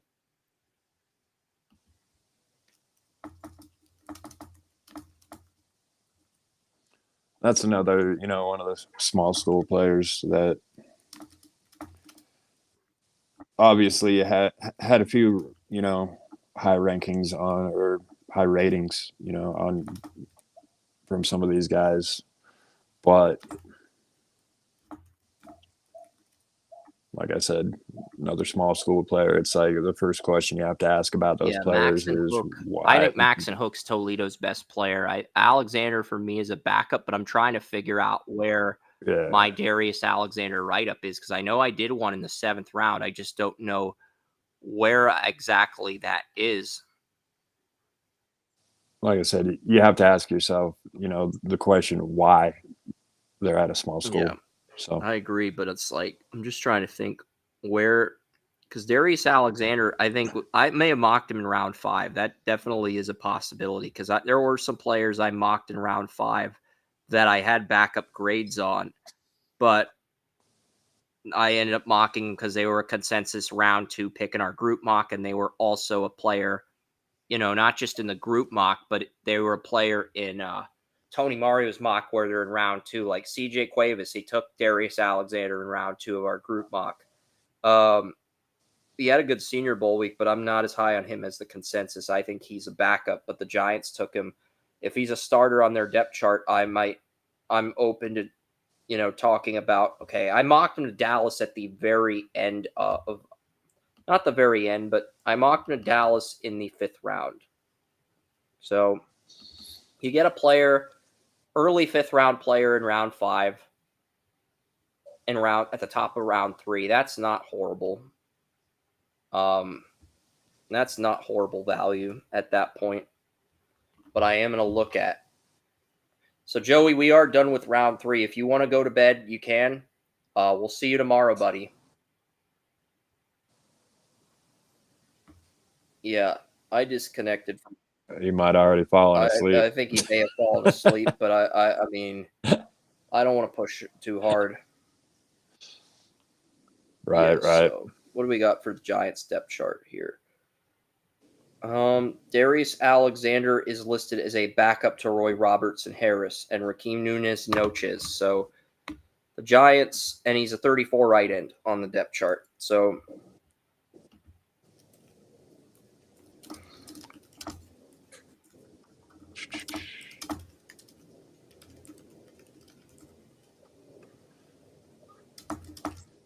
yeah, what else can we have? Like I said, I don't want to open up Facebook, man. It's going to be all about I mean, I've got a news ticker. I don't know how long the news ticker is, but I can try to take a screenshot of the news ticker and text you some of the picks if you want to help me with write-ups, and then we'll sign off. That's one thing we can do. I can just take my phone's at 32%, so I could take a screenshot, try to make it so that you could see the write-ups here, and I could text you some of the write-ups, text you a screenshot of the picks, and then I'm just seeing how many picks I could see on the phone. All right, so I could see up to 79. So I got 65 through 79 in one picture. And then the Colts took Justin Wally at 80. So that would be the first pick that would show up there. And then it goes all the way to 94. So we get 80 through 94, or 80 through 93. Got 80 through 93. And then a third picture of write-ups would be do that. 94 through 102. So I can give you my phone's about dead again. I can give you a screenshot of any of the pictures, and you can pick which one you want to help me with. But I'm going to send you those right now while your phone charges, and you can pick which one. I'm probably going to be working on 65, and I'll still be here till at least midnight or until the stream ends. But I'm going to send William those write-ups. But yeah, guys, William's phone's about to die. I'll stay here. I'll try to get some round 3 grades up because I know the audience feels spurned that I denied them. Do we have somebody in the chat room? Did somebody else in the chat room comment that has a football related question? Because I will get to that right now. And then I promise you guys, I'm going to start working on these round 3 grades. I am a little tired. I'm more tired than usual, but I have Jimmy Dean breakfast bowls. Mary's in the studio. Oren, stop making people mad. Tracy Porter saying, Oren, stop making people mad. Oren, stop pissing people off. I love it, Tracy. It's great. That's great banner. That's great commentary. I love it.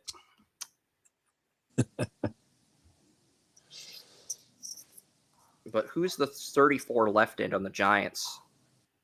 Because I had our lads load up before I took the screenshot of picks to send to Williams and Rakeem. Like I said, I drafted for them in our mock draft, and I looked up the depth chart, and I kind of I feel bad for Brian Dable and for what Joe Schoen's given He's him. not giving him much to work with, and Jackson Dart. Nah, they're not. They haven't really put any weapons around Dart either. They're kind of banking on Malik Neighbors and a lot of the other guys they have, whether it be Darius Slayton or Wandale Robinson or Jalen Hyatt, to step up so that those guys take pressure off of Dart, and Dart just comes in and masters everything overnight, which is not going to happen, by the way. no, I mean, the Broncos had Barrett in their top 10. The Broncos had Barrett in their top 10. The Broncos. Hold on, William. The Broncos had Barrett in their top 10. And the Giants tried to move up to 20 for Jackson Dart, but the Broncos said no because the Giants wouldn't give him a first next year. If the Giants had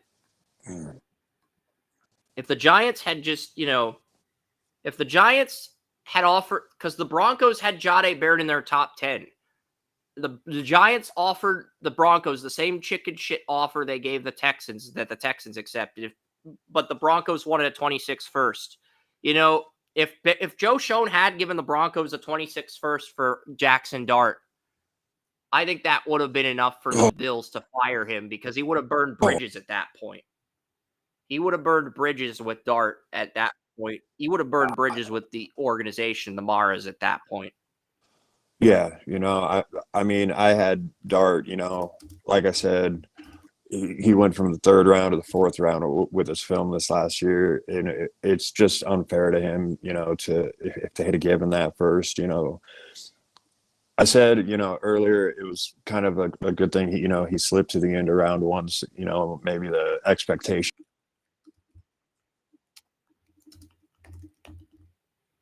Yeah, and the Chiefs got Ashton Gillott at 66. That was a fantastic selection by the Chiefs. Freaking Chiefs. I think the Chiefs still do have an A+ grade on every pick. That's the crazy part. The Bengals, the Chiefs, the Bengals, Chiefs, Lions, Patriots, and Colts are the only 5 teams. And the Colts, as great as they've drafted, they're going to need a lot to go their way. I think Williams' phone died, but yeah. I'll check right now before I grade some of these picks.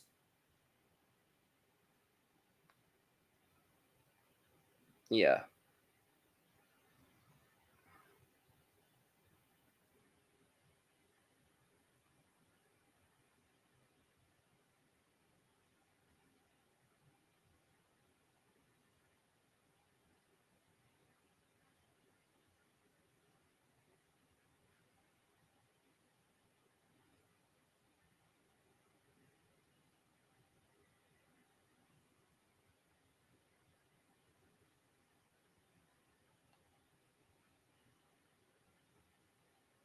Ronnie James was drafted higher than Shadur Sanders.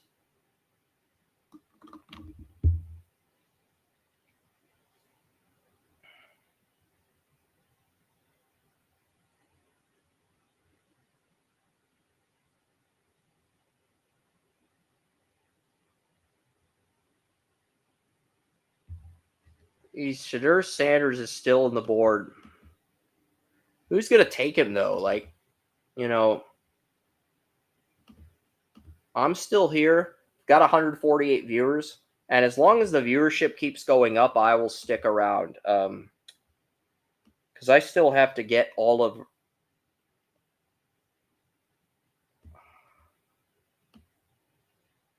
Okay, perfect. I found a write-up for Mukaba that I can copy and paste to the Eagles pick.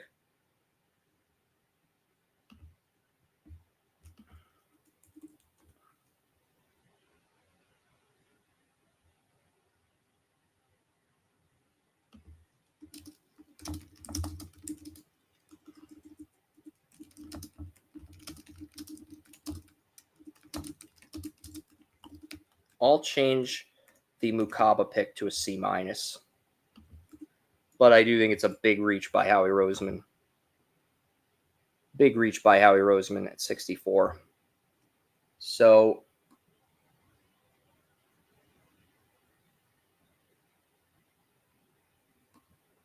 I did update the Mukaba write-up. I'll go back to round 3 shortly.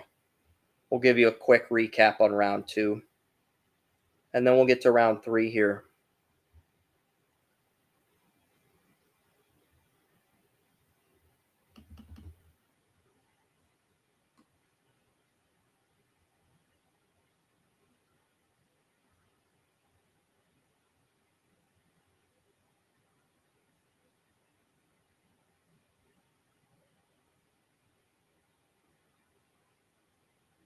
And the Ravens have an A+ grade on every pick too. The Ravens got Emory Jones, Mike Green. The Ravens have had a great draft as well. But that's the thing. The Ravens and Bengals have separated themselves from the Browns and Steelers in this draft.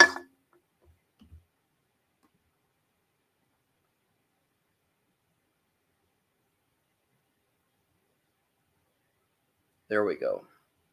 Updated that to a C minus, Eagles fans. So yeah. So we're gonna go back to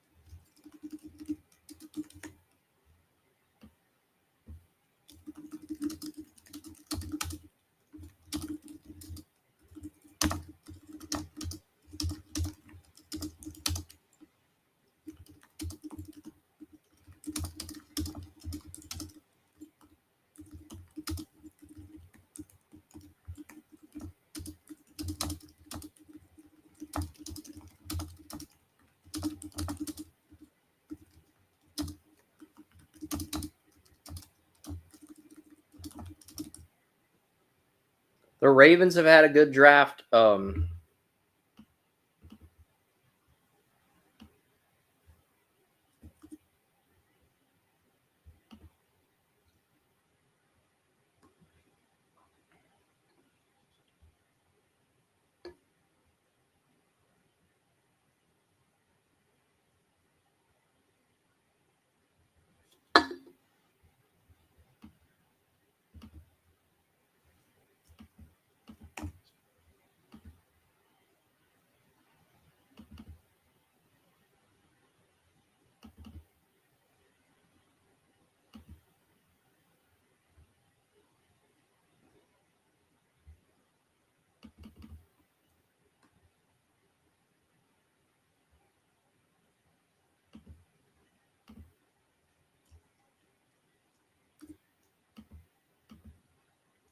You've got to be fucking kidding me.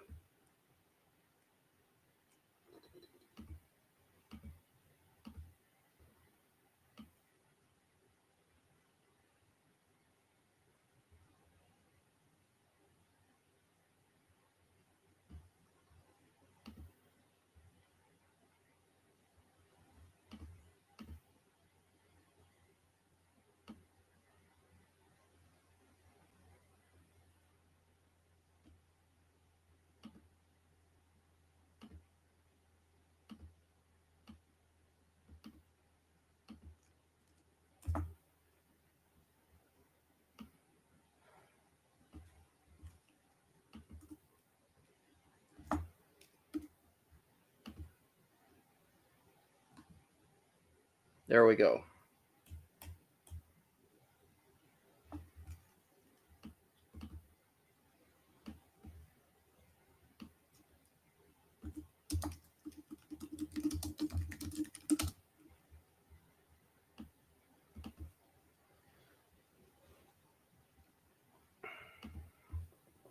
All right, so the Browns. What did we give the Browns? I took a screenshot of all the pick numbers and texted them to Williams. So, Harold Fannin. They took Harold Fannin. That was a great pickup by the Browns. Harold Fannin. Joey and I, we love the Harold Fannin pick.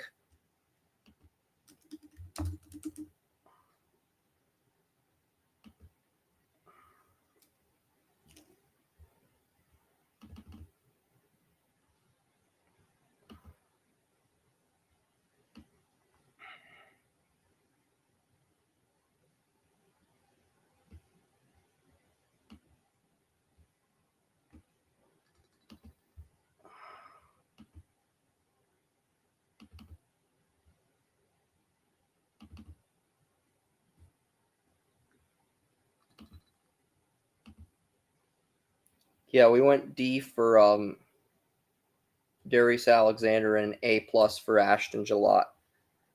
It's the second D I've handed the Giants. Second D I've handed the Giants this week. And the Browns got Harold Fannin. I love that pick at that spot.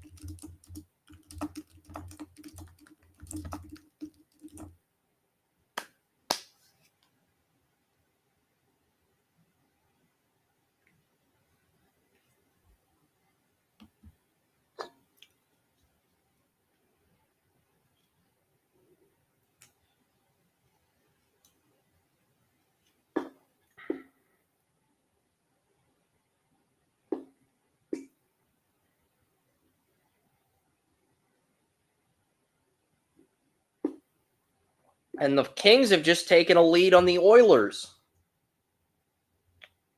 But yeah, before I post the Browns and Raiders picks, pick 68, I think the Raiders traded this pick away. No, they didn't. They took Darian Porter out of Iowa State. They reached for Darian Porter.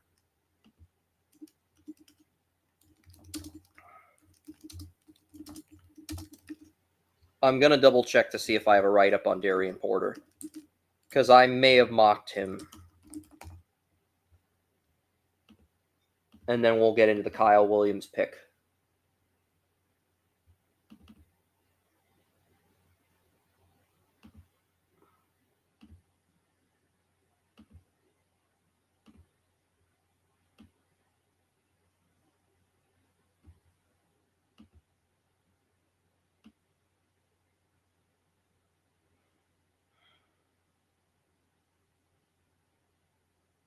I'm not high on Darian Porter, but I may have mocked him in round 6 or 7. I'm double checking right now. But yeah, there's just better players. There's better weapons on the board.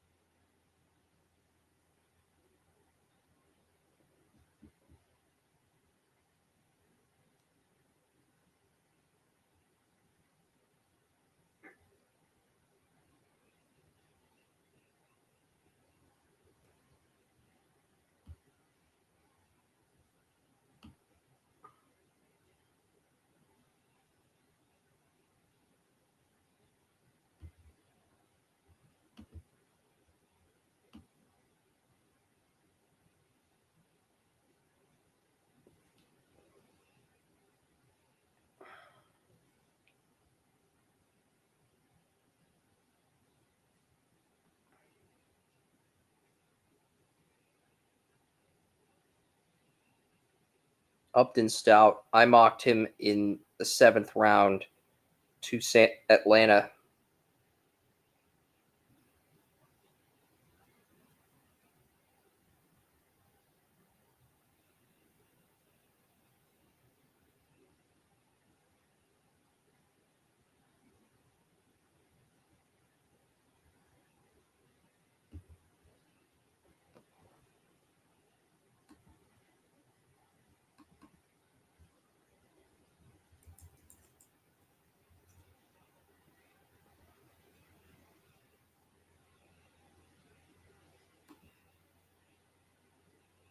We'll find out where Darian Porter was as far as his rating goes. No, I don't want.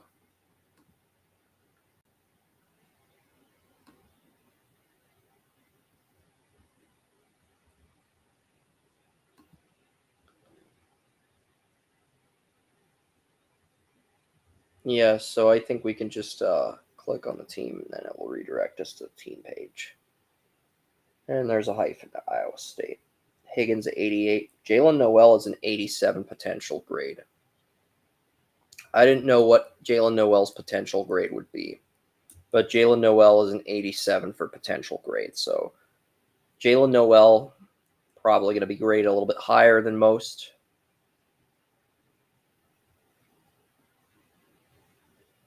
Darian Porter had a 77 for potential. That's like a dime or quarter corner. That's not a player you want in the 3rd round.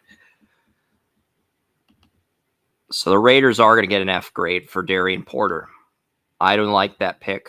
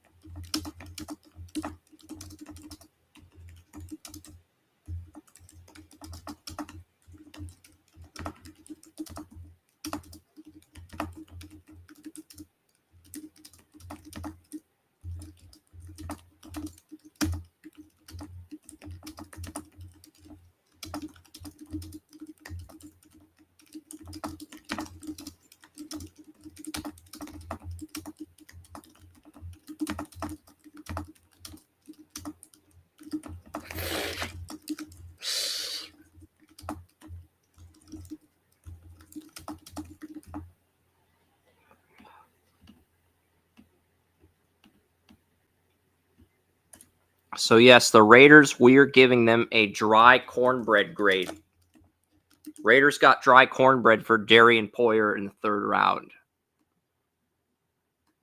So I'm still live, guys. I'm still live, but I am getting ready to end this. So the Raiders get dry cornbread for Darian Porter at 68. And I'm about ready to get the Kyle Williams pick typed. But yeah, I guess I'm off talk shoe, but we'll be back to... Okay, no, we're back. Okay, cool. All right. So the Patriots, though, they took Kyle Williams in the 4th round. What did I type for Kyle Williams in the 4th round? Because I mocked Kyle Williams in round 4. But he's the 8th different receiver that ran all 30 routes on the route tree. So I'm going to give the Patriots an A+ for Kyle Williams.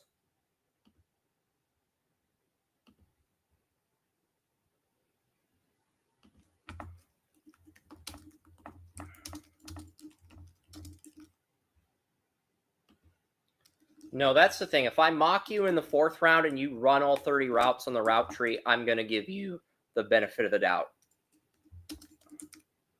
And the Timberwolves lead the Lakers 85-91.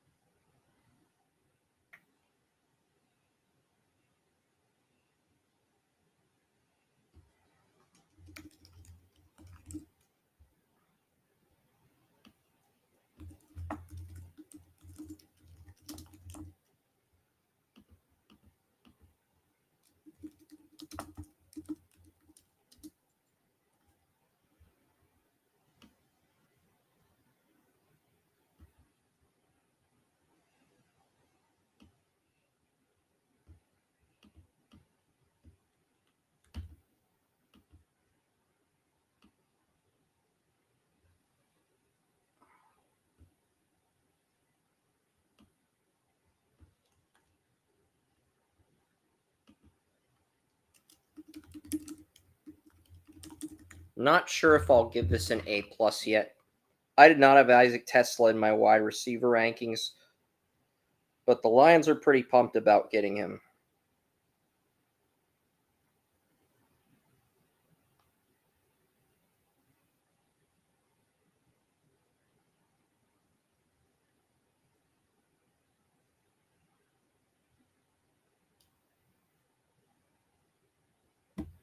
Yeah, we're going to go with Deion Walker for day 3 for the thumbnail. We'll go with Deion Walker.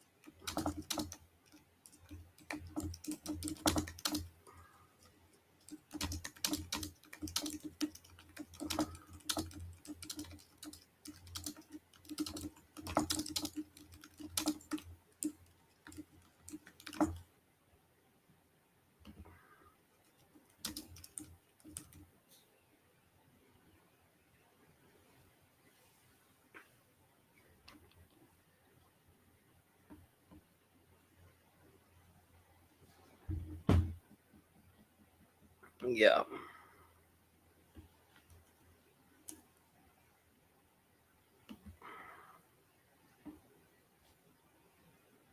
So picks finally got 69 and 70 up. What are the Saints going to do at 71? Bears at 72. I'm working on those write-ups right now. And it's possible some of these teams traded picks. I'm going to end things on TalkShoe, though. I'm still here on Restream, but I am going to sign off on TalkShoe. So if you want the full draft content, you are going to have to go to Restream. You know, you're going to have to go to Restream. Vernon Broughton, Texas defensive tackle that Brad Noble took in the group mock.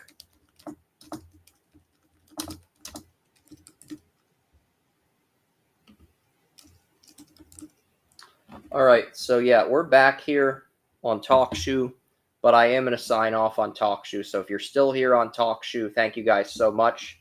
We've enjoyed covering this draft for the last 5 hours. Still be on Restream for maybe up to 7 more. It just depends. See you then. See you tomorrow for day 3 of the draft. Yeah, and the iPad's at 31%, so give me a few minutes to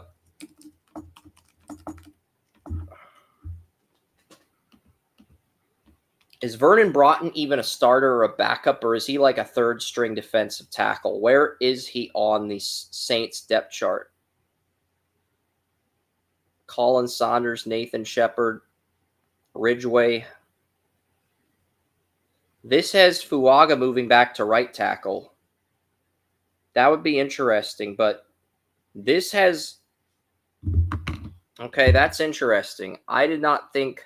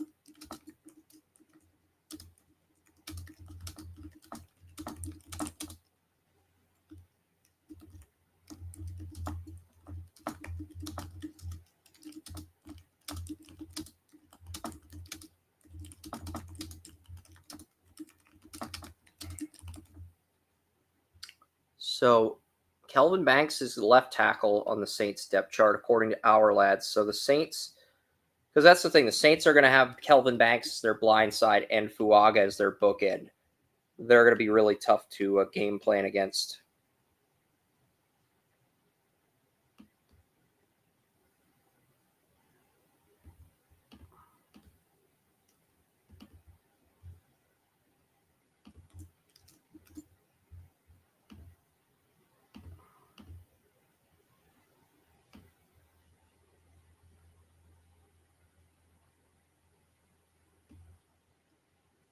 Yeah, because I thought Kelvin Banks was a left guard, but it does sound like Kelvin Banks Jr. is going to play left tackle.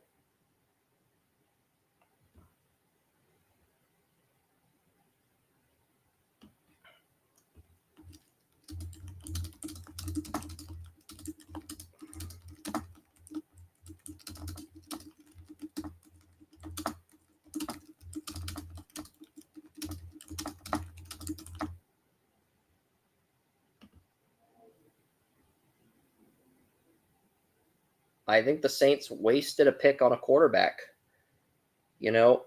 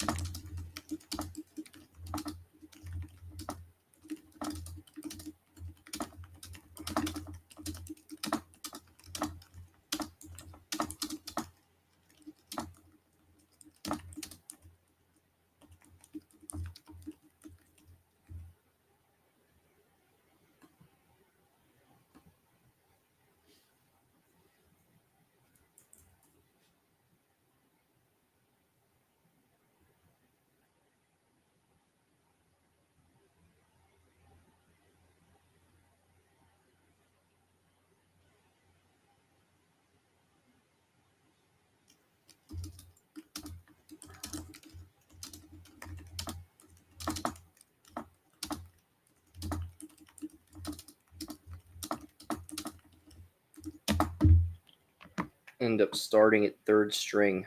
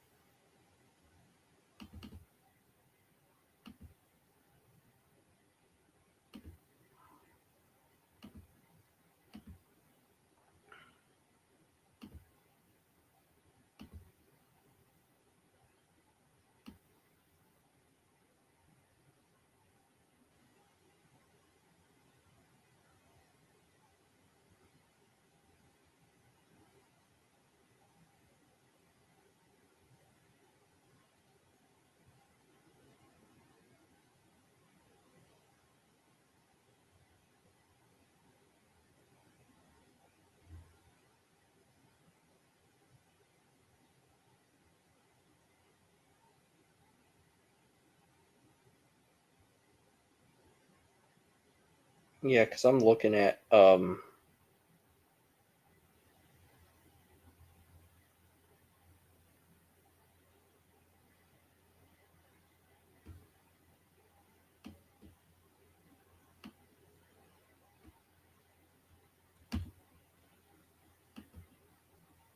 and the Lakers and Timberwolves are tied at 137 in the 103 in the fourth quarter.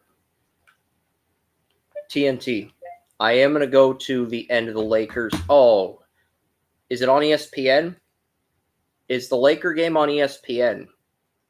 Because I know the NFL draft was on ESPN too, but I just can't for the life of me figure out where the Laker game is on. Because I know it's if TNT's airing the hockey game, is the Laker game on ESPN? ESPN. We'll try ESPN for the Laker game. So then where is the Laker game? The Lakers are not on TNT. Where are the frickin' Lakers on? The LA Kings should be on True TV then. But where's the frickin' Laker game should be on television? I mean, the Lakers are a mainstream team.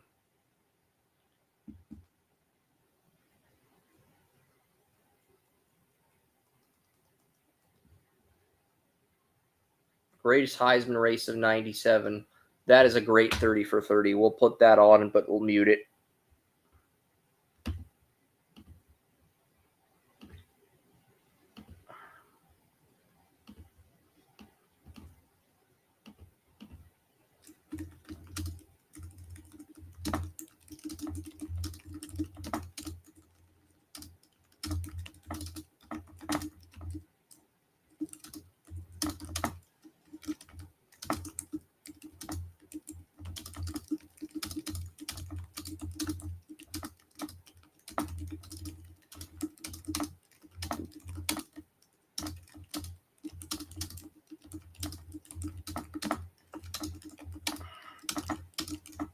Bills have depth at edge rusher. They don't just have good starters. They've got good depth players at edge rusher.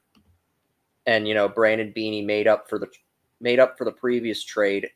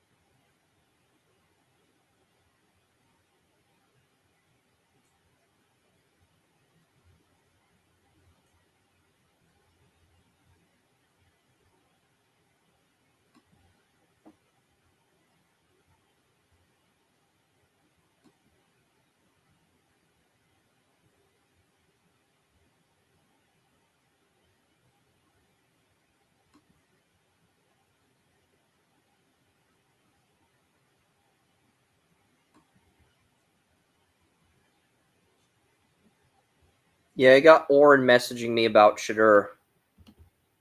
You know,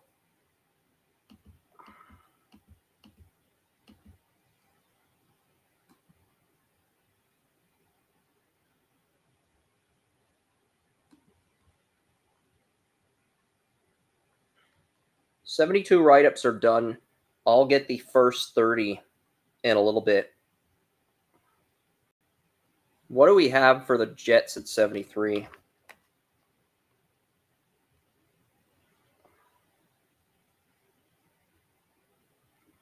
I like the Azaria Thomas pick. He's a good replacement for DJ Reed. That's a nice pick. I'll give that an A, though. I'm not going to give that an A+. I'll give that an A. But Azaria Thomas next to Sauce Gardner, I do really like that pick. I like the fit. And, the Jets, that's a good pick by them.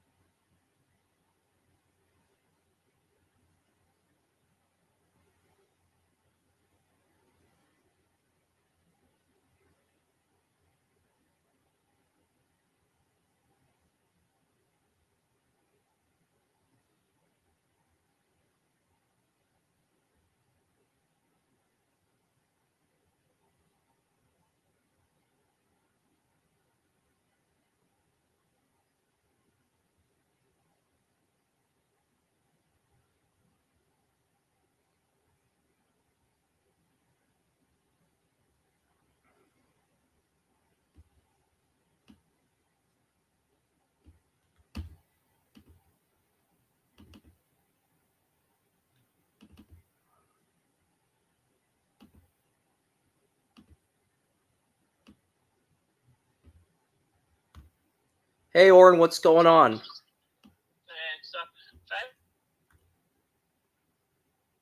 How are you doing, man? Tired, but I'm okay. But I do like I got my one pick in for the Rooters. I like the Grant pick. Caleb Rogers does have potential to develop into a starter down the road. I like both the lineman picks better than Jack Beck. I did not like the cornerback pick. I thought they reached for Darian Porter, but outside of Ginty, I think their two best picks were the offensive linemen. I'm in complete agreement with you on that, Oren. I think Caleb Rogers and Charles Grant were probably the two best selections. I thought they reached on both Beck and Porter. I think Darian Porter, we had him in the 4th round. I mean, they could have got it. I had him in like the 6th or 7th round. That's about where Tony Mario had him too. So I thought that was a reach, but But I'm not shining on those two picks. That's I mean, I thought the Porter pick was a bigger reach than the Jack Beck pick, but I really like what the Raiders did at the end of the third round with the comp picks, bolstering the offensive line. Because if Colt Miller leaves, Grant's your left tackle next year, and if Parham leaves, or if Dylan Parham or Alex Coppa doesn't step up at right guard, I think Caleb Rogers has a chance to be a future starting right guard in the Raiders. So I really like what the Raiders did with both of those third round picks on the offensive line. They're but the one when they pick in the fourth round, the first one, Shedeur got to go. I don't care what people say. He's going to go in the fourth round. This is bullshit. Exactly. I mean, you have nothing to lose at this point. Even if you want to draft a quarterback in 2026, which is considered a better class, having Shedeur as a backup on a rookie deal is just too advantageous.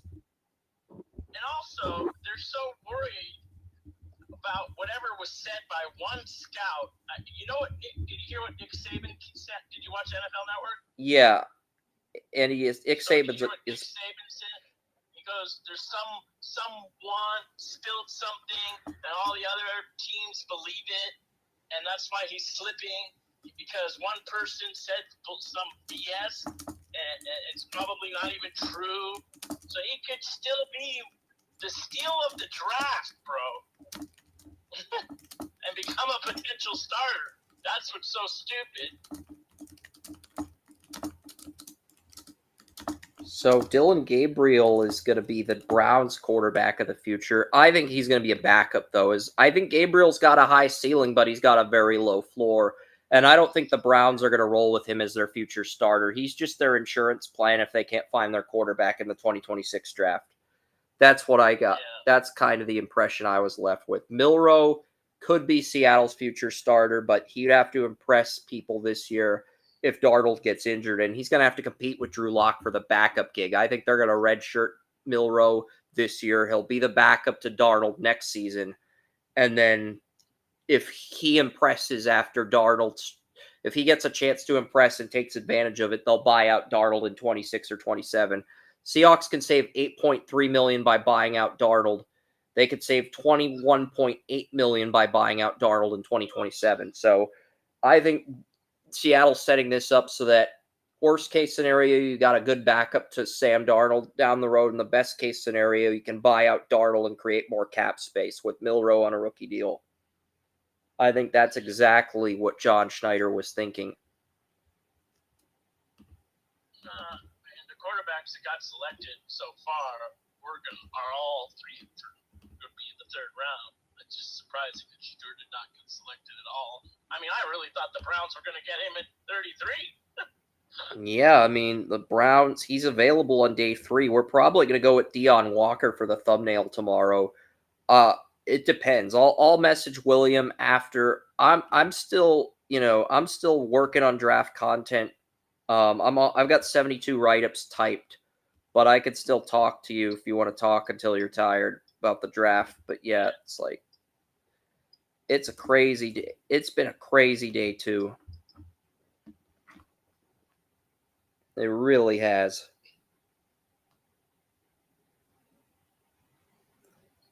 I'm trying to find the Laker game on TV. It's not on TV. They're airing the hockey game, the Kings-Oilers game on TNT instead. I'm kind of surprised. I figured that game would be televised. Pat Bryant went to the Broncos. I thought the Broncos reached for Pat Bryant. Because I had a 6. There were a lot of reaches in the third round. I mean, I think there's only 5 teams with an A+ grade on every pick through the first 3 rounds. The Patriots, the Colts, the Lions, the Chiefs, and the Bengals. That's it.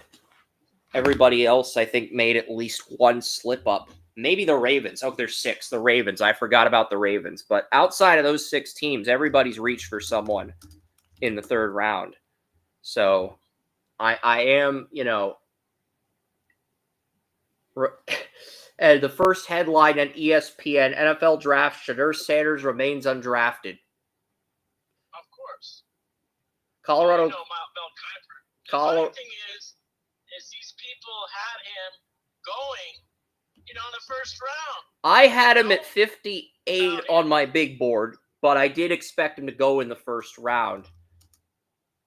Yeah, if you, what I'm saying is, Chris, if these guys, I don't know who said what, but the problem is, and this is what I was saying towards when I guess it was the end of the combine, somebody squealed something, and nothing was against any team. It's just remember that anonymous report came in from some anonymous quarterback coach from the NFC, not saying his name, and I'm like, so everybody listened to that bullshit, and even the fans as well.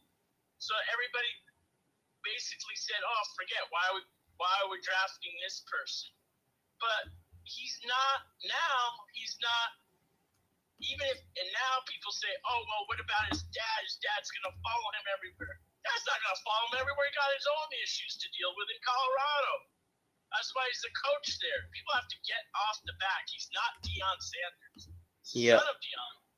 But he's not Deion Sanders. He's not Deion Sanders. And the genetics with the, I think Trump criticizing the NFL teams kind of hurt him. The good news with LA, the Kings are leading the Oilers, the Western Conference champions in Edmonton, but the Lakers are down by 11 to the Lakers are down by 7 to the Timberwolves in Minnesota.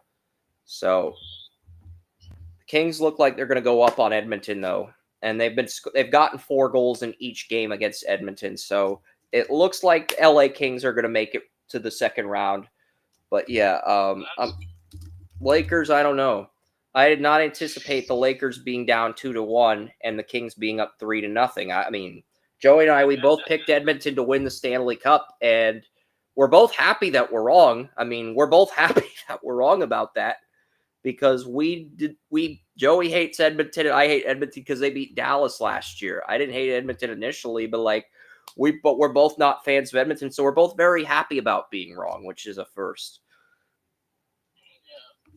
It's nuts though, the Lakers. But yeah, let's see what we got here. Yeah, the funny thing is both the NFL Network and ESPN had Shedeur Sanders as the number 15th prospect, on both of their boards, and the guy's still there. I had him at 57, but he's not the number 1 player on my board. Deion Walker and Clay Webb are 2 guys that I have top 32 grades on. I'm beginning to wonder, are those guys going to go ahead of Shedeur Sanders? Is this thing going to get to the point where Shedeur's there in round 5, 6, like Rattler? Because remember, Rattler...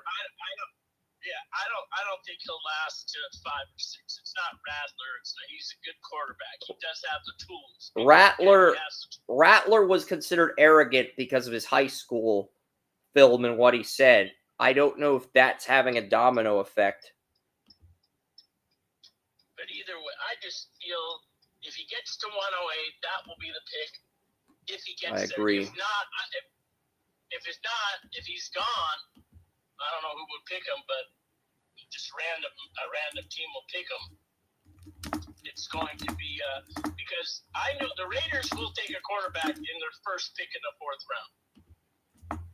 Because at that point, you're just getting a backup for you're just getting a 3rd-string quarterback who's going to push Aiden O'Connell for the backup gig. And there's an outside chance, even though Shedeur probably doesn't start, Shedeur beats out O'Connell for the backup job.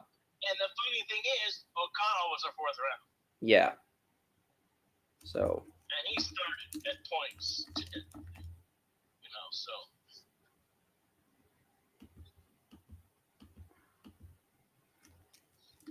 Yeah. He'll go in the 4th round. I don't see him going later than that. Like Tracy's saying, he won't even be drafted. I doubt that. That's bullshit. No way he does not. He'll get drafted. Yeah. Deion Sanders will pay somebody to draft him in that case if he gets into the 6th or 7th round. That's just arrogance right there. Okay.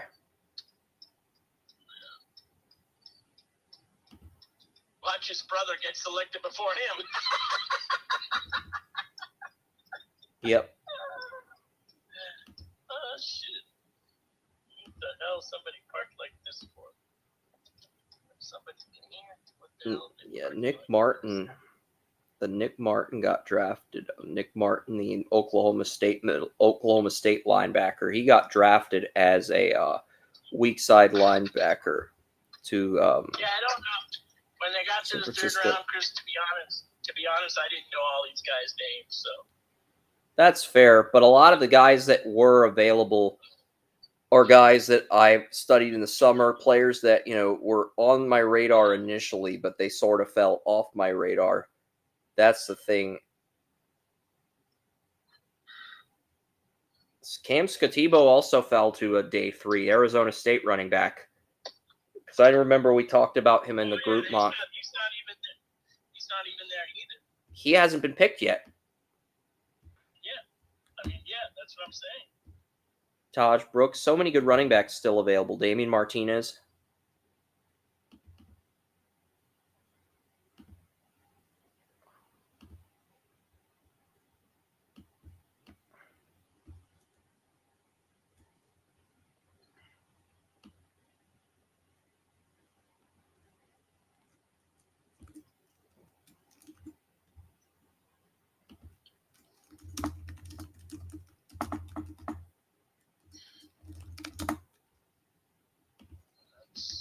Let's locate it.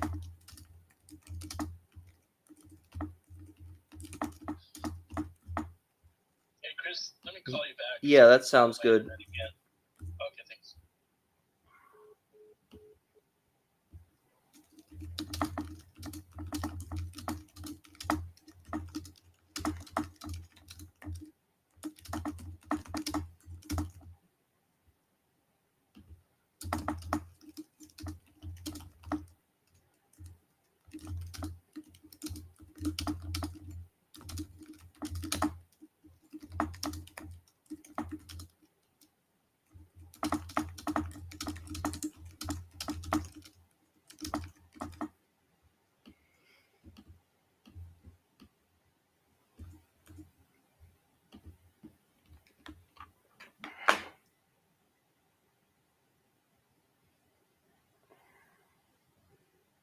Siobhan Revel Jr., East Carolina. That's a great pick for Dallas at 78.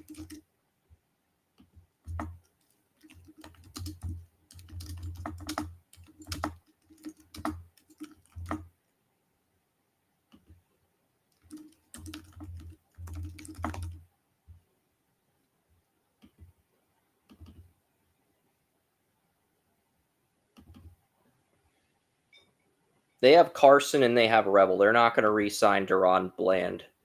In fact, now that they have Diggs extended, now's the time to move Bland because you could probably get another high pick for him. Or you can keep him and ease Revel into things. That's also a possibility, but I don't think Bland's coming back. And you've got Kalen Carson and you've got Siobhan Revel.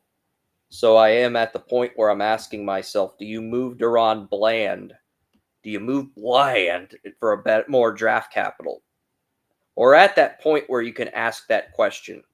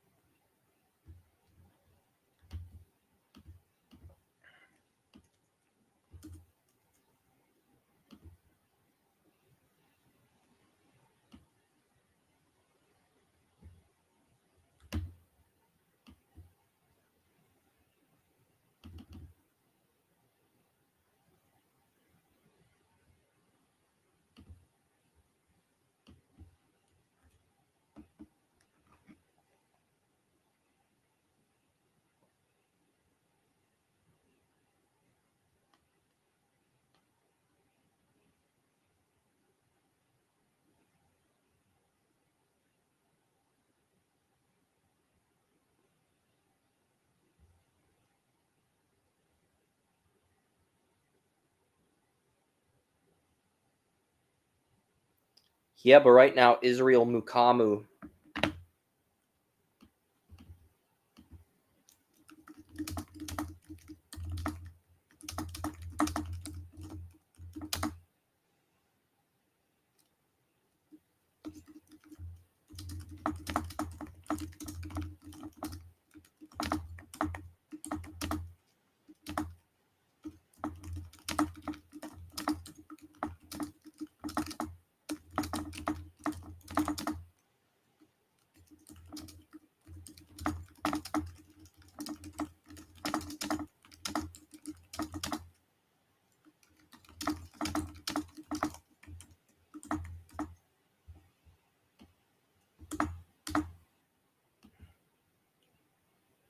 There's still some good corners on the board. There's no need to reach for a corner.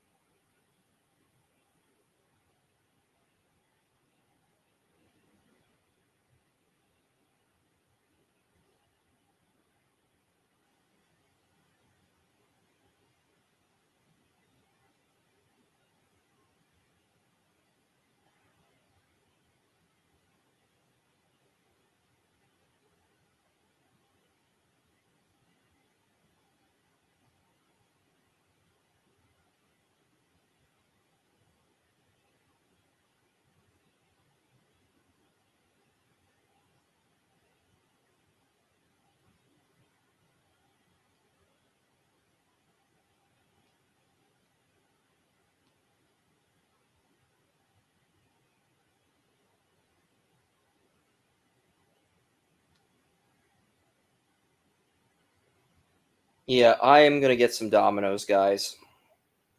I mean, all I have are eggs, which aren't bad, but, you know.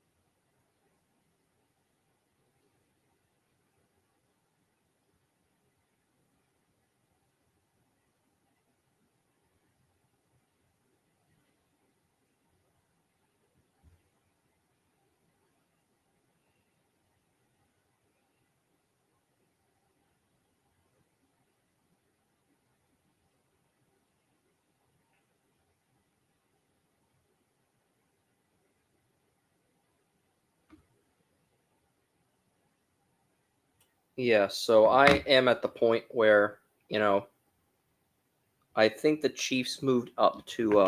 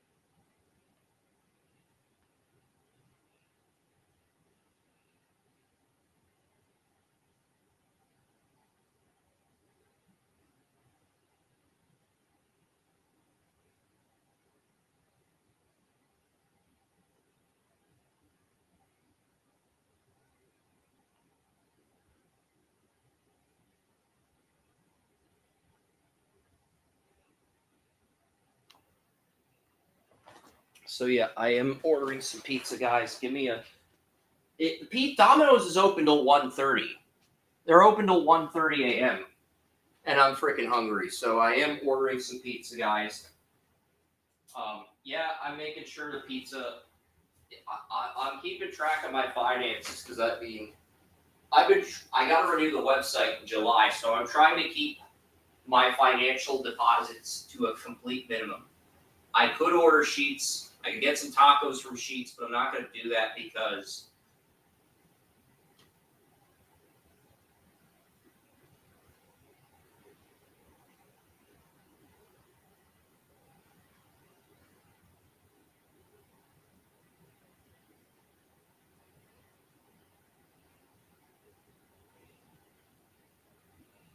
I'll tip 15%.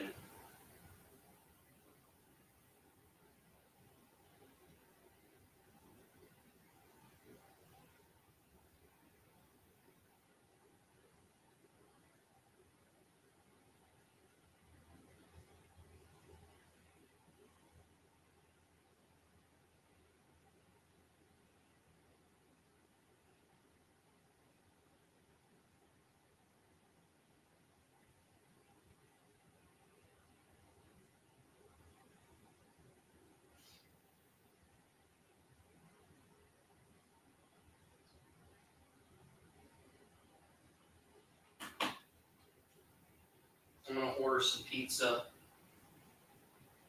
because it's late. We're at the point where, I'm going to need pizza in order to keep functioning. But let's get back to the draft here. Phone's at 36%. What do we got here?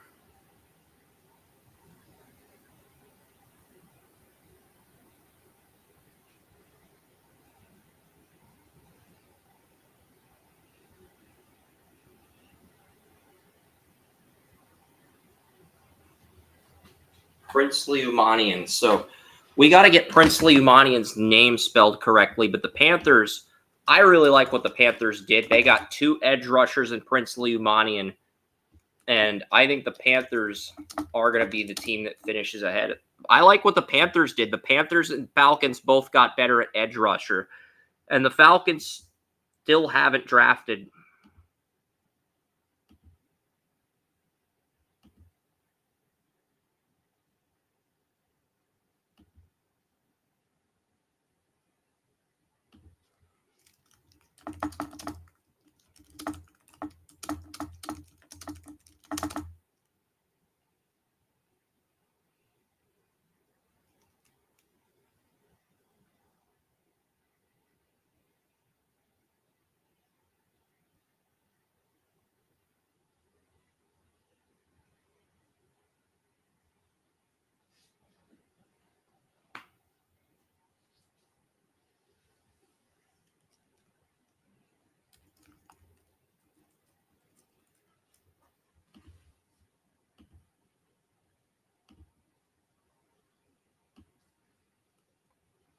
Yeah, I misspelled Princely Umanian.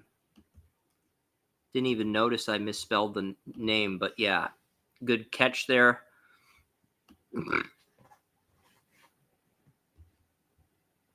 Yeah, I mean, the Cardinals, I'm not even sure.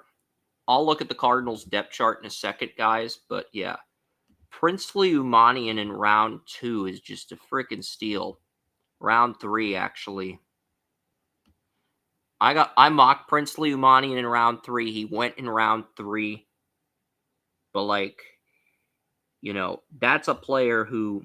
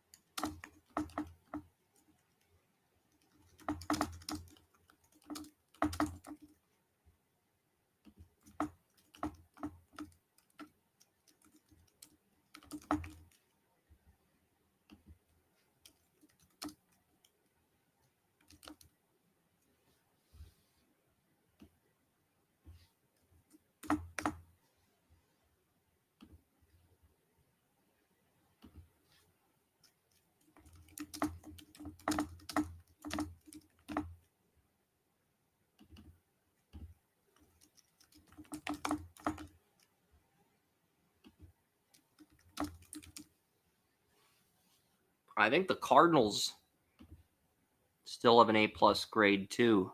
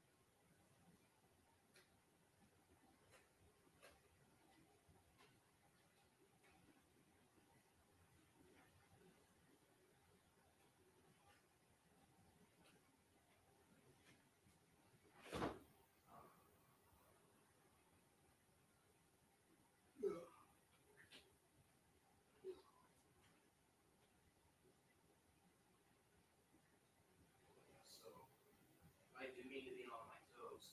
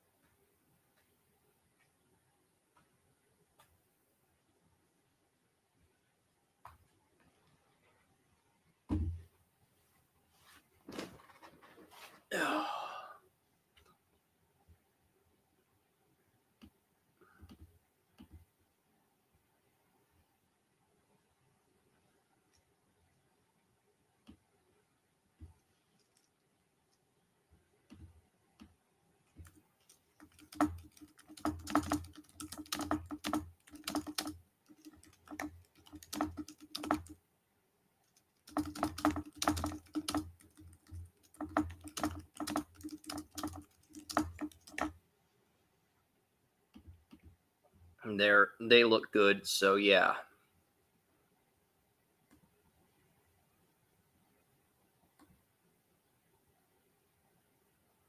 I just want to check my stream, guys. I want to check my stream. I want to check my audience.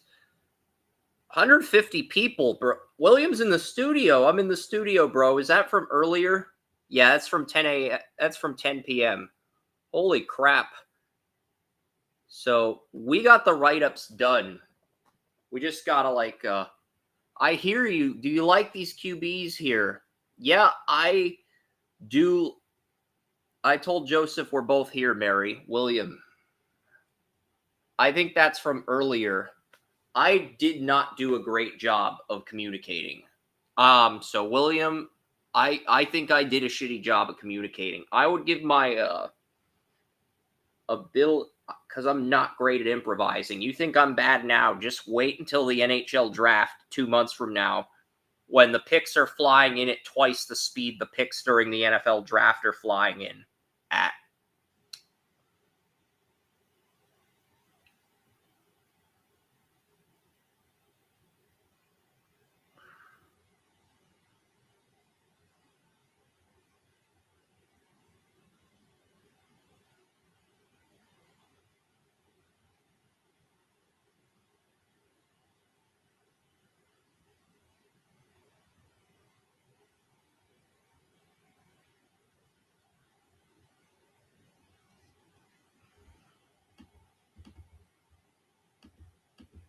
Texans at 79.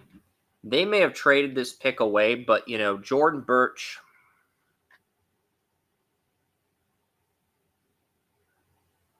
Jalen Noel.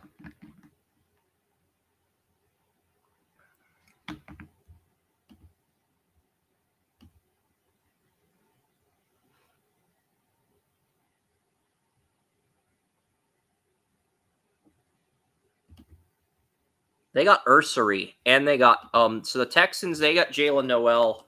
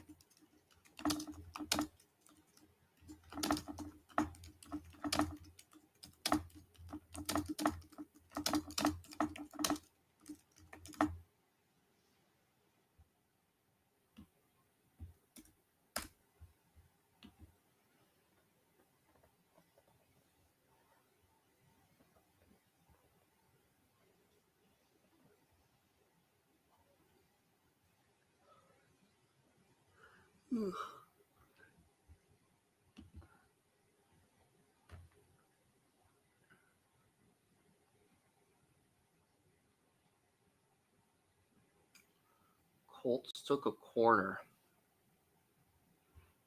And they took a corner I liked.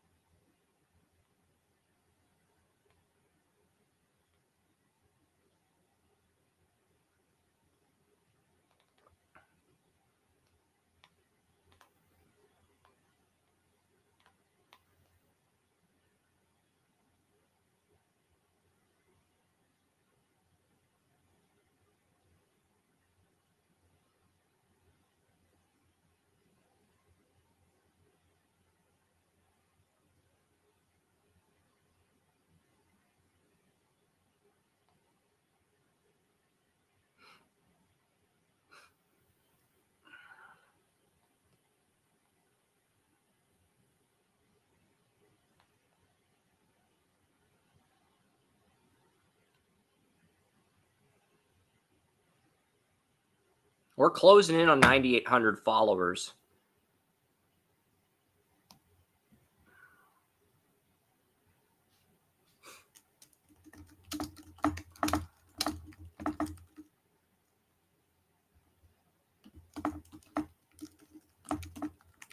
I do like Justin Wally here to Indy at 79 or 80.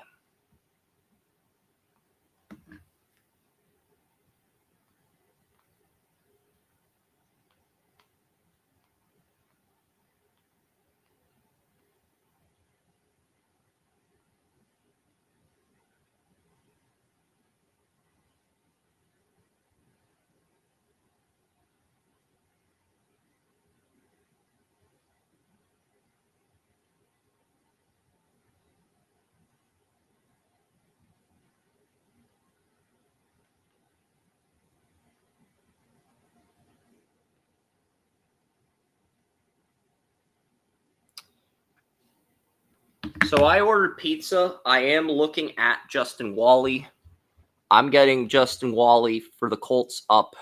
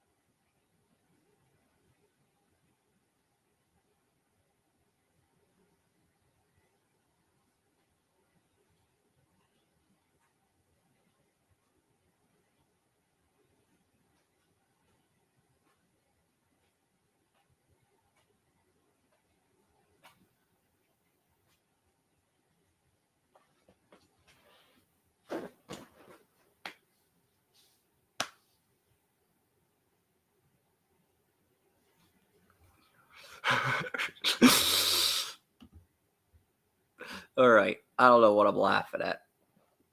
But yeah, I'm going back to round 5 here. I had Justin Wally at the top of round 5.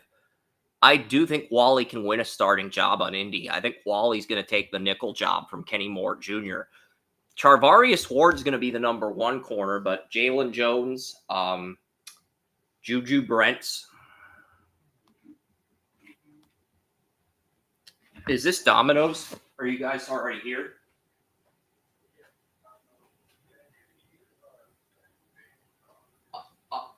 I can come down and pick it up if you need me to.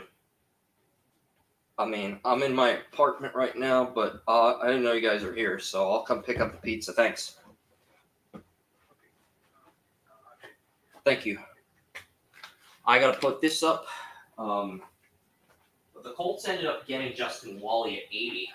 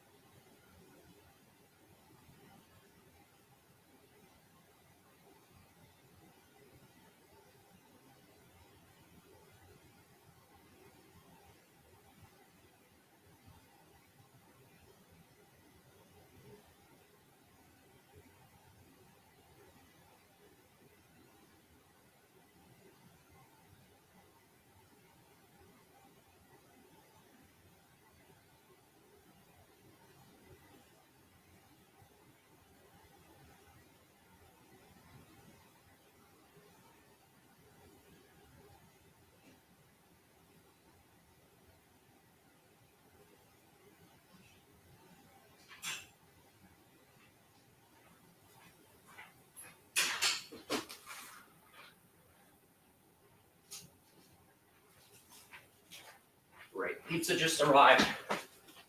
I'm kind of curious as to what the Colts have on their depth chart.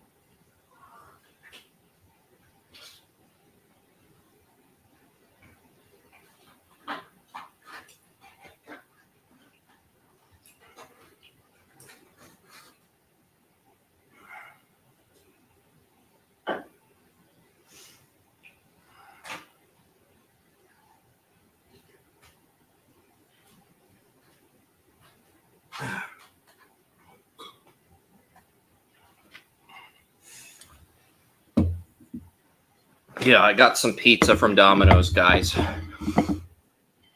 I'm gonna try to get this. I'm gonna try to get this write-up done.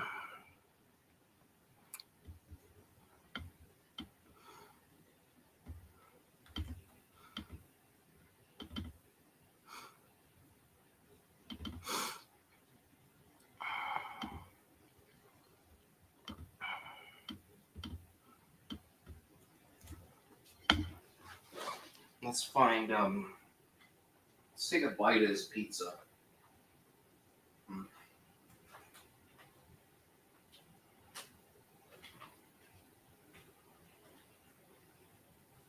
So good.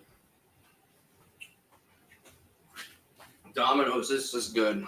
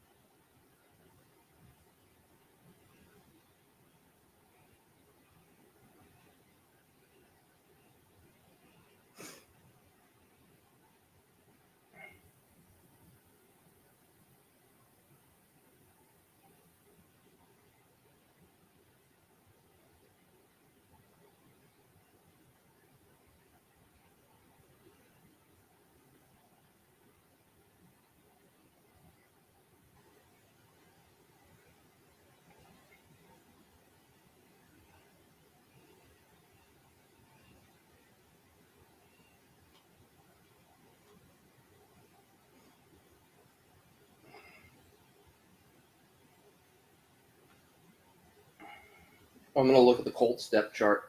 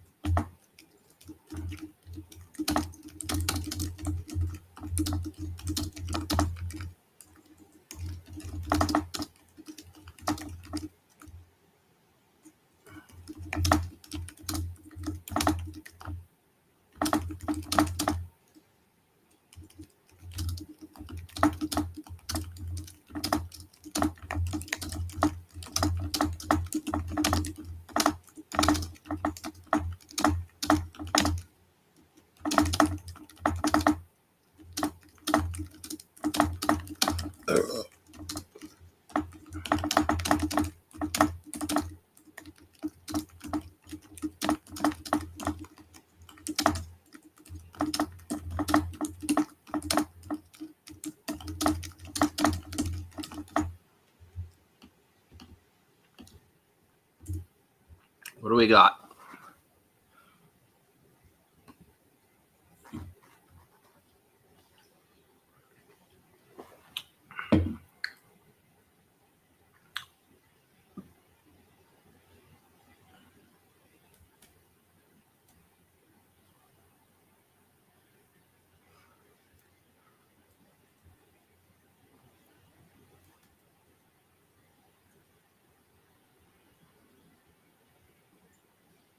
Yep. What do we got?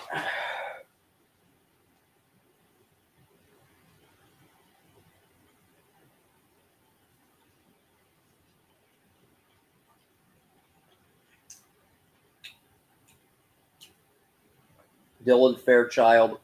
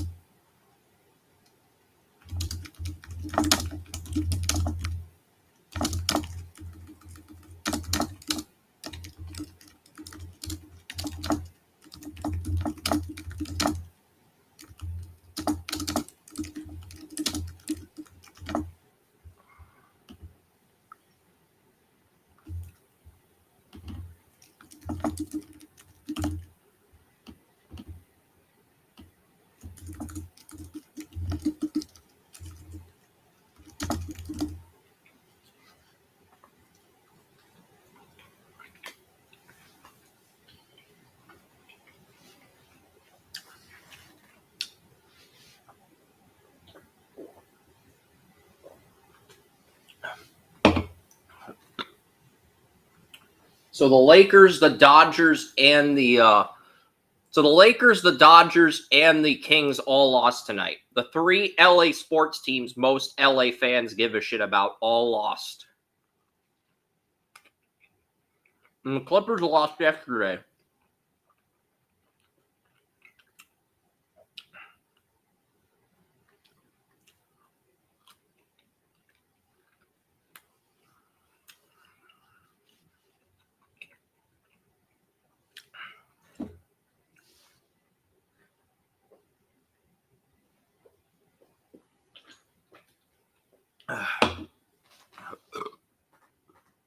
Yeah.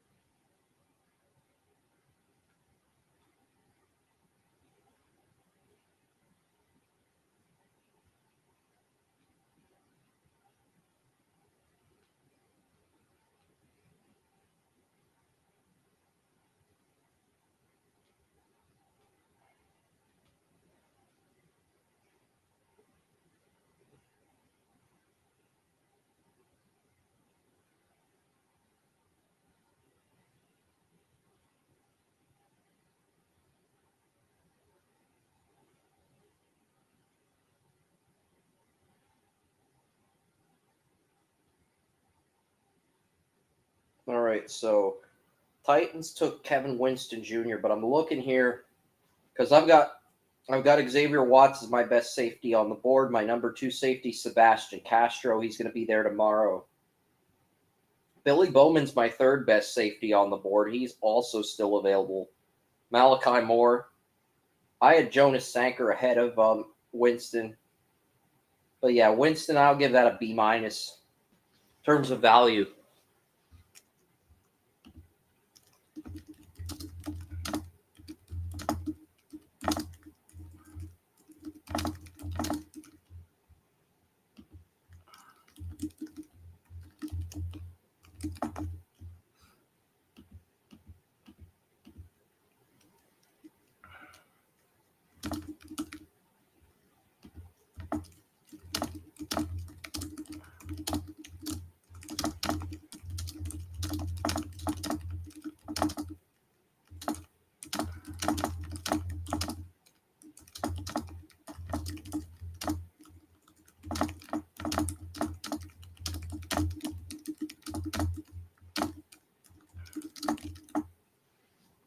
Yep.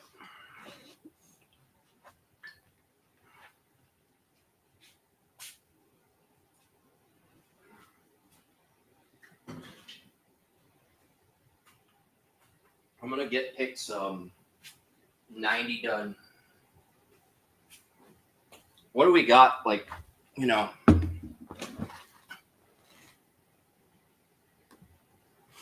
Yeah, I know I'm eating pizza. 153 up. Okay, we can only stream for up to 12 hours on Restream, but we're at the 6 minute, 12 minute mark. It might be 8 hours. I know the limit is 6 or 8 hours. So I am going to try to speed this up.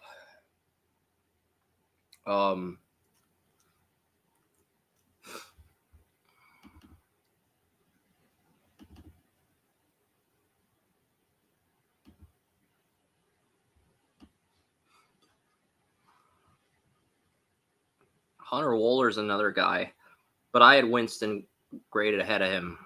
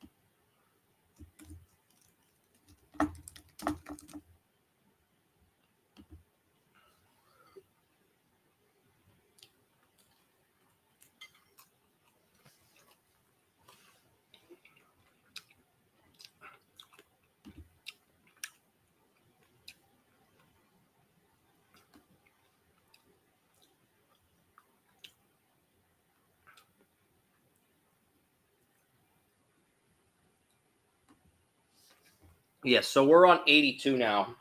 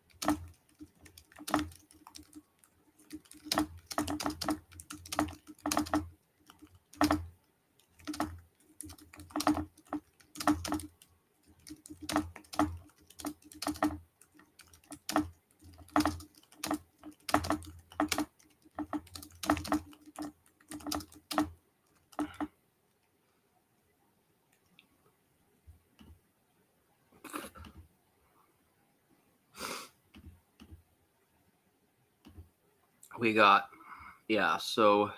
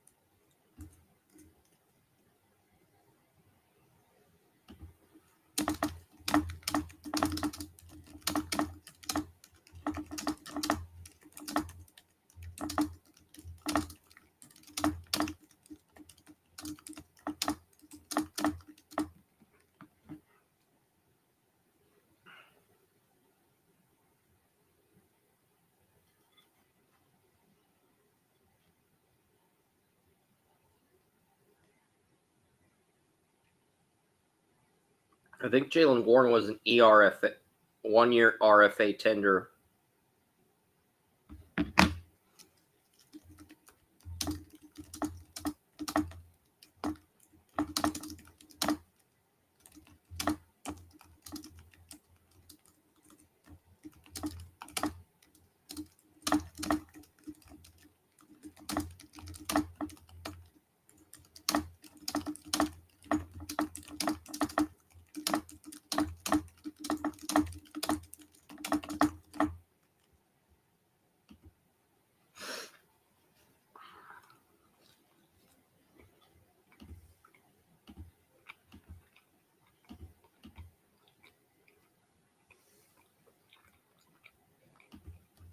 Did they take Jacob Parrish?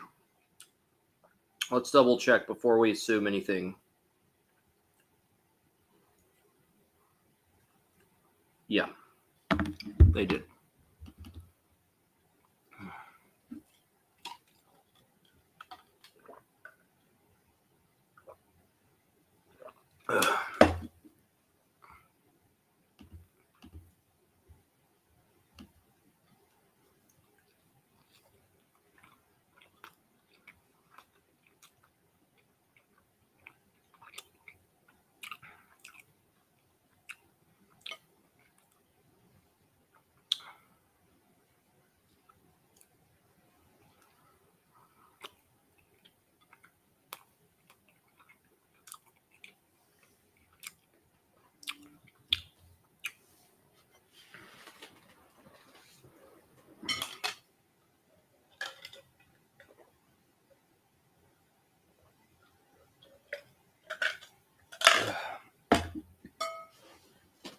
I'll refill my water in a second.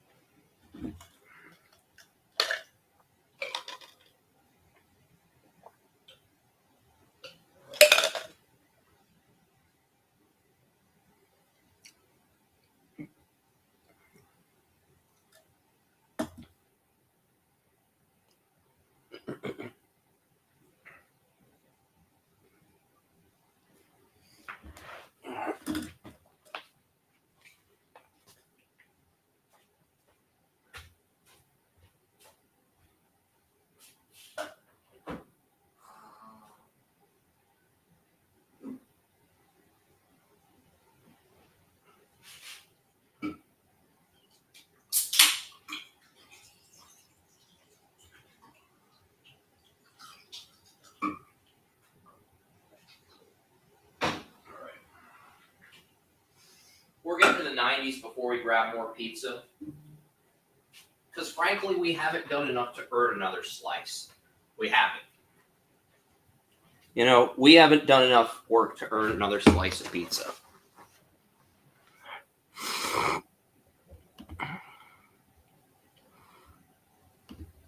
Jacob Parrish is still on the board.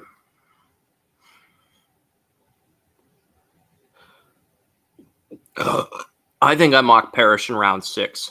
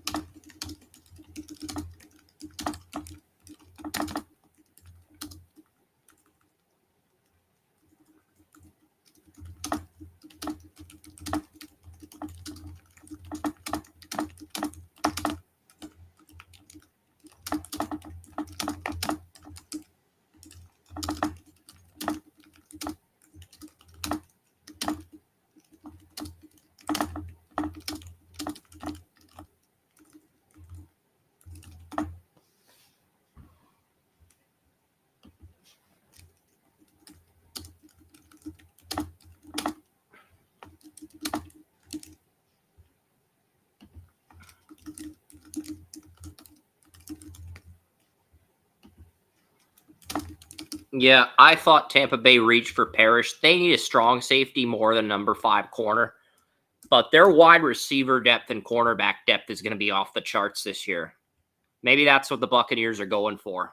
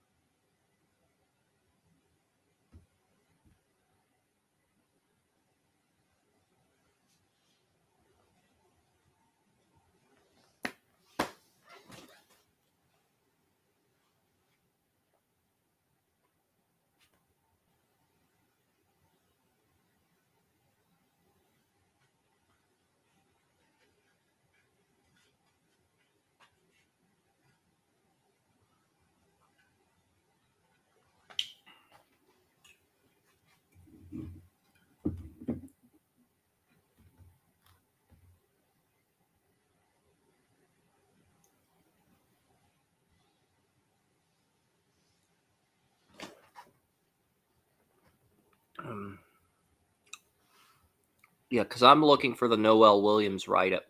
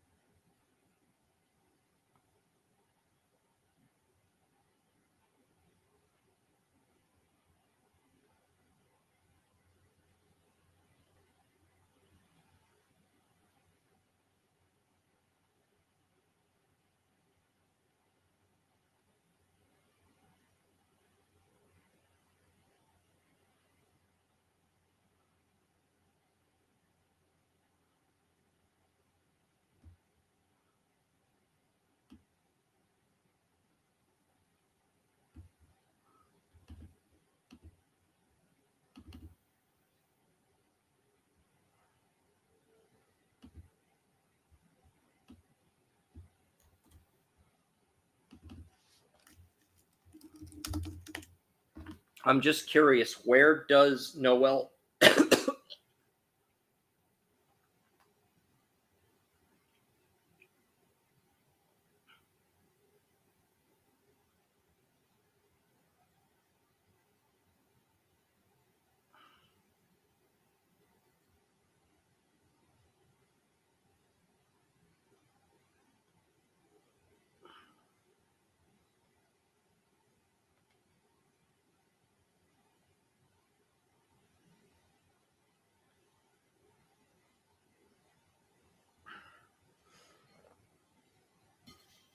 why don't you work on the Milrow write-up?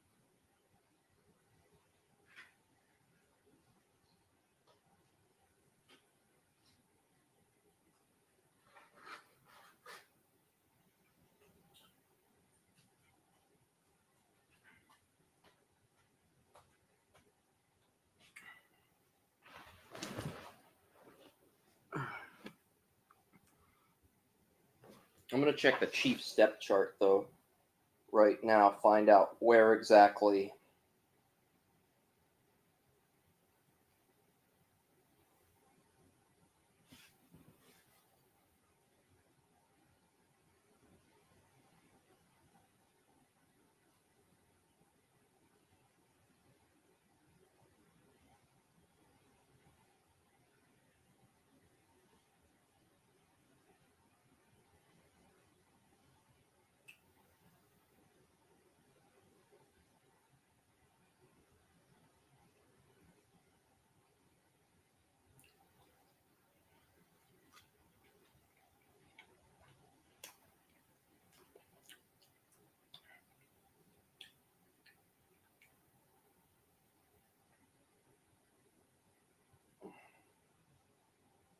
Yeah.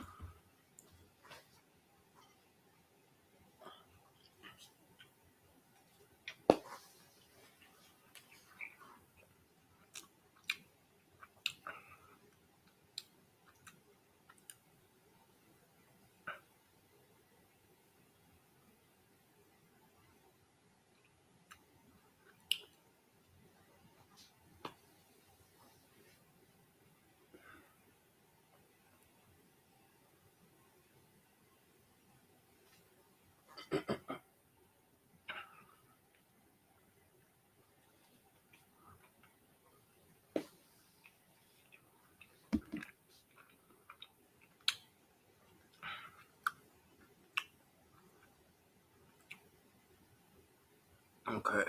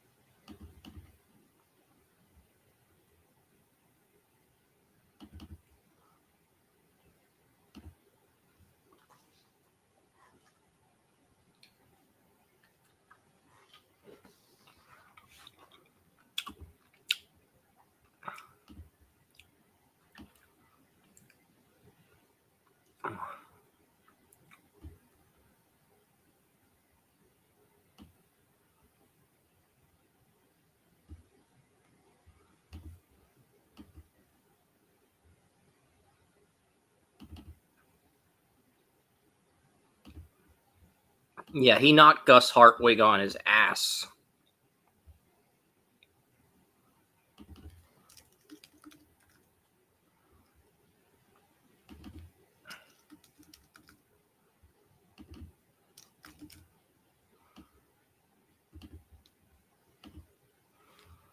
All right.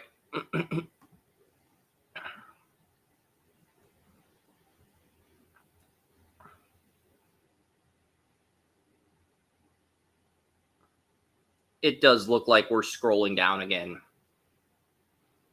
Yeah. And William's gonna do the write up on Milrow. We're gonna give it an A+ grade because Williams QB1 is Milrow.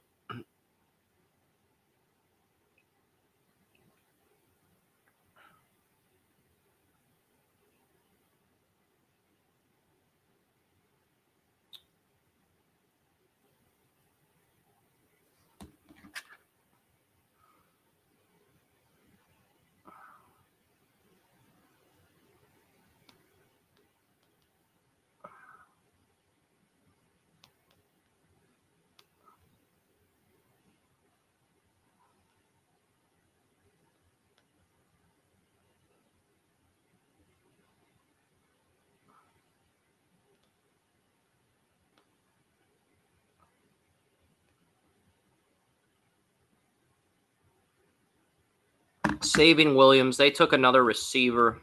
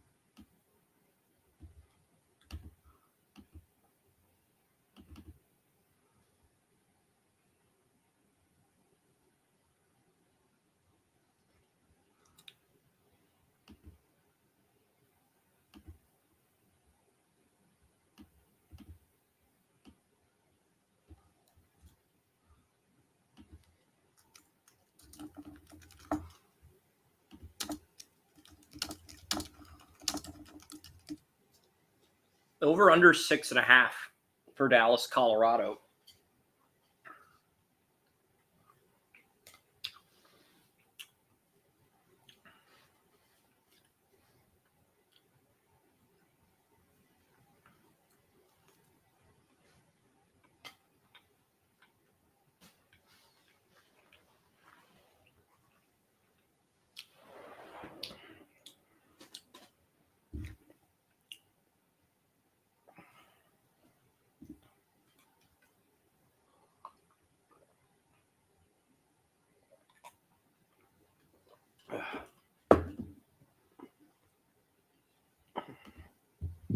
Yeah.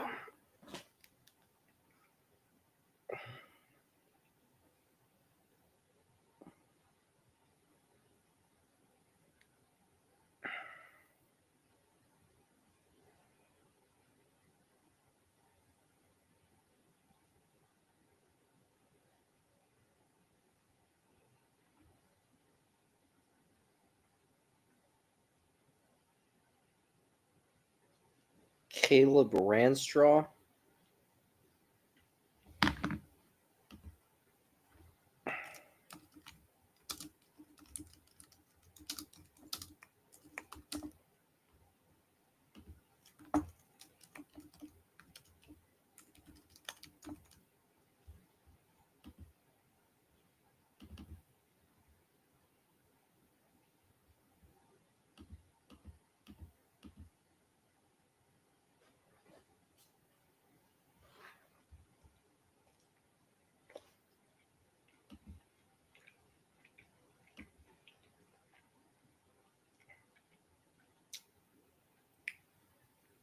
I'm checking. What do we got for Ranstraw? Do we even do a Ranstraw write-up? I don't think I had Ranstraw getting drafted.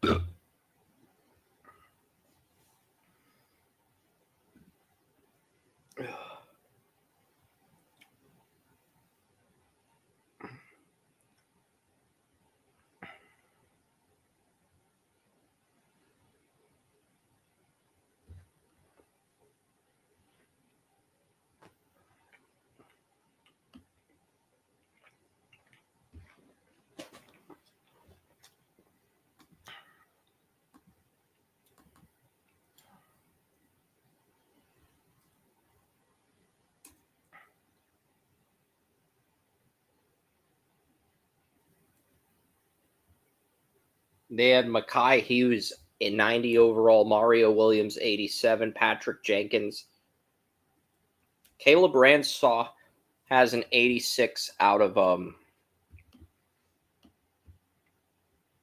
Okay. Good find, Ken. Good find.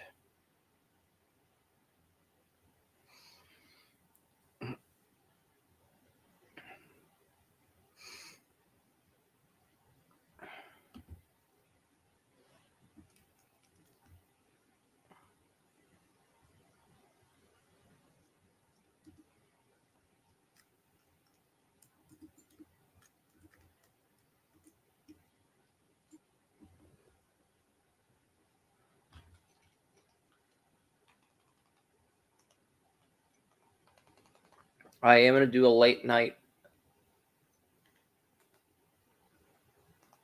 I'm going to do a late night film session on Caleb Ransom.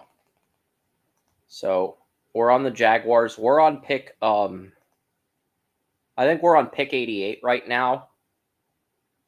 And this is going to give William a little bit more time to get the Milrow write-up up. But yeah, I'm going to watch Caleb Ransom.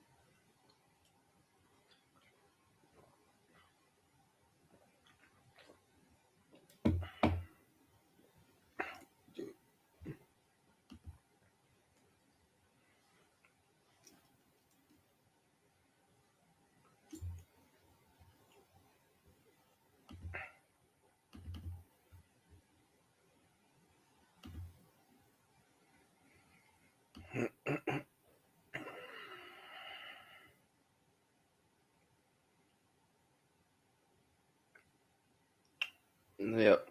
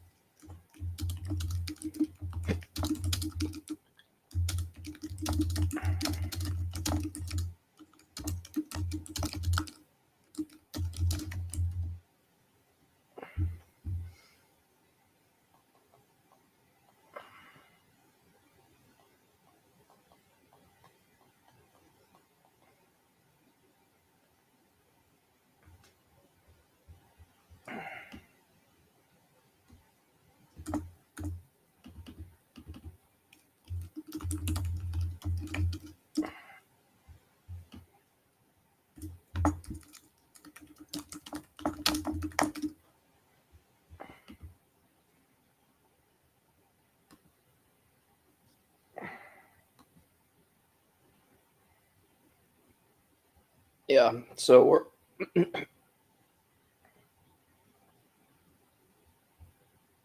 yeah, Wyatt Milam.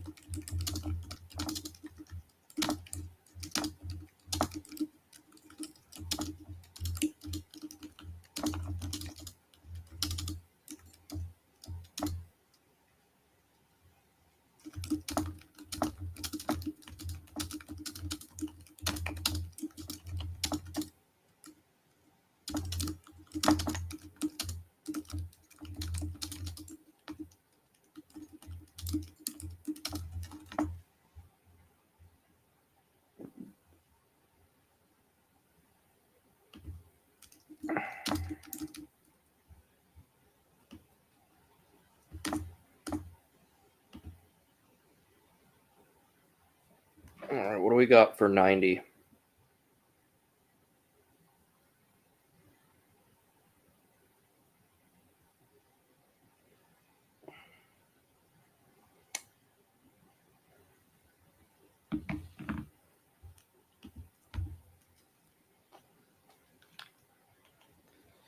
Yeah, the great Heisman race of 97's on. Oh, we got to update the Sabian Williams pick. Hold on, folks. Hold on. Forgot the D in Horned Frogs. Let's try now.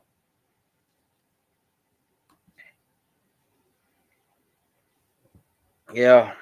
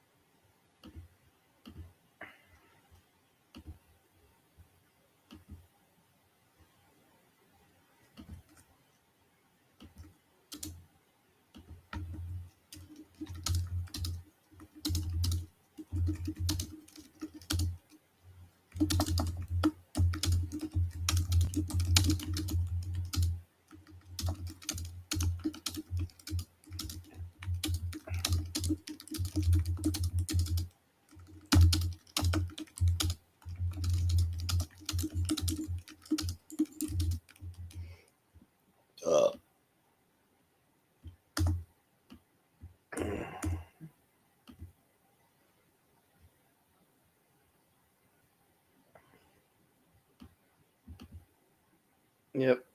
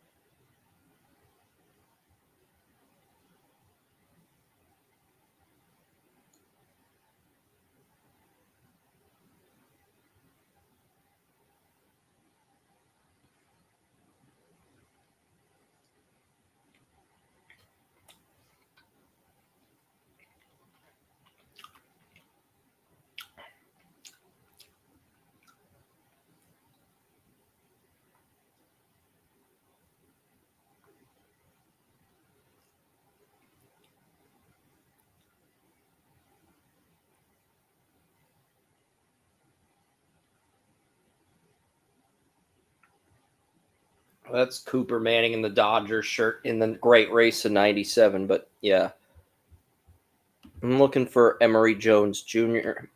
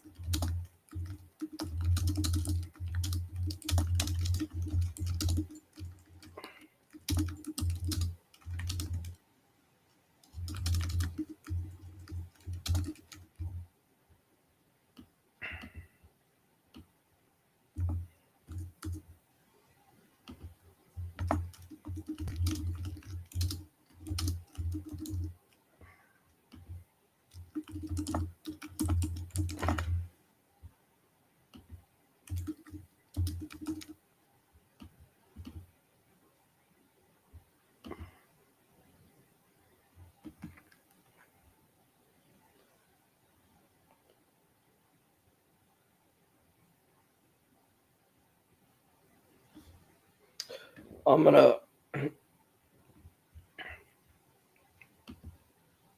We'll get all the picks listed and then come back to Milrow.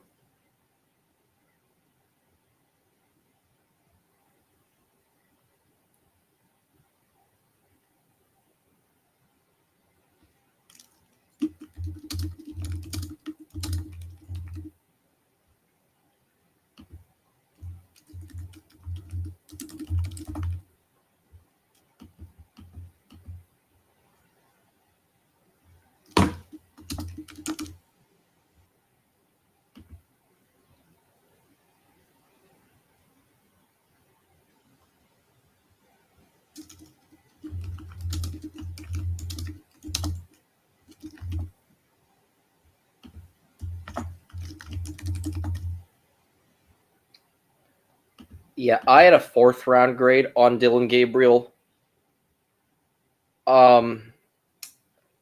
This point, A- and C+. I'm going to give it a B grade because I think you can argue Dylan Gabriel gets as high as an A-.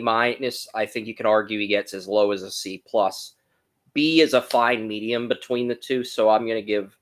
But they took Gabriel over Will Howard and Shadur Sanders. I do think that's an interesting decision by the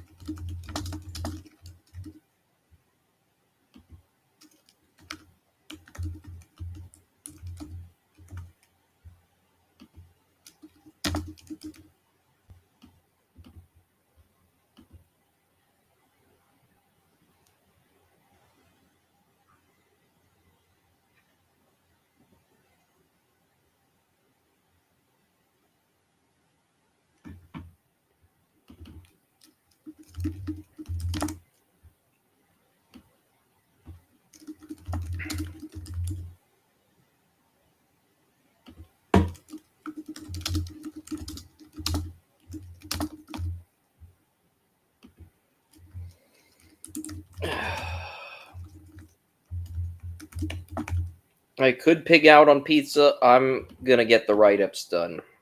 I'm going to get the write-ups done because I'm committed to getting the write-ups done.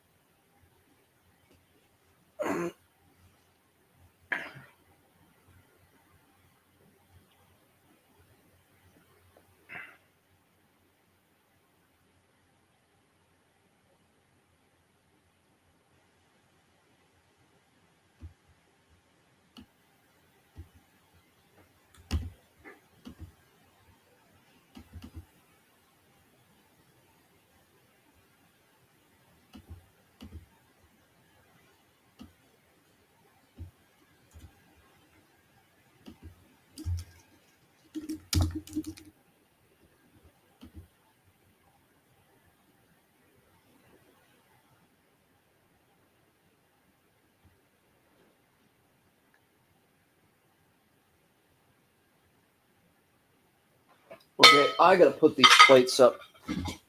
I will grab some more pizza in a little bit, but I gotta put these plates up. But first, I'm gonna finish round 3.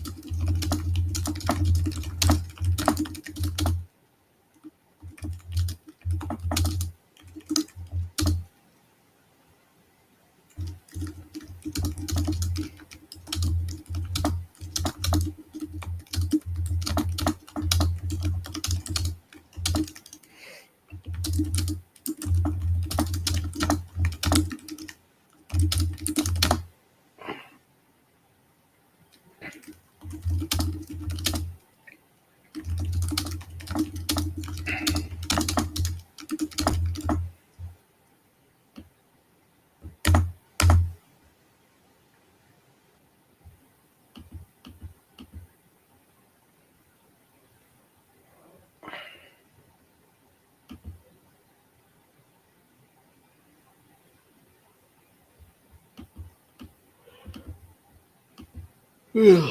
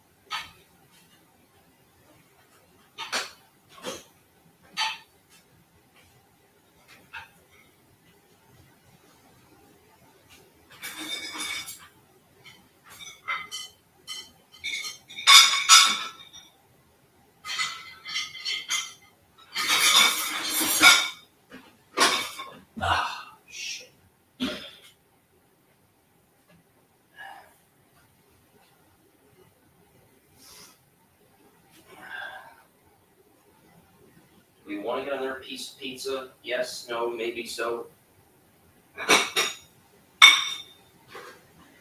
We've got 4 pieces left.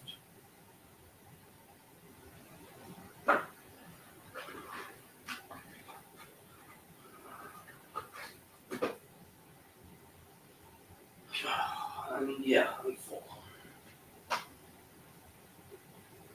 I'm gonna save the food for later. I'm full right now, so no. I want to save some of this stuffed crust pizza for tomorrow. It's really good.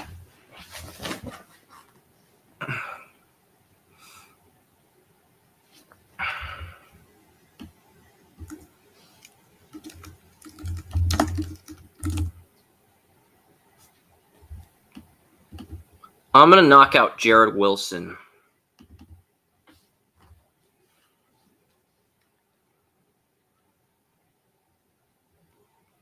Take your time, William. But yeah, William's going to knock out that write-up. And we're at 168 viewers. Holy crap. Our viewership has gone up since... Our viewership has been up. Yeah, my communication sucked tonight.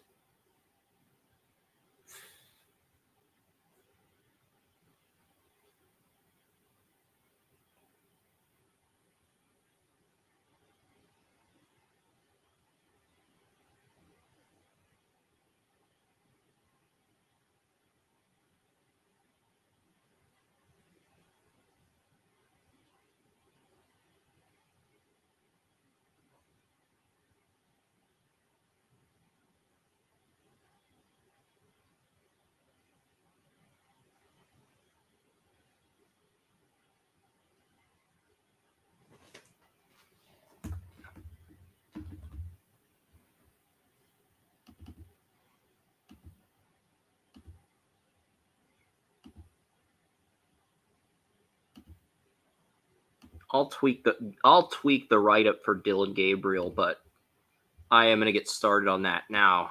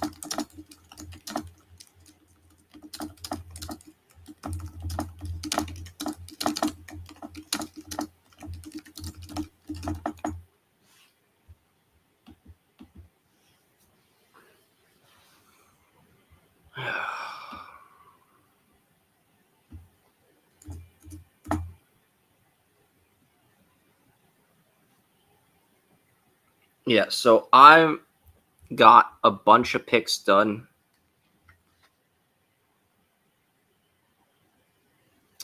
I will reload the live stream here because I've got all the comp picks done.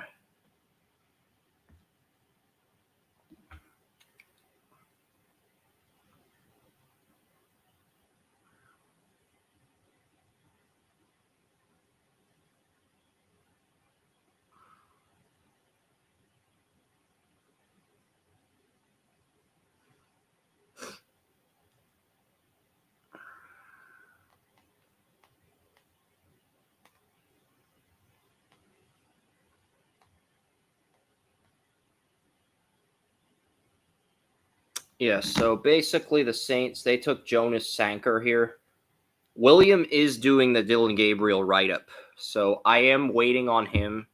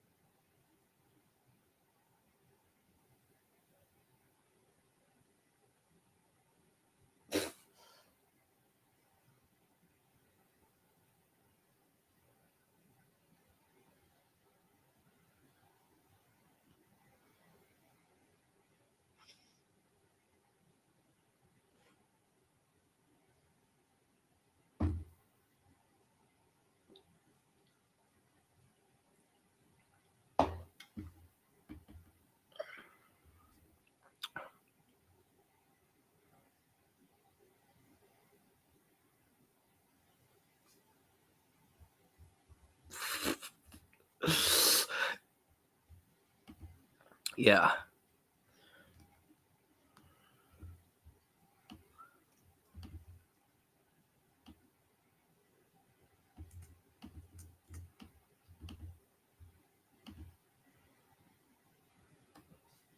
William might help me with Gabriel. I don't know.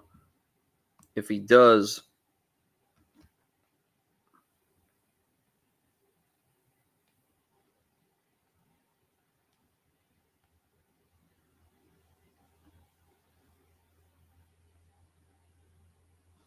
did I ever turn off? Did I ever? I think I did in the recording on TalkShoe. I'm just double checking.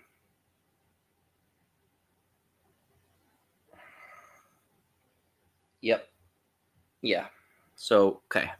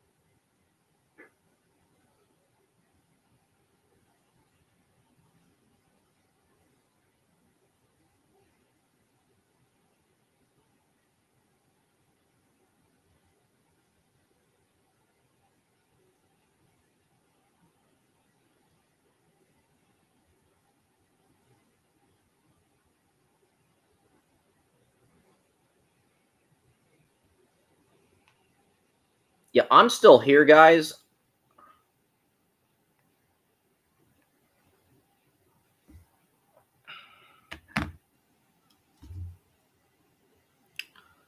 I am curious as to, and yeah, there's more trades. Thanks to the trades that we saw, there's going to be a lot more trades that I got to update.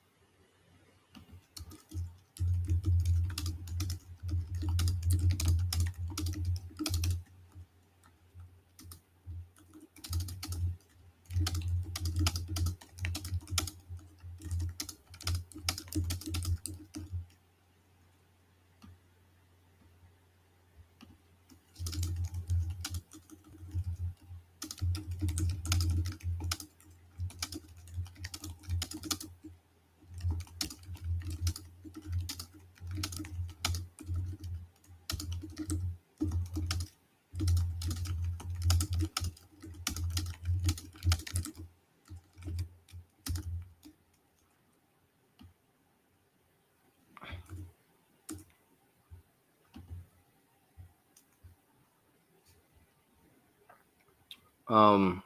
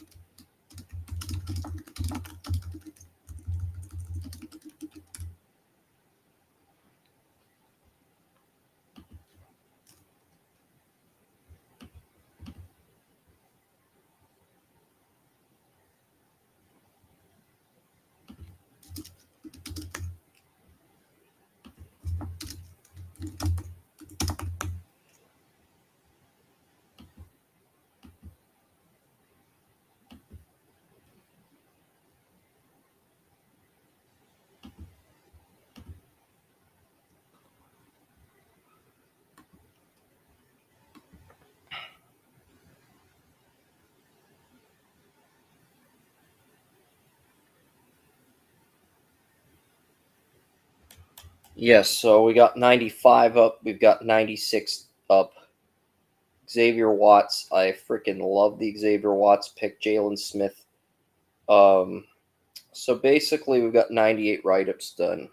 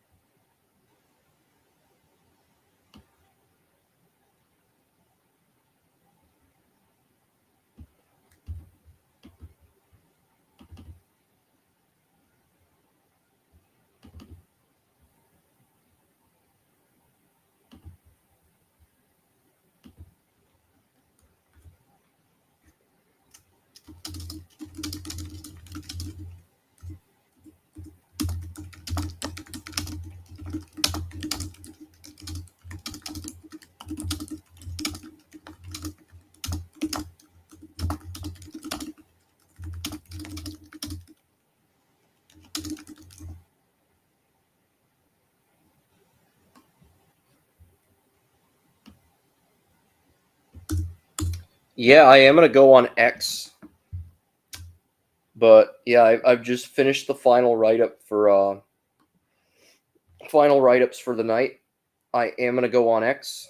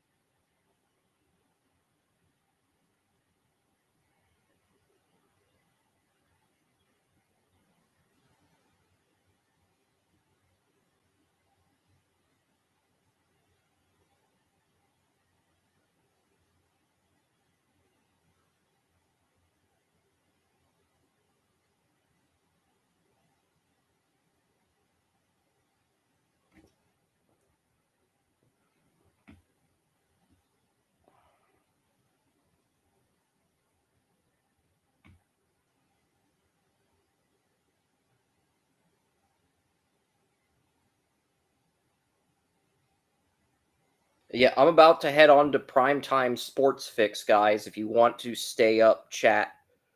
But yeah, I've just got pick 102 done. We got a lot of work though. We're gonna have to do in the morning. We gotta get rounds 4 through 7 up. Yeah, we do. We have to get rounds 4 through 7 up because in rounds 4 through 7, we got to set up the draft order, update the trades, update everything. Plus, I got to get a picture of Deion Walker, Kentucky nose tackle. Kentucky defensive tackle still on the board. He's my number 1 player available. My number 2 player available is Clay Webb, and Williams working on a thumbnail of Walker, Webb, and Shedeur Sanders. Oh, never mind. Okay. No, William has a write-up on Gabriel. I will. All right, I gotta edit the Gabriel write-up. Sorry, hold on. I can't quit the live stream yet.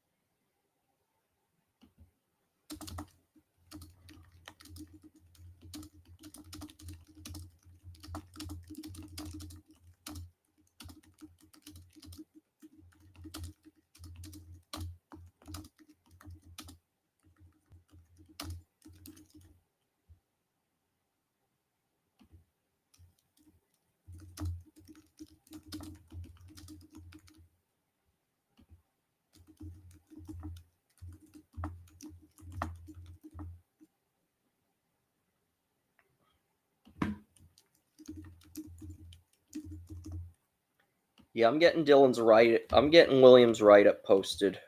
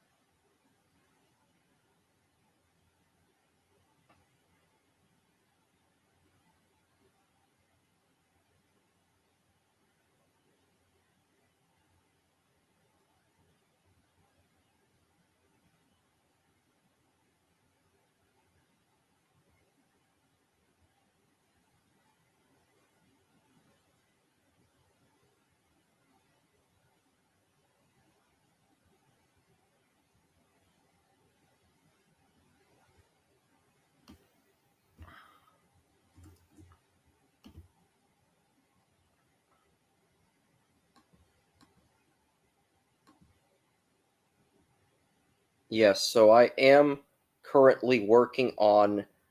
Okay, so I'm going to get Williams write-up done, and then it's on to 2026. Some Gabriel write-ups posted.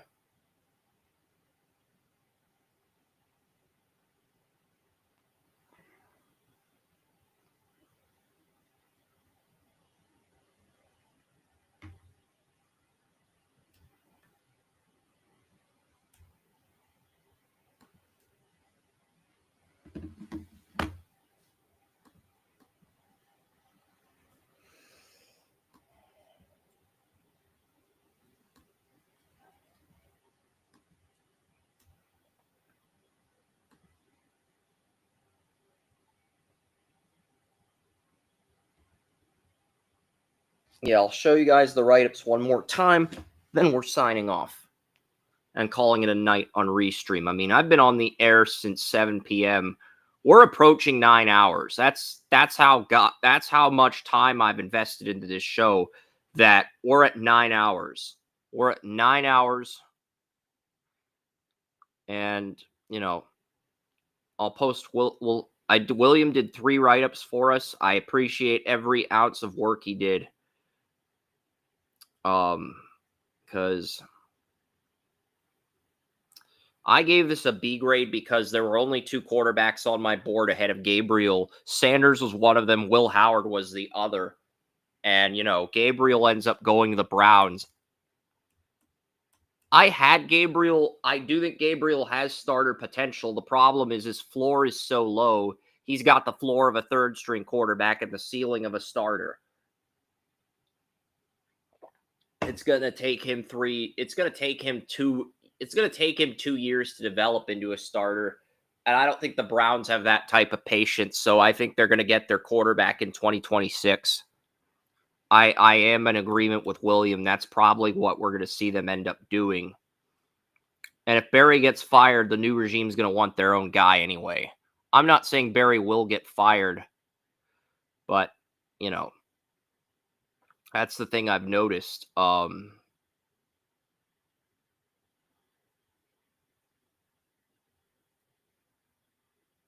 be back for the draft tomorrow, guys.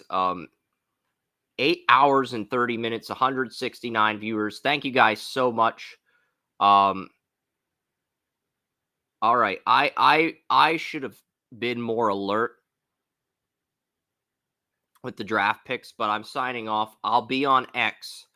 Again, I'm going to be on a show. I'm going to go in. If you want to hear my takes on the draft, I'm going to go on. I'm going to hop on to, what is this show? I'm going to hop on to Primetime Sports right now, and I'll be on Primetime Sports. Can I get on? Yeah. We'll end this, but yeah. I don't think I can do Twitter Spaces and live stream at the same time. But maybe I can. Should we find out?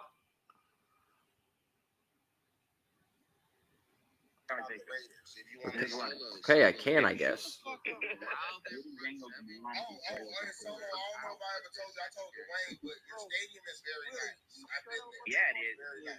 Yeah. I'm going to end the stream, though.